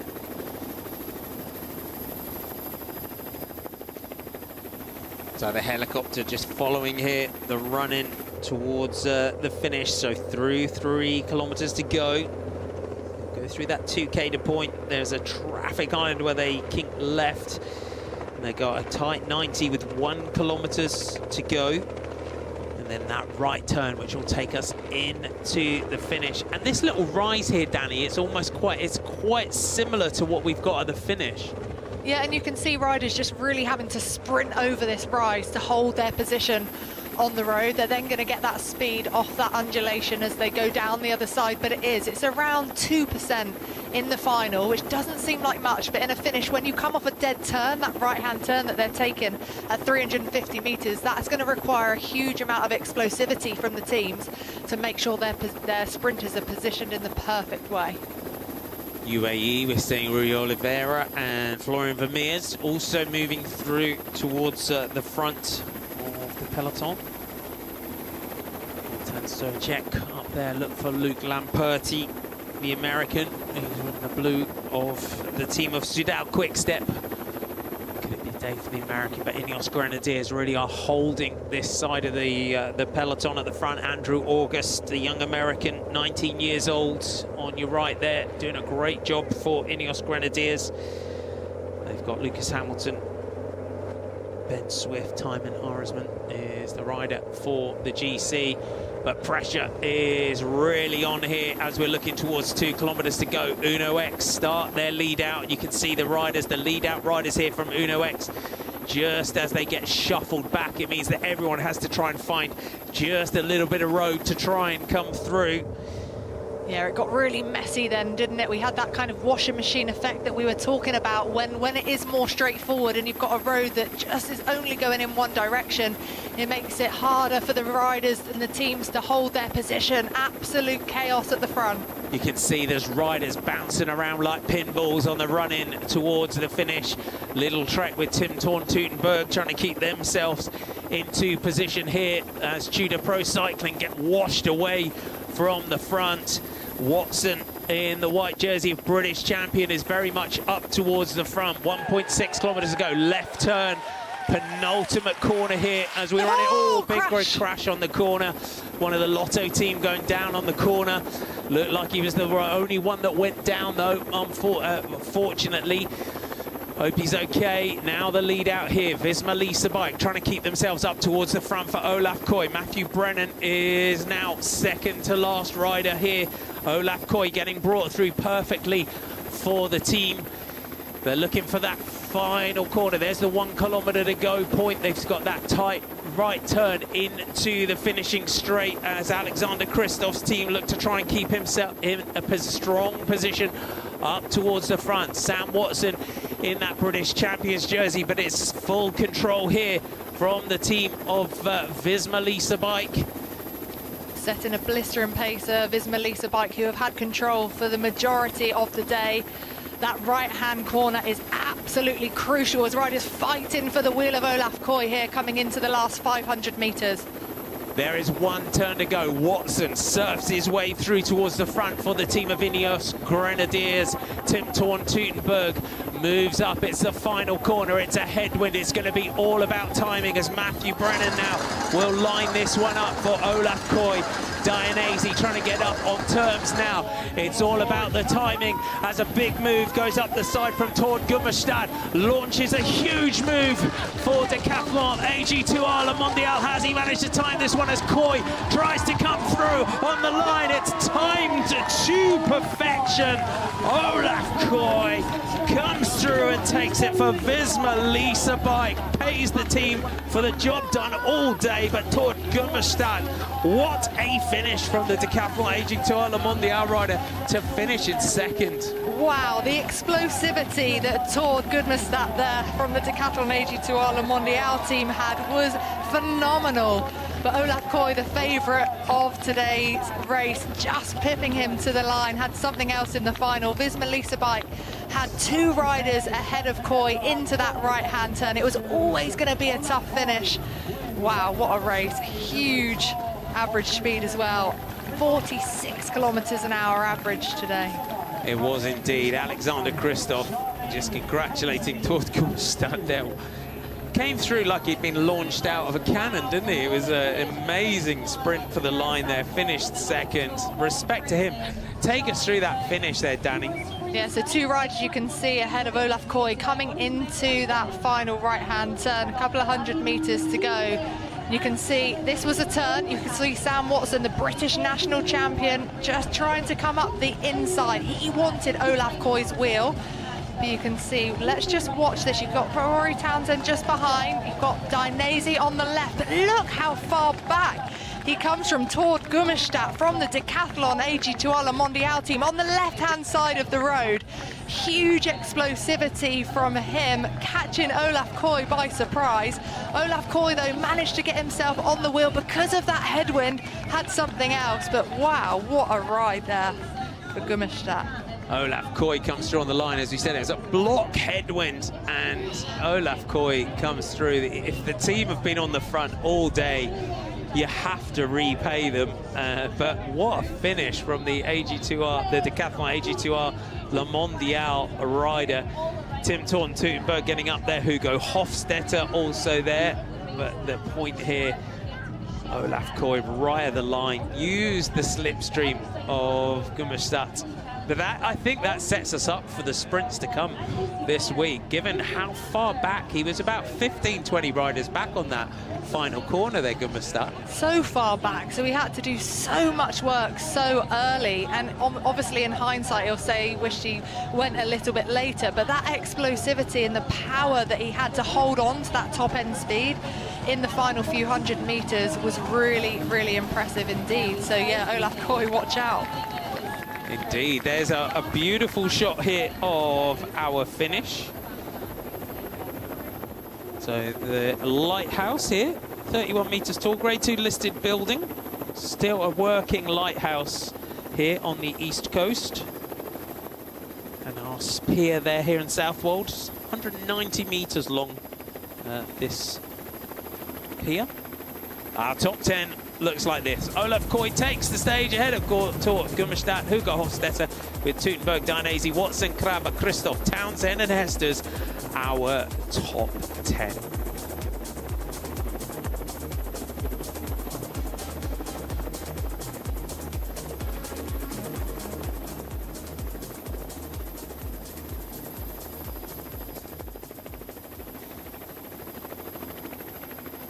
What a finish.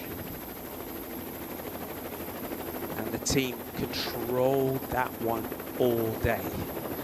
So they on the front. I mean, again, hats off to our breakaway as well. First break of the day to go, but then what a job for Visma Lisa Bike today. So hats off to especially Lo van Bell, who was on the front for about 100 kilometers, or if not more. Yeah, they had a tough job out there today, didn't they? That breakaway was a really strong quartet of riders. They all worked really cohesively together to gain that gap of, I think, a maximum of around 2 minutes and 40 seconds. But it was really tough for the team of Visma Lisa Bike, who had to use up their resources as well and give more, give help to Law in that final to bring the break back. So Olaf Coy had a lot of pressure on his shoulders to give back to the team that had worked tirelessly for him throughout the whole of today's stage. But what a finish there. That was a really carnage, messy final. I think when we hear from the riders, they'll say the same. It was that sort of washing machine effect with riders being pulled from left to right. You can see this is the final kilometre. So Visma Lease Bike here very much in control at this point in time. And I said it before, ideally having 2 riders ahead of you through that final right-hand turn up towards the line was going to be advantageous. But yeah, Tord Hummelstadt coming with so much speed and explosivity really caught them by surprise. But also it shows, because you've got the 3 riders here in that lead out, but it's that rider that we talk about that Hummelstadt is, because if you look here, he's just coming into the picture at the bottom of the picture now, and if you look where he is coming out of this final turn and where he comes from in speed, this is the sort of sprinter that teams, someone that can freelance a sprint like this one. That if you imagine if he came into that corner with 3 riders in front of him in the same, and it was a straight shootout with Coy, because look at, as you said, the explosivity of him, and Coy used the slipstream perfectly. Yeah, but it's also knowing the final as well, and knowing that you've got that headwind into the final. Even if you're far back, you can still have that opportunity to make up so much time on the road because of that. But yeah, completely out of shot here, coming through that last corner with 350 metres to go. It was so impressive as well. Hugo Hofstetter as well with a really good finish in 3rd position for the Israel Premier Tech team. You can see him there just on Dainesi's wheel. Sam Watson too finishing in 6th. A strong finish for the British champion. But look at this, still with a couple of 100 metres to go. Olaf Koy though managing to almost recover again and come back. 5th career win in the Tour of Britain. 45th career win overall for Olaf Koy. 44th, my apology, win for Olaf Koy, which again at 23 is impressive. The volume of victories that he's picking up as well.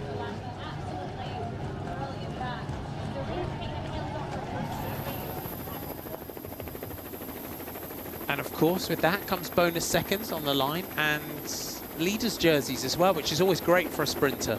Yeah, when we get a sprint on stage 1, it's nice for them to have that opportunity to take the leader's jersey, and he could hold it all the way into probably stage 4. Arguably the next 2 days should be sprint finishes, but you never quite know. The wind as well still set to pick up over the next couple of days. Nothing coming really to fruition today in terms of the wind playing a part in the race. There was a little bit of stress I felt in the peloton with the potential, but with the hedgerows that we have here typically in the UK, it meant that there was never really an exposed section that was going to cause much damage.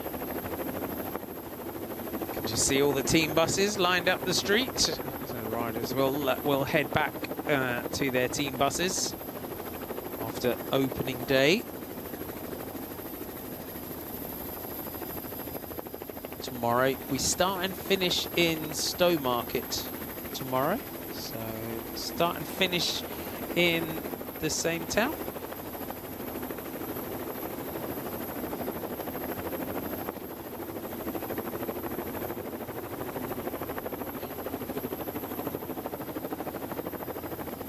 Beautiful shots around Southwold. There is the lighthouse. Still working. Guidance vessels as they navigate the east coast. Here does the lighthouse in Southwold.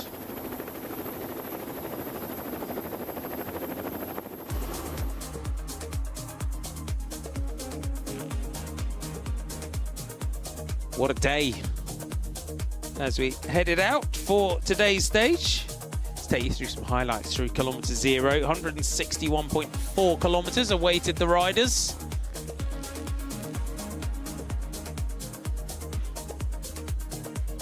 That was our first attackers and going clear.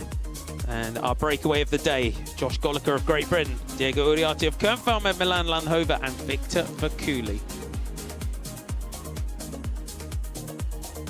The rain came down, they battled the conditions in this one today, but Team Visma Lease Bike controlling things perfectly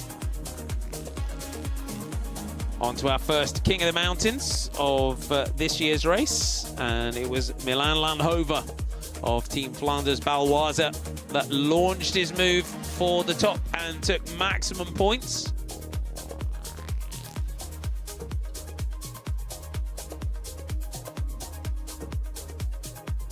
They then headed on to the intermediate sprint point. That would come with 43.8 kilometers to go. And after teammate Vakuli had launched the move, it was Milan Landhover that took over again and took the 3 bonus seconds. And also with it, some all-important points in the points classification.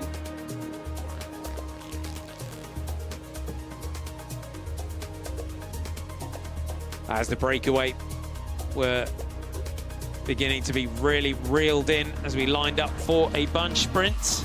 It was the turn of Victor Vakuli of Flanders Baloise, who went solo, looking for that competitivity award. Our 3 breakaway riders swept up by the peloton, who were all trying to organise their lead outs.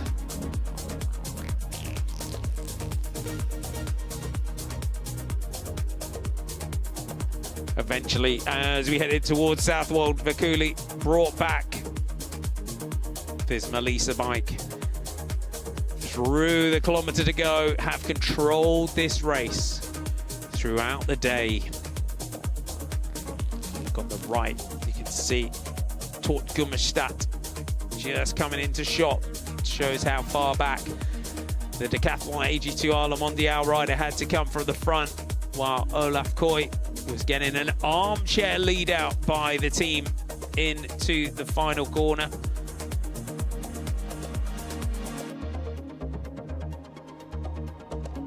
The headwind and the climb up towards the line, it was going to be all about timing. Sam Watson, the British champ, moving up onto the hip of Koy as they went into the final turn. And as the sprint opened up, Tort Gummerstadt, coming with speed in the sprint, launched himself like a rocket. Olaf Koy knew he had to be on the wheel, used the slipstream of the Decathlon rider, and comes through to open his account in this year's Lloyds Tour of Britain with a stage win here in Southwold.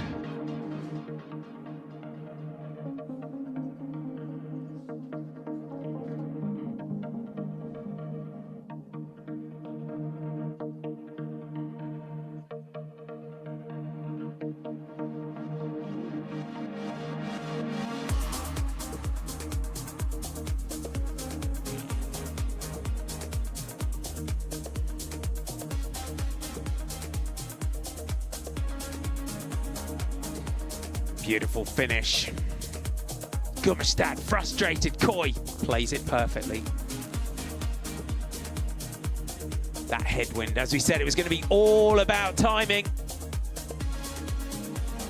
But watch out in the days to come for the man in blue. In the end, though, Koy, comfortable in victory, takes the first leader's jersey here in Tour of Britain.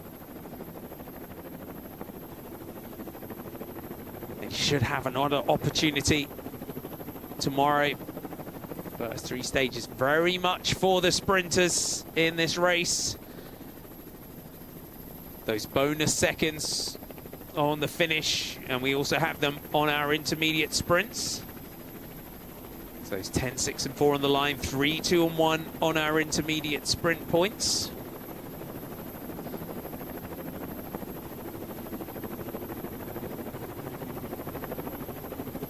Great finish. Technical. Great crowds that we've got here as well have been out enjoying what is a very, very picturesque finish. Great atmosphere that we've got here down for stage 1. Riders just be getting themselves ready for the podium.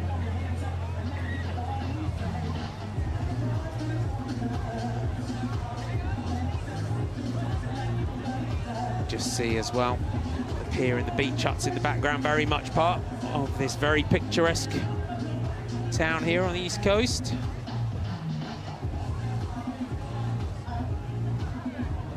It's always good to get that first sprint behind us as well. It gives us that hierarchy that we can expect in the days to come. We kind of always come into these races and think, oh, okay, they could be up there, they could be up there, but we talked about Teutenberg, we talked about Dionysi, we mentioned Gummerstadt, but again, I think he's really sort of put himself up there as a rider that we really want to watch. And for a sprinter as well, an emerging sprinter, he's 24, is the Norwegian, but that gives the team confidence. When you start to put in performances like that as well, that starts to give the team even more confidence in you, and you think, okay, right, we need to really get involved in these sprints now. We need to invest, because you could see that the team did a great job all day. They were very much up towards the front, but Gummerstadt had to freelance that sprint. He had to surf off everybody else's trains coming into that finish. He had to come from a long way back, whereas Olaf Koy,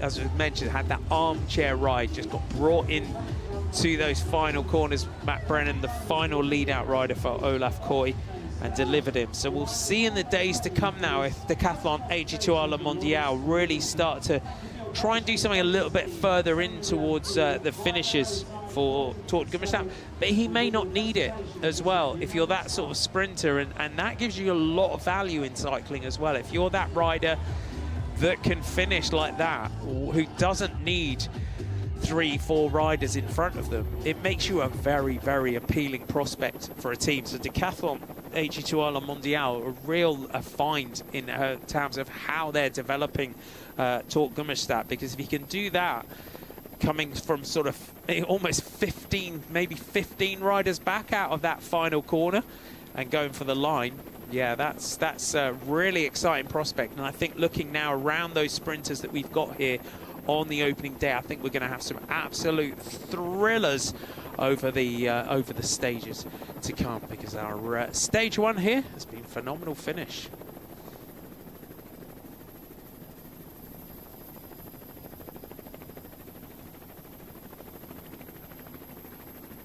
So it was good, little track as well for Tim Thorn Teutenberg, getting himself up there. Good to see Hugo Hofstetter getting in on the sprint as well come the finish. Ineos Grenadiers for Sam Watson. We saw him coming up on that final corner, and then he kind of almost hesitated in terms of wanting to be on Olaf Koy's wheel. He ended up 6th on that finish. Good to see Alexander Kristoff and Rory Townsend also getting up there in that top 10 as well. But it was almost like Gummerstadt got that run round the outside. Watson was kind of on the inside, dived sort of, you could see him kind of almost think, okay, I want to be, there's that headwind. Everyone's been talking about the headwind in terms of coming into that final corner. Do I want to lead it out from that final corner? Probably not. But it was quite a deceptive finish there in the end as well. So, yeah, I think we've got some good we always have great sprints in the Tour of Britain. It's always been a race where we've had some phenomenal sprint finishes over the years, and I think we're in for another vintage edition, I think, given that finish there. Please now welcome the Nye Timber stage winner, the first stage of the Lloyds Tour of Britain. Stage winner. One of the fastest riders in the sprint in the world, riding for Team Visma Lisa Bikes, Olaf Koy. Takes the win, gets a lighthouse. That's a trophy and a half, that one. Beautiful lead out. Oh, we do our little toast to success. Olaf Koy, Team Visma, Lisa Bikes. Great finish for him. Now we need to hand over the Nye Timber bottle to our stage winner. I think he's going to take that for the team. He'll have that with dinner. Give him a round of applause. One of the fastest sprinters in the world from Team Visma. Delivers for Team Visma Lisa Bike. What a job they did today to deliver him to his 44th career victory. And we'll move on in our presentation.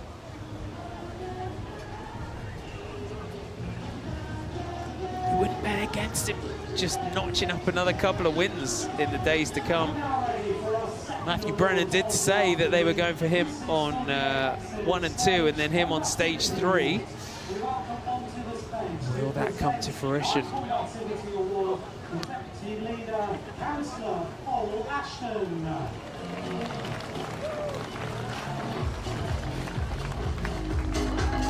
Moving on in our presentation, the CAM Combativity Award. In the breakaway all day today, riding for Great Britain, Joshua Goliker. Josh Goliker takes the Combativity Award. So our most combative rider today from the Great Britain national team. 21-year-old Brit. Built by Trinity House in 1887. So your votes for Josh Goliker. Joshua Goliker. Thank you, Joshua. Great to see the Great Britain national team on the podium. We're now ready to present our leaders' jerseys each day. So we've got our leaders' jerseys being presented. We have 4 jerseys in total here in the Lloyds Tour Britain Men.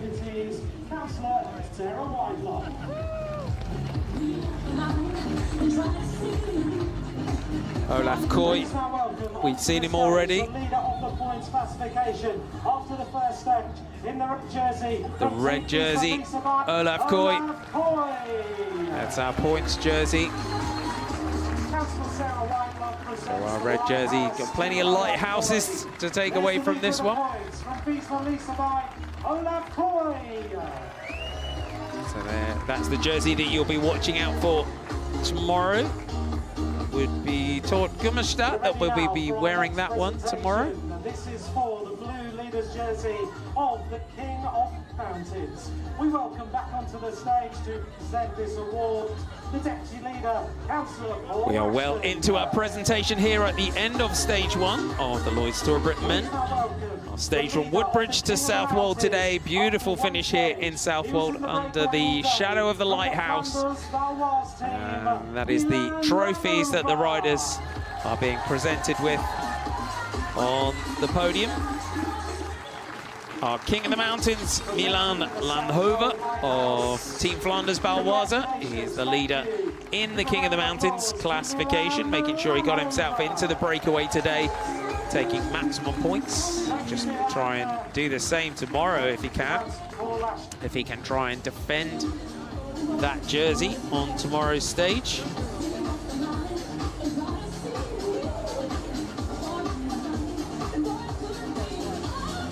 And our King of the Mountains comes late on in the day. He comes after 150.7 kilometers tomorrow.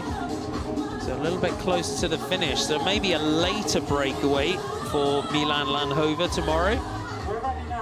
We've got an early intermediate sprint to come after 40 kilometers in Stradbroke. So we'll see if that keeps things together a little bit tomorrow. Perhaps the riders might want those bonus seconds, possibly. And then maybe the breakaway might go a little bit later. So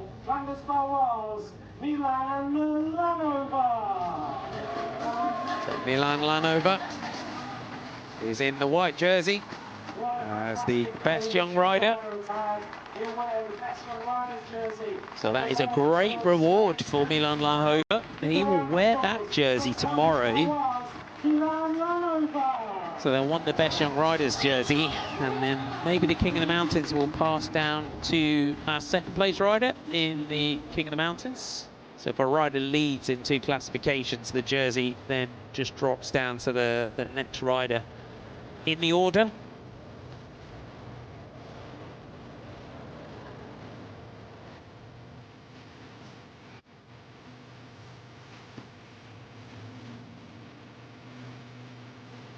And moving on in our presentation, we still have our green leader's jersey to come.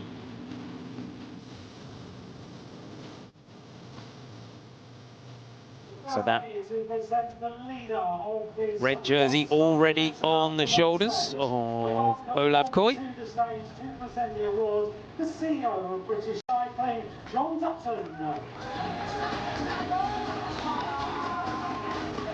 So we finish in Stowmarket tomorrow. The leader of the And he will have a great team to defend this leader's jersey tomorrow. They did a phenomenal job for him today. The green jersey here in the Lloyds Tour of Britain, the leader overall, Olaf Koy. It's always good as a sprinter to have a leader's jersey moving forward in this race.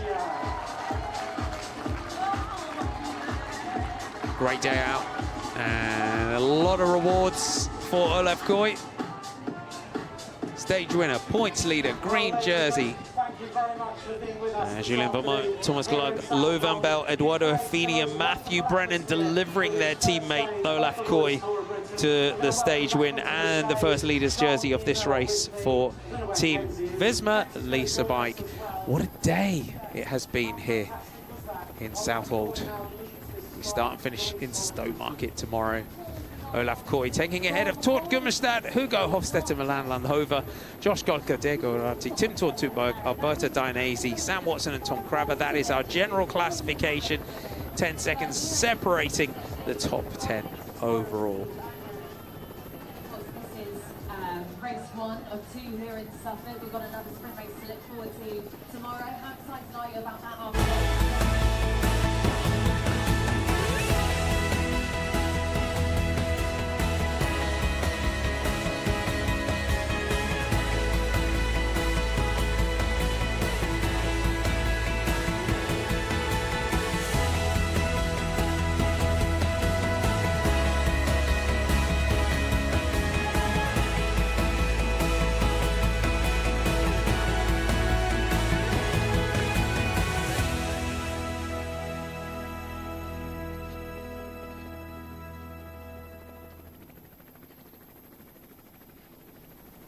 What a great start to this year's Lloyds Tour of Britain men here in Southwold.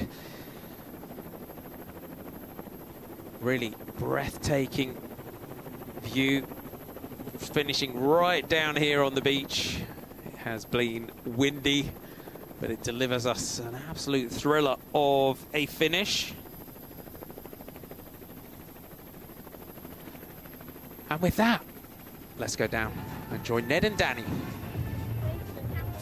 Thanks very much, Marty. Well, we had to wait a long time, but it was a fast and furious finish. And from the moment we arrived earlier on in the day at the finish line in our cars here at Southwold, and we drove actually to that last corner with 350 metres remaining, we kind of knew that was where all the action was going to be. So backloaded in today's stage. But when we got there, it didn't disappoint, did it? It didn't. There was a huge fight for that corner, wasn't there? And almost a pinball effect. We knew that positioning was going to be crucial into that final, and then we had that roaring headwind up towards the line and that little kick up as well that was crucial. But I mean, a pretty straightforward race, what we expected really. Visma Lease Bike having to take responsibility with the representation of Olaf Koy, arguably the fastest sprinter here in the race. But yeah, a fast one from start to finish. Strength in numbers from Visma Lease Bike, that's what we know them for. They've brought a very strong team here, haven't they, with riders like Eduardo Affini's world class. Matt Brennan here, as you can see, in the final kilometre in second place with Olaf Koy, the eventual winner, on his wheel. He had a really important job to do today. A lead-out man is always an important role, but when you've got an uphill finish into that absolutely howling headwind, it's never more important. Yeah, even more important, of course, because you want to be launched at the very last moment, and they had to be patient, and strength in numbers is what they had in abundance from the team, but a lot of responsibility on their shoulders from start to finish. We saw Lo van Bell have a huge job from the start when that quartet, that breakaway was formed from kilometre 0. The gap was never more than 2 minutes and 40. This is coming up to the line with around 200 metres to go. I mean, I'm just disappointed you can't have two winners on today's stage, because for me, this move up here, up on the left-hand side of the bunch from Tord Gudmestad was absolutely extraordinary. And had Olaf Koy hesitated for just a fraction longer, the stage was his, no doubt about it. So brilliant from both the riders who finished in first and second place. You take nothing away from Gudmestad. That was astonishing. No, rider of the day for me, actually. And if you look where he came round that last right-hand corner, it was about 10th, 11th position, and it was like he was fired out of a cannonball. The rate that he came up that left-hand side, the explosivity that he had slightly too early, but not taking anything away from that performance. You can see him here now on the left-hand side, absolutely rocketing past Dainese from Tudor Pro Cycling. Olaf Koy profiting off his wheel there into the headwind, had to give something back. With Dainese putting on the brakes a little bit there and falling away, he almost acted as a brake to everyone else who missed the move from Gudmestad. And Koy was so sharp. I mean, to get into that little slipstream and momentarily get a bit of, you can hardly call it respite, but just that fractional respite to be able to accelerate again. Well, that's the difference, isn't it, between, you know, an outstanding sprinter and a world-class sprinter. And it's experience, isn't it, that he would have been in that position before, so he knew exactly what to do in that scenario to get on the wheel of Gudmestad, that it was a headwind finish and that he would have that power to be able to, you know, respond to that move. So yeah, I mean, Olaf Koy was the out-and-out favourite coming into today. He's had 7 professional victories up until now. He had to repay the work that the whole team did out there today. You've done a lot of talking, I've done very little talking. Olaf Koy's done a lot of riding. High time he did some talking. Olaf, 4 stage wins in 2023, and here you are again in 2025. You've picked up where you left off. Yeah, indeed. I mean, a lot of good memories from 2 years ago. So yeah, I was happy to come back here and yeah, try to continue that success. Just talk us through that sprint finish. Yeah, it was a lot of headwind after the last corner and a little rise as well. So yeah, we nailed that run into the corner well. So then it was just a matter of being patient enough, and the boys did a good job, and then I could find a good wheel, and it was a bit of a waiting game to get to really make that last push in the final few meters. You call it a last push, but just how much effort did it take against the headwind and to get past Gudmestad? Yeah, I mean, for sure, like I said, the headwind is not easy, and yeah, he was really strong, but also he was of course pushing in the wind, and I had some slipstream of him, and then I luckily still had enough in the legs to get past. And how are you dividing responsibilities with Matt Brennan this week? Yeah, we'll see day by day. I mean, we aim for some success. Every day, and I think we'll make a nice plan every day, and I think we will both get our chances this week, and hopefully we can get some more wins. Now, I have to point out, you know this anyway, that you jointly hold the title of the rider with the most stage wins in a single edition of the race. I think there are 2 other riders you share that with. Now, looking at the parkour this week, it would be difficult to get 5, but what is your target? Yeah, indeed. I don't think it will be. I will beat that 4 of 2 years ago. But the target is just to get as much stage wins this week as possible with the team, and then we already are off to a good start. So like I said, hopefully we can continue winning some more this week. Okay, congratulations. Cheers. Thank you. Terrific performance from Visma Lease. Terrific performance, as you'd expect from Olaf Koy. He's probably a little bit ahead of all the other sprinters in this bike race, but we'll have to see. Danny, just on his career, because to my mind, he almost belongs in that top category with Jonathan Milan, Tim Malia, Jasper Philipsen, etc. What does he have to do you think, to get into that really elite bracket? Does he have to maybe move on from a GC team with the Tour de France in mind?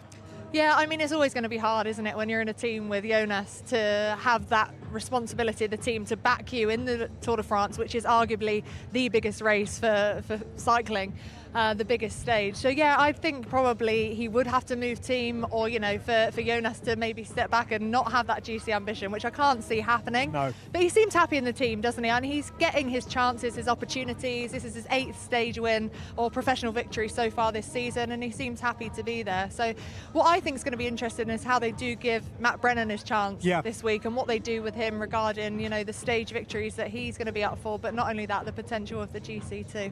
Yeah, because they weren't playing games at all. Matt Brennan did an interview before the race started where he did say, you know, I'm going to be riding for Olaf for the first 2 or 3 stages, and then we'll flip it a bit and we'll see how deep he can go on GC. True to their word, that's exactly what they did today. So it does look like Brennan's going to at least ask that question of himself about how far he can go Stage 4 looks very doable for him, as you were alluding to. Stage 5 would be a big challenge, though, wouldn't it? Yeah, I think it will be a big challenge. And I said in commentary, I think the stars would have to align for him on that stage where they have two ascents of the tumble. It's a really tough climb. It's 5 kilometres at 8.1% with a really steep section in the middle of around 2 kilometres, over 10% in gradient. I think the King of the Mountains currently is around 12 minutes, so that's enough of a time to be able to create significant time gaps. But again, if there's a blistering headwind up there, there's the opportunity for him not to lose too much time, so we'll see. Who else impressed you today? There's always a bit of detail in a stage like this. Victor Vaucouil's late attack, perhaps? Yeah, that quartet that got away, I think worked really well cohesively together to get that time gap, but to go so far into the race. And for Visma Lease Bike, they wanted to keep it as late as possible, didn't they, in terms of when they caught that breakaway? But yeah, it was a really strong race from all of those riders. Right. Let's have a look at tomorrow's stage that starts and finishes in Stowmarket. Stowmarket hosts the start and the finish of stage 2 at 169.3 kilometres. Initially, the riders head east on a loop around the Suffolk countryside before switching back westwards as they approach the intermediate sprint at Stradbroke. The route turns to the south near Bury St Edmunds and then heads east once again at Sudbury. The race hits the Category 3 climb of Seamer Hill with about 20 kilometres to go, and then it's a sprint to the finish line in Stowmarket. Yeah, fabulous crowds out here today. And then very briefly, Danny, we're expecting big crowds in Stowmarket tomorrow because it starts and finishes in the same place, which is great for the crowds, isn't it? It is brilliant, and we always love to see the crowds out. A few schools out on the side of the road today, but I think a very similar scenario will set out again for tomorrow. I can't see past a sprint, a big fight for that breakaway for the smaller teams, for the British national team as well, but I'm really excited. Yeah, you kill joy. Is it really going to be another bunch sprint? No, there's nothing better than the spectacle of a bunch sprint, especially by the seaside. It's been sunny all day. Occasionally there has been a bit of a deluge, but basically, by and large, we've got away with it. Olaf Koy, head and shoulders the fastest sprinter on the evidence of what we've seen today. And here at the seaside in Southwold, the old adage holds true that fortune in the end favours the fast.